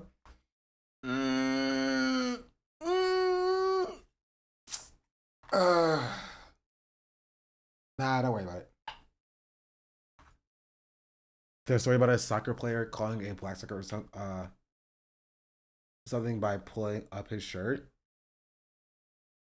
Schools is under review, but watch them make her attend a workshop and get paid suspension. Yeah, I just thought that was literally quite an insane thing to have happened. And it's crazy.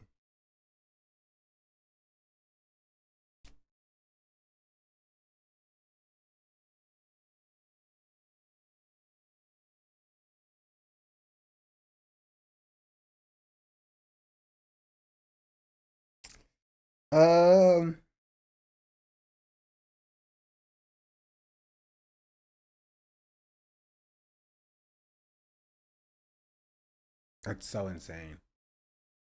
But I think that covers a lot of what I wanted to talk about today.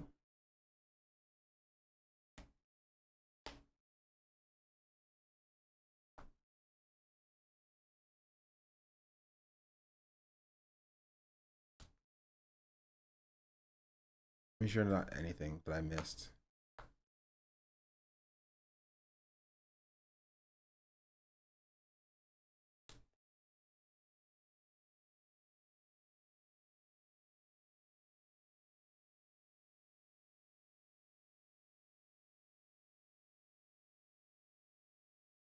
No, I think I covered the.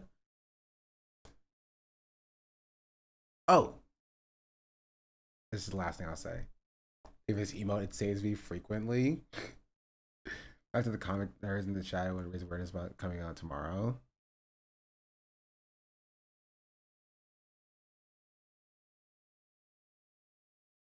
Don't be surprised when he loses too.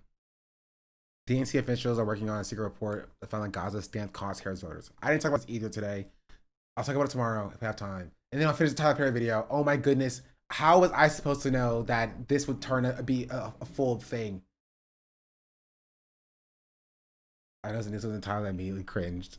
And this Newsom saying, I agree with you, Gaza is not a genocide. Can you read your birthday cards? Yeah, anyway. I'm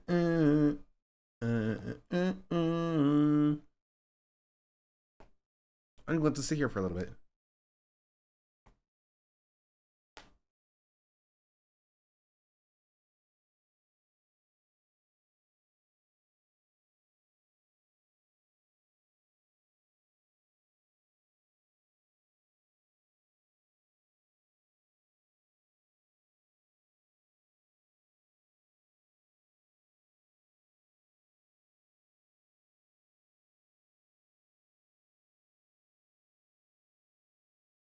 Hold on. I'm just working this real quick. Thank you, Danny Price.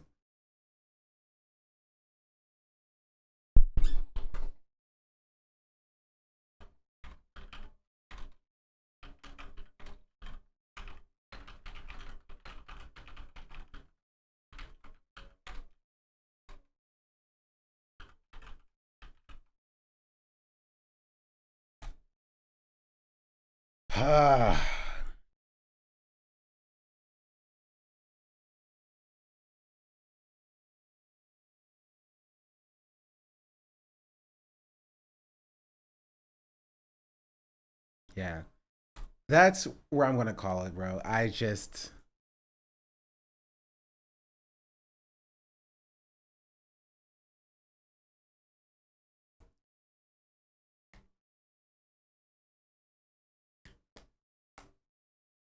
I don't even know.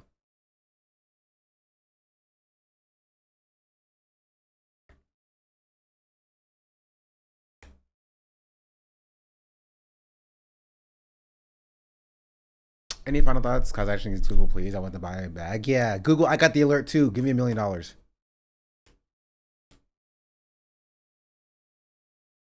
Give me $1 million. I feel distress. It's called reparations.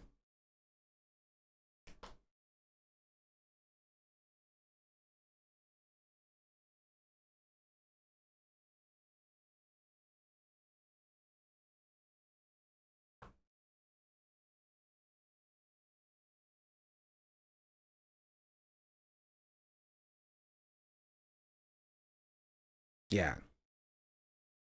Anything else? Does you mean respirations? Yeah.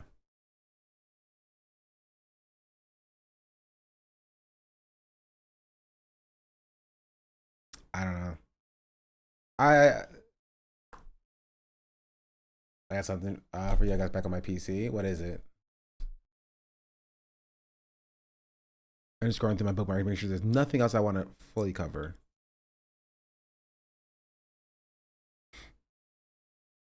Oh, okay. I wanted to show you this as well. Hold on. Hold on. Let me go to my email.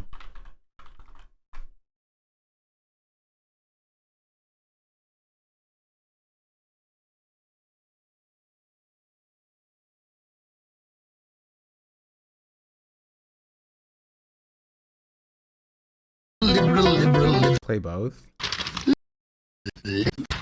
Liberal, liberal, liberal, liberal, liberal, liberal, liberal, liberal, liberal, liberal, liberal, liberal, liberal, liberal, liberal, liberal, liberal, happy fun, la la la, human smuggling, fentanyl. It's very Nintendo. Yes, happy fun, la la la, human smuggling, fentanyl. Yes, la la la la la la la la. AI could never. La la la la la la la la. Oh God. Okay, that was loud. Liberal, liberal, liberal, liberal, liberal, liberal, liberal, happy fun, la la la, human smuggling, government euthanasia, happy fun, la la la, for smuggling fentanyl gas, happy fun, la la la, human smuggling, government euthanasia, happy fun, la la la, for smuggling fentanyl gas, like chopping up children's genitals, liberal, liberal, liberal. This is when this one was a little green. Liberal, liberal, liberal, liberal, liberal, liberal. Let's put up the Google alert. He did not. Okay, let me see. Let me see. Let me see. Let me see. Let me see. You think I'm like a one candy normally? Is that what it is? One. Who linked him the There's tweet? No shot. Hello? Hello? Actually, that is actually there's no, what? There's no way that is actually. It's real. There's no way that it's real. Actually, there's no shot. It is real. It's real. It's real. It's insane. Are you view botting? What do you think, man? I'm on the screen. What'd you say? Astaghfirullah. Astaghfirullah. During Ramadan. Oh, you were on the screen back then. During Ramadan. Yeah. Ain't it crazy? Oh, you're the first reply. How insane is that, bro? How crazy is that?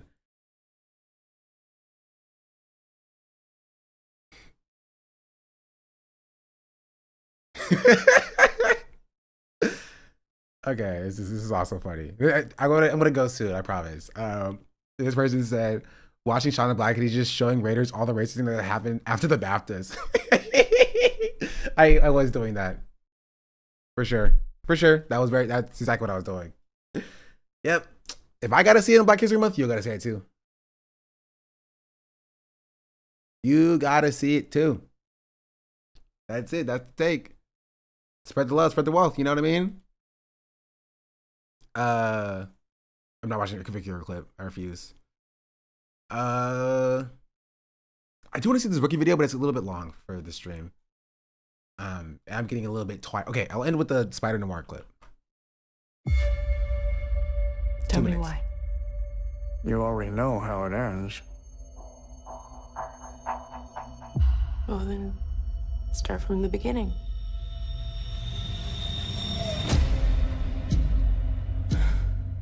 ticks, thoughts. Nick Cage is playing a superhero? Impulses. Wait. He's joining Captain America. He's joining Chris Evans.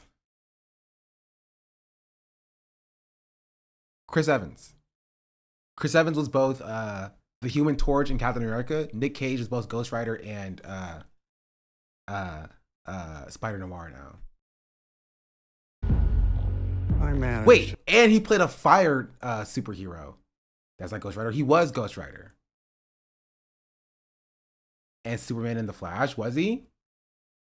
You're right, he was Superman in the Flash, technically. He would have been a bad Superman, no offense. To suppress them most of the time. What's going on, Ben?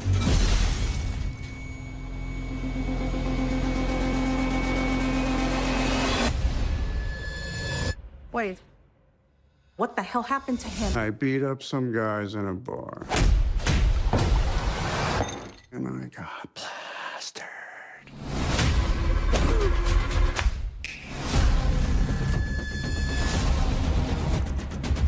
I just don't. Wait.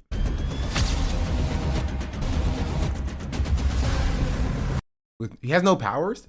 Did I know Spider-Noir had no powers? I didn't know he had no powers.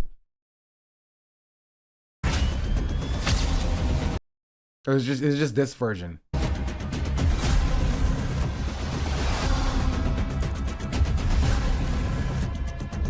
What are you thinking about over there? Bit of an existential crisis, if I'm honest. Struck a nerve, huh? I just don't like Nick Cage in this role.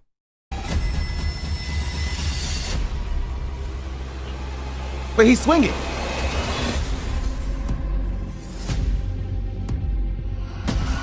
Sean, why are you being racist? I don't like Nick Cage in any role.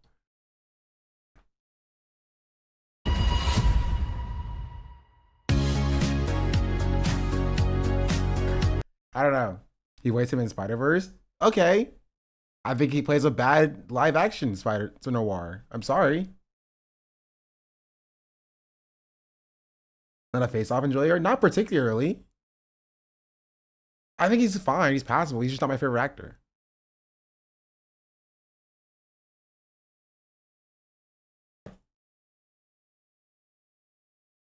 Okay, so you're ageist? A little bit.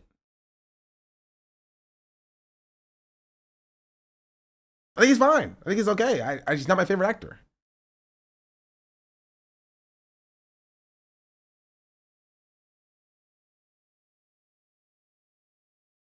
I say watch Mandy, but it's horror. I feel like I've seen Mandy. Or like National Treasure. I didn't even particularly enjoy him in National Treasure either. And like, I thought National Treasure movies were fine. I thought National Treasure was fine. I liked, what's that movie? There was like an animated National Treasure movie, I think.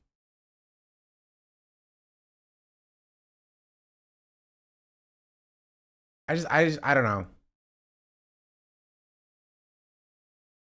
He's a 5 out of 10 actor for me.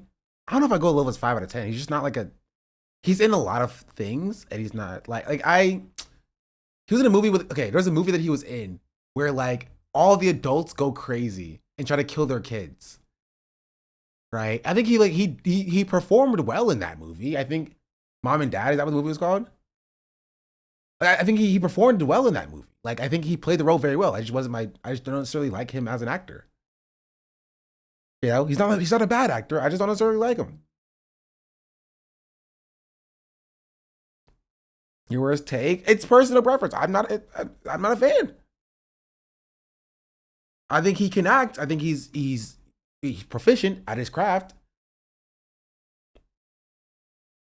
He's a quantity actor. 1 out of 10 roles are memorable. I don't necessarily agree with that. I think Adam Sandler is a quantity actor, and I hate Adam Sandler. You know what I mean? I cannot stand Adam Sandler. Like I can watch Nick Cage movies. I hate Adam Sandler movies, bro. Every movie he's in, I can't stand it. Every single one. It's really bad. With Vampire's Kiss? I haven't seen it.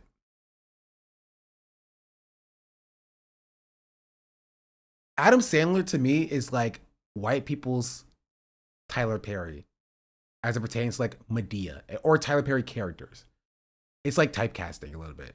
Like you're not casting Adam Sandler to get him to play a role. You're casting him so he can play Adam Sandler in whatever movie he's in. You know what I mean? Window I can see is I like the Click movie was like it's a good movie theoretically. Adam Sandler was the worst part of that movie, but I liked everything else about the movie. I like the message of it. I like the story structure of it. I did not like Adam Sandler in it. You know what I mean? I just didn't like it. Like Jack Black. I like Jack Black movies. I will say. I think it's similar where like Jack Black is also typecasted as Jack Black, but like Jack Black is a proficient actor. You know what I mean? I feel like Jack Black is closer to Nick Cage to me than to Adam Sandler. Right? Adam Sandler is in his own branch of like I just cannot stand. Like I will turn off a movie if Adam Sandler shows up in it. It's to that level. Right? There are movies that Jack Black has that I'm not a huge fan on. But like it's whatever. It's fine. Uncle Jen's is really good. I haven't seen it, so maybe I should watch it. Maybe I'll change my opinion. The Rock is the worst example of this. Not the worst. I think The Rock is perceived as the worst because he's ethnic. Hot take. The Rock is seen as like the worst version of typecasting because of racism. That's my take. That's my take on The Rock discourse.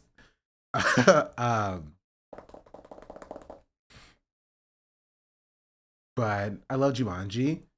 Jumanji had The Rock and Jack Black in it, and I didn't hate Jumanji. You know what I mean? Replace Jack Black with Adam Sandler, I would never watch the movie. Does The Rock identify as black? I think he's mixed, no? The original is better? Oh, way better. Significantly better, for sure. He's Samoan and black? That makes sense. He doesn't really read to me as black. That may be because I'm a little bit racist against black people.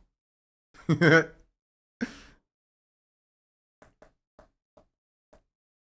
name was Dwayne Johnson. That could mean anything.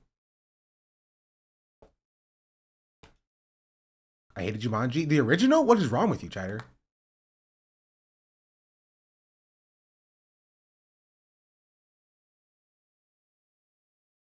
What is wrong with you?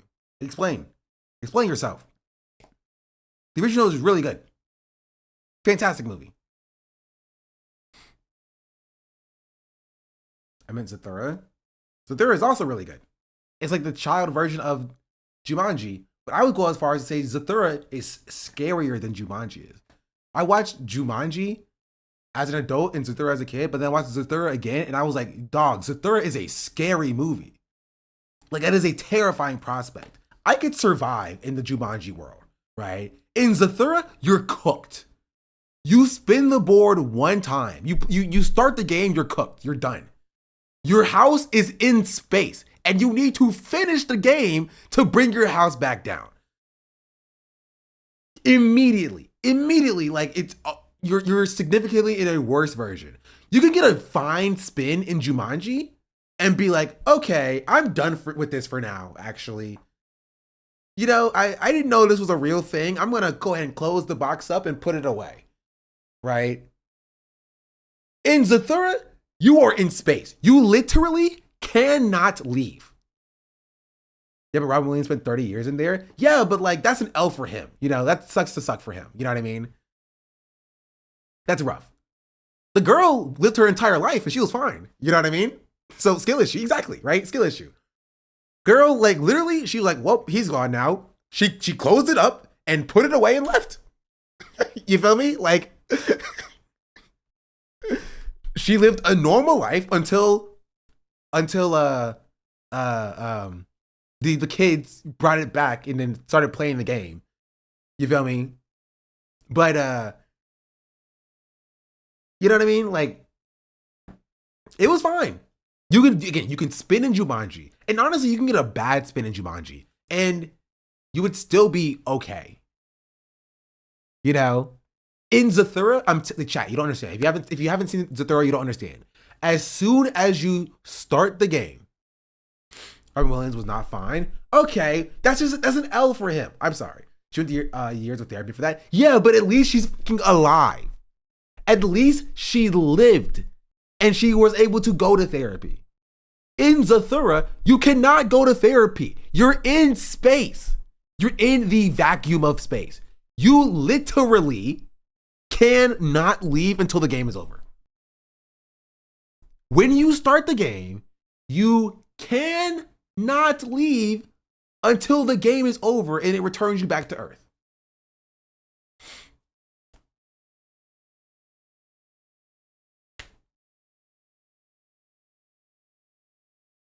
The winning game movie, the OG Jumanji movie, was an L initially that stumbled into a win. The hunter had the entire crew cooked until then. This is true. The hunter had them in, like, bro, that was a little rough. I think one of the greatest movie of all time. Which one's the third or Jumanji? Thoughts on Shark Boy and Lava Girl? Best movie of my youth. I kind of prefer it to be in space instead of America. You say that until, like, I don't know, you lose the game in a furnace because the aliens burn the game and you literally can never get back. That is a plot point in the movie, Chad. The kids almost lost the game in a furnace, and they would have never been able to get back. I lost the game? Gosh dang it. Mods ban that person.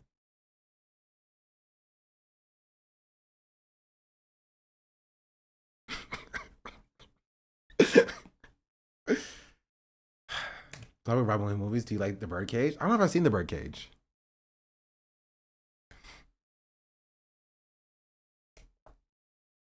People still play the game? I guess. Everybody's always playing the game.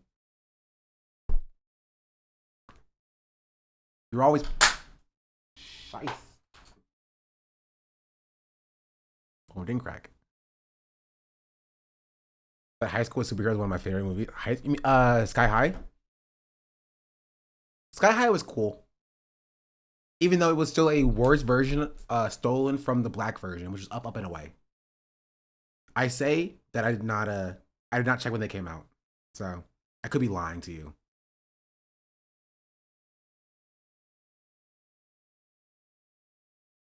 Wasn't there like a weird incest plot in Sky High too? No, it wasn't incest.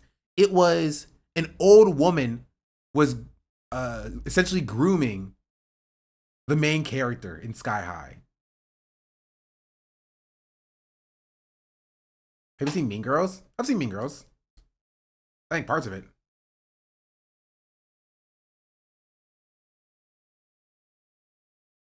I'm pretty sure.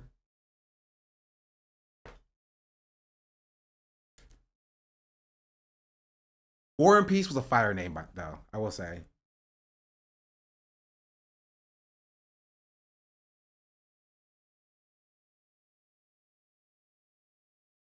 Up and Away came out 5 years earlier. I knew it! Up and Away isn't about a super high school. It's just a high schooler who's from a super family. Same difference. They try to convince you that it's different because we're black. Anyway. Are we all younger? Does younger Gen Z know any of these movies? I'm sure they know Sky High. I think that they would know Sky High, but not Up and Away. I will still say, and I will stand on this. If my entire family gets superpowers and I don't, I won't tell you what I'm doing to myself, but you could probably imagine. All right. I'm just saying it. I would be pissed. I would be so upset, bro. If I come from a family of people with superpowers and I don't have superpowers, the world would know. Yes.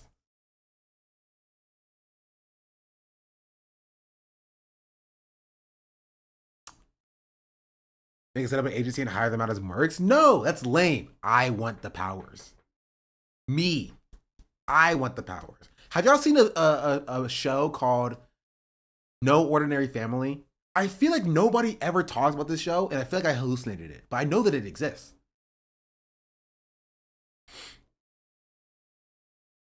I know for a fact that it exists.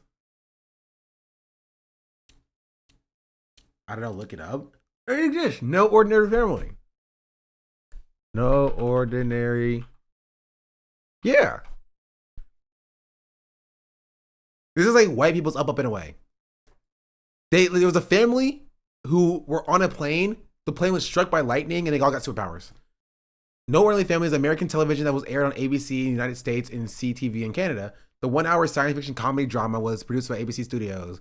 Yada, yada, yada, yada. The show was centered on Powell's, a typical American family in the fictional Pacific Bay, California, whose members gained special powers after their plane crashed in Brazil's Amazon rainforest. In 2011, ABC canceled the show after one series. That's rip. That's sad.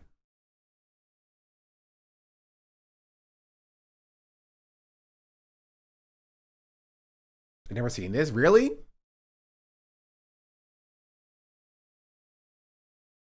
Forgotten sci-fi television. Well, today we're looking at No Ordinary Family. Yeah, this show, it only ran for one season. Back in 2010. Yeah, 2010, 2011. But it had such a cool premise. So the Powell family, totally average, living in Pacific Bay, California.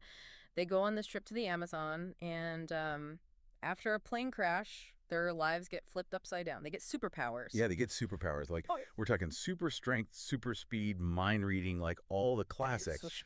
And so we're gonna unpack all that today, right? Like, who are these characters? What made the show interesting? Why, even though it only had that, It was one Lost and Girls season, all in one. might No, it wasn't Lost because they just get back. You know what I mean? Their plane crashes, but they just get back. So they weren't lost anywhere. They just get back to Fantastic Four remake, kinda a little bit. The guy who played Ben Grimm in the old Fantastic Four movies. He looks like him, doesn't he? It's a good question, actually.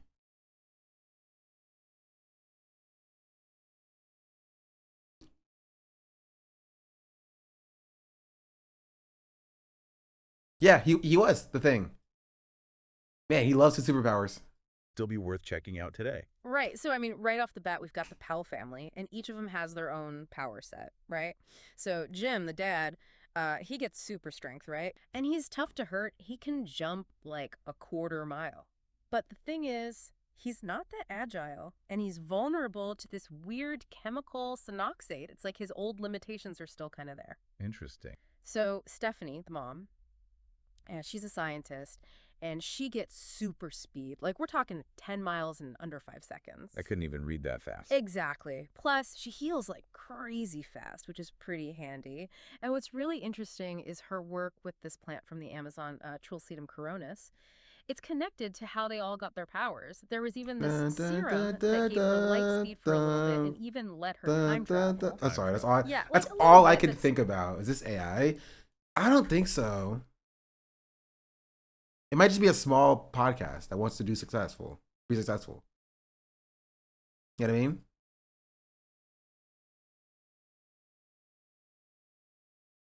Like an AI podcast. I mean, it might. I don't know.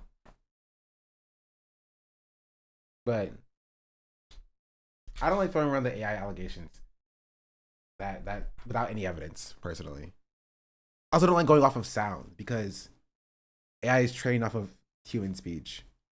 And so it could be AI, but I'd rather believe it's real until I prove it otherwise, as opposed to just being like, oh, this small YouTuber is AI. Because I think people do it to artists all the time. I think it's mean, and I don't like it. So I withhold judgment. Stuff like that. But that's what the show is. Anyway, maybe we'll talk more about it tomorrow. See, a podcast where I can talk about No Ordinary Family, a show that nobody remembers but me. Is stereotypical by level electric powers just seems neat. If I had a power, I think teleportation would be sick, bro. Even if it's not like long-term teleportation, just short term teleportation. That you know what I meant. I want that as speed. I think super speed is just like worse versions of teleportation. I stand on that. Unless you're getting all the, you know, auxiliary powers of the Flash, where you get like fast regeneration and super thinking as well. If it's just you can run fast and you can think fast enough to not hit stuff, like, you know, I'd take teleportation over that personally. Number 2 hour superpower discourse you would have with the chat on this one. Yeah, because the chat thinks that like super speed is better than teleportation as a transportation power. As a transportation power, like if you have like a power set and you have like a box for like a strength based power and then a box for transportation based power, I think teleportation is a better option by and large than super speed is. Or flight, by the way. I stand on that. Like, flying is good for like the novelty of it. You feel me? Like, cool. You can fly. Awesome. It's still going to take you time to get places. You know what I mean?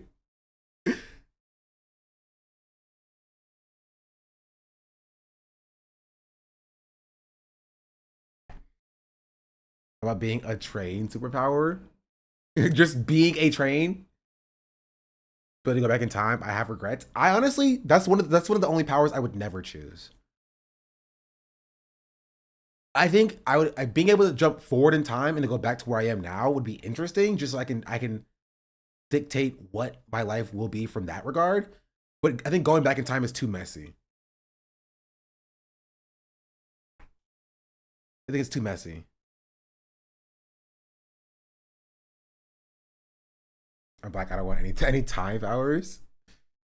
They make hella money on stocks. I mean, but like, that's kind of the only reason why like going back in time would be like slightly interesting. But like, if that's the case, why don't you just like have the power of duplication? You can just duplicate money. You know what I mean?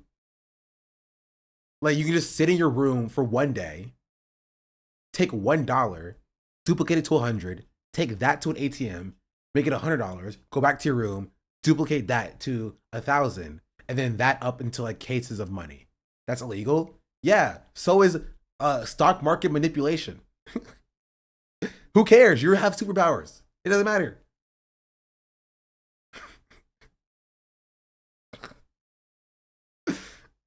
That's against the law. Show me the law that says I can't travel into the future and bet on what I can see. Insider trading. They don't care how you're doing it, but they're going to arrest you for it anyway. They don't have to prove that you had inside information. They can just prove that your bets were too on the nose for you to not have inside information. We don't know how you're doing it, but you are definitely cheating. It's like casinos. You know what I mean? They don't need to know how you're cheating, but if you win too much, they can kick you out and also beat the shit out of you.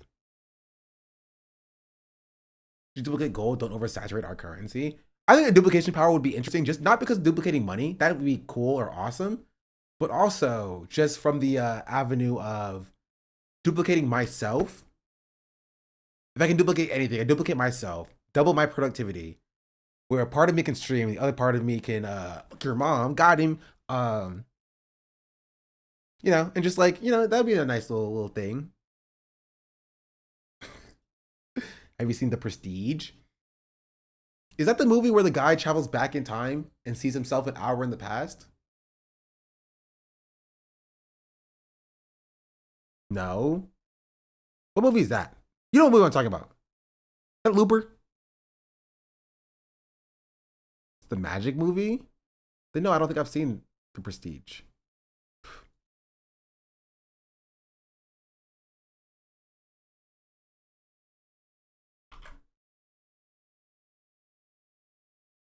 Wait. I have seen The Prestige. Is there a scene about like an escape artistry? Is there an escape artistry scene? Or am I tripping? Yes, then I have seen this movie. I don't remember anything else about it, but I do remember that there was a scene in there that was like that. Like the whole movie? Well, I have seen the movie. I don't remember. Maybe I should watch it again.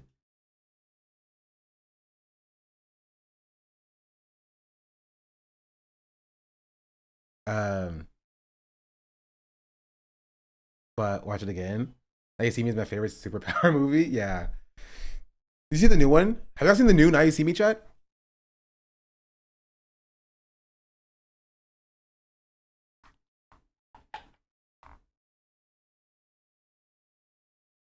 There's a new one. There's 3. With the second one, that's not a hard lock to make. It's really good, actually. It's not that bad. I think it did the next generation thing pretty well. They're actually wizards and Now You See Me? Yeah. We're freaking wizards.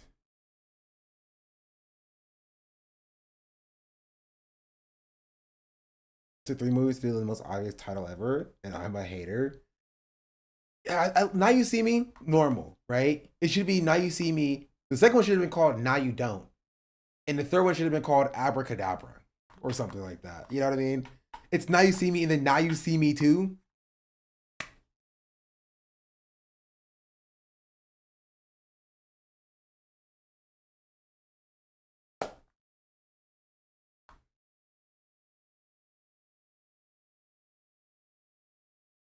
Now You 3 Me.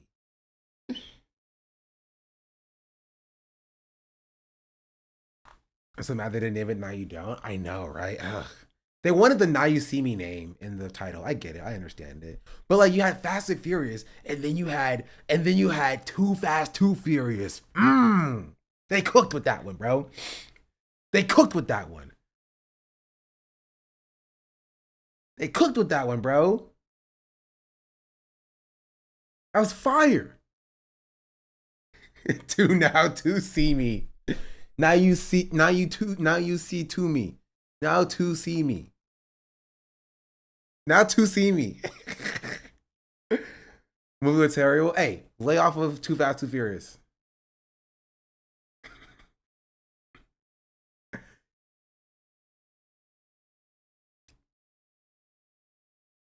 To see me now. I'll tell you, Now to see me was crazy. You don't get it. You don't understand it. Fire.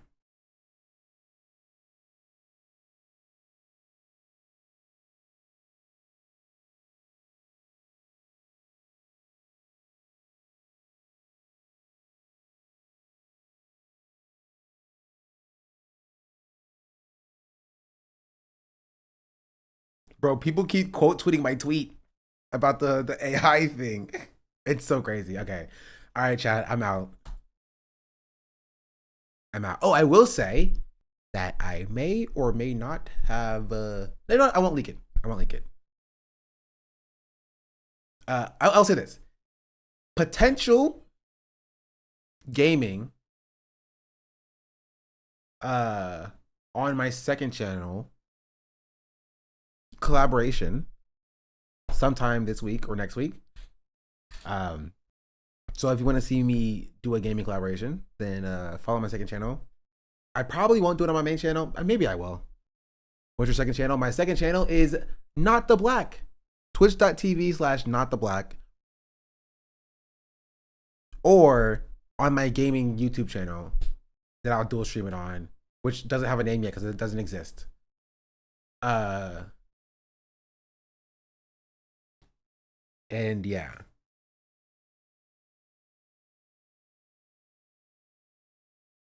Yeah. Too Sean, Too Black. Hey, I was getting a little bit too close during Black History Month. Just tomorrow will be a normal day. Yeah, what could go wrong for Black History Month tomorrow?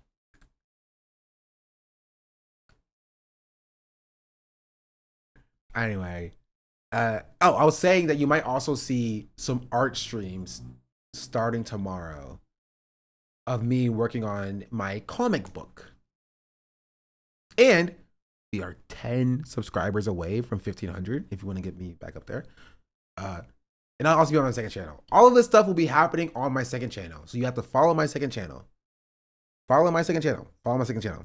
Gaming's gonna be there. Art's gonna be there. All my fun stuff that I can't do here will be there. Have you seen Alex Jones' song set the Mario music? Yes.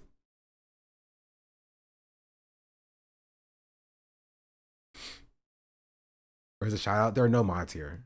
So I guess I can do it myself. Hold on.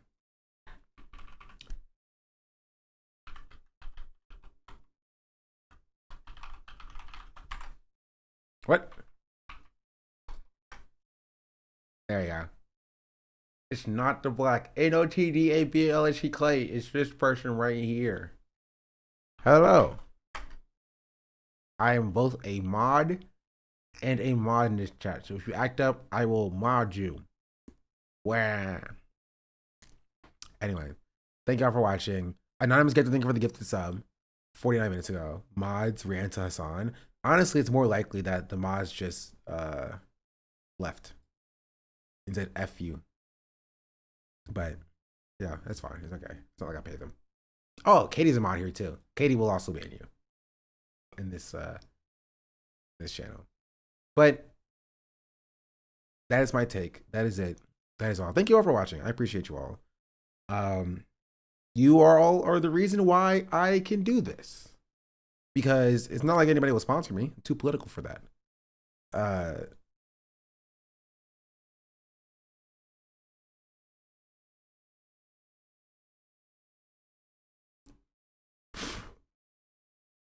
What? Sorry, hold on. Oh, that's interesting.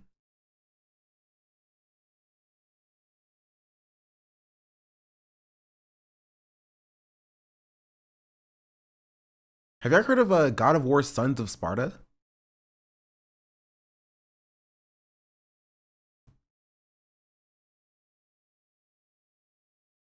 Apparently they offered to sponsor me too.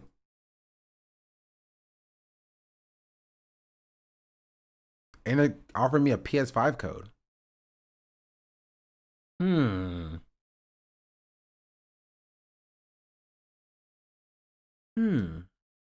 do enjoy a good God of War. And it is a free game. Wolverine got a release date. What is it, 2028? Did Dungeons to Rivals ad last week? Yeah, but they paid me pennies for it, bro. Because they don't pay me. Let's see.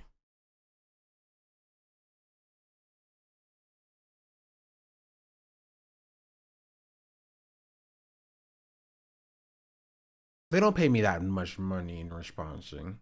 It's not really great. September 15th this year, I don't believe you. September this year, I don't believe you. You're telling me that we get GTA 6 and the Wolverine game this year? Nope, don't believe you. No, GTA 6? No, it's set for this year. I'm pretty sure. Wait, right? GTA 6 was set for this year to be released.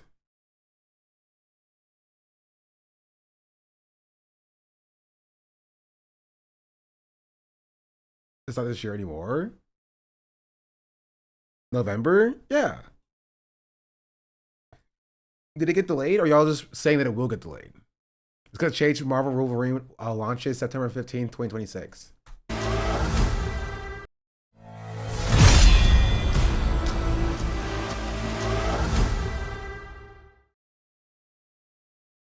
I'm playing this game, bro.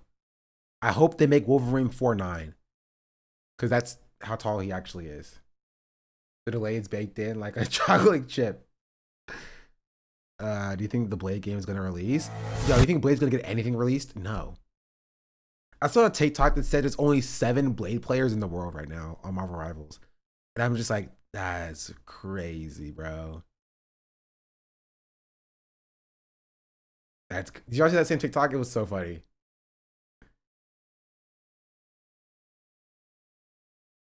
That can't be real. Do you play Blade, Chatter? I think not. Exactly. I'm one, and there's 6 other of you out there.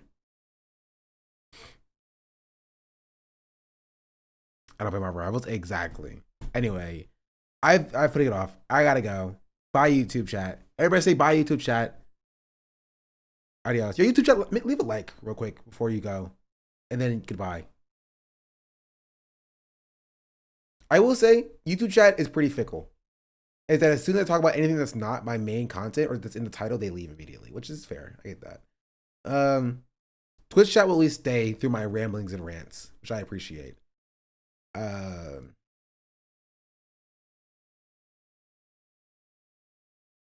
If that's it, chat, thank you all for watching.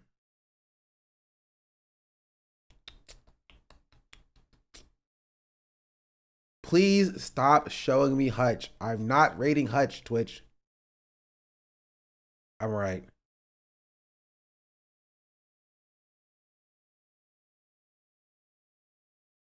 You're a fake fan if you leave me and talk about Power Rangers. True.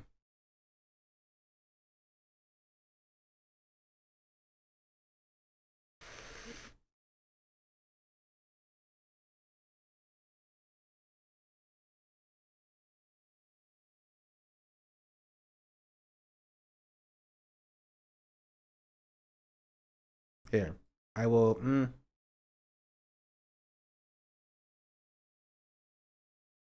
I will send you to Peach.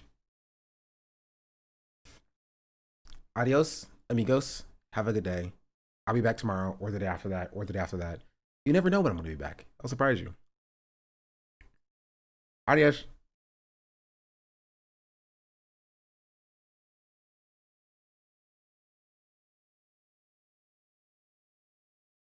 Follow my second channel, Not the Black. You might see a stream later today. Or sometime this week. It'll be late night times. You should watch it. You should subscribe to it. You should follow it. Thank you.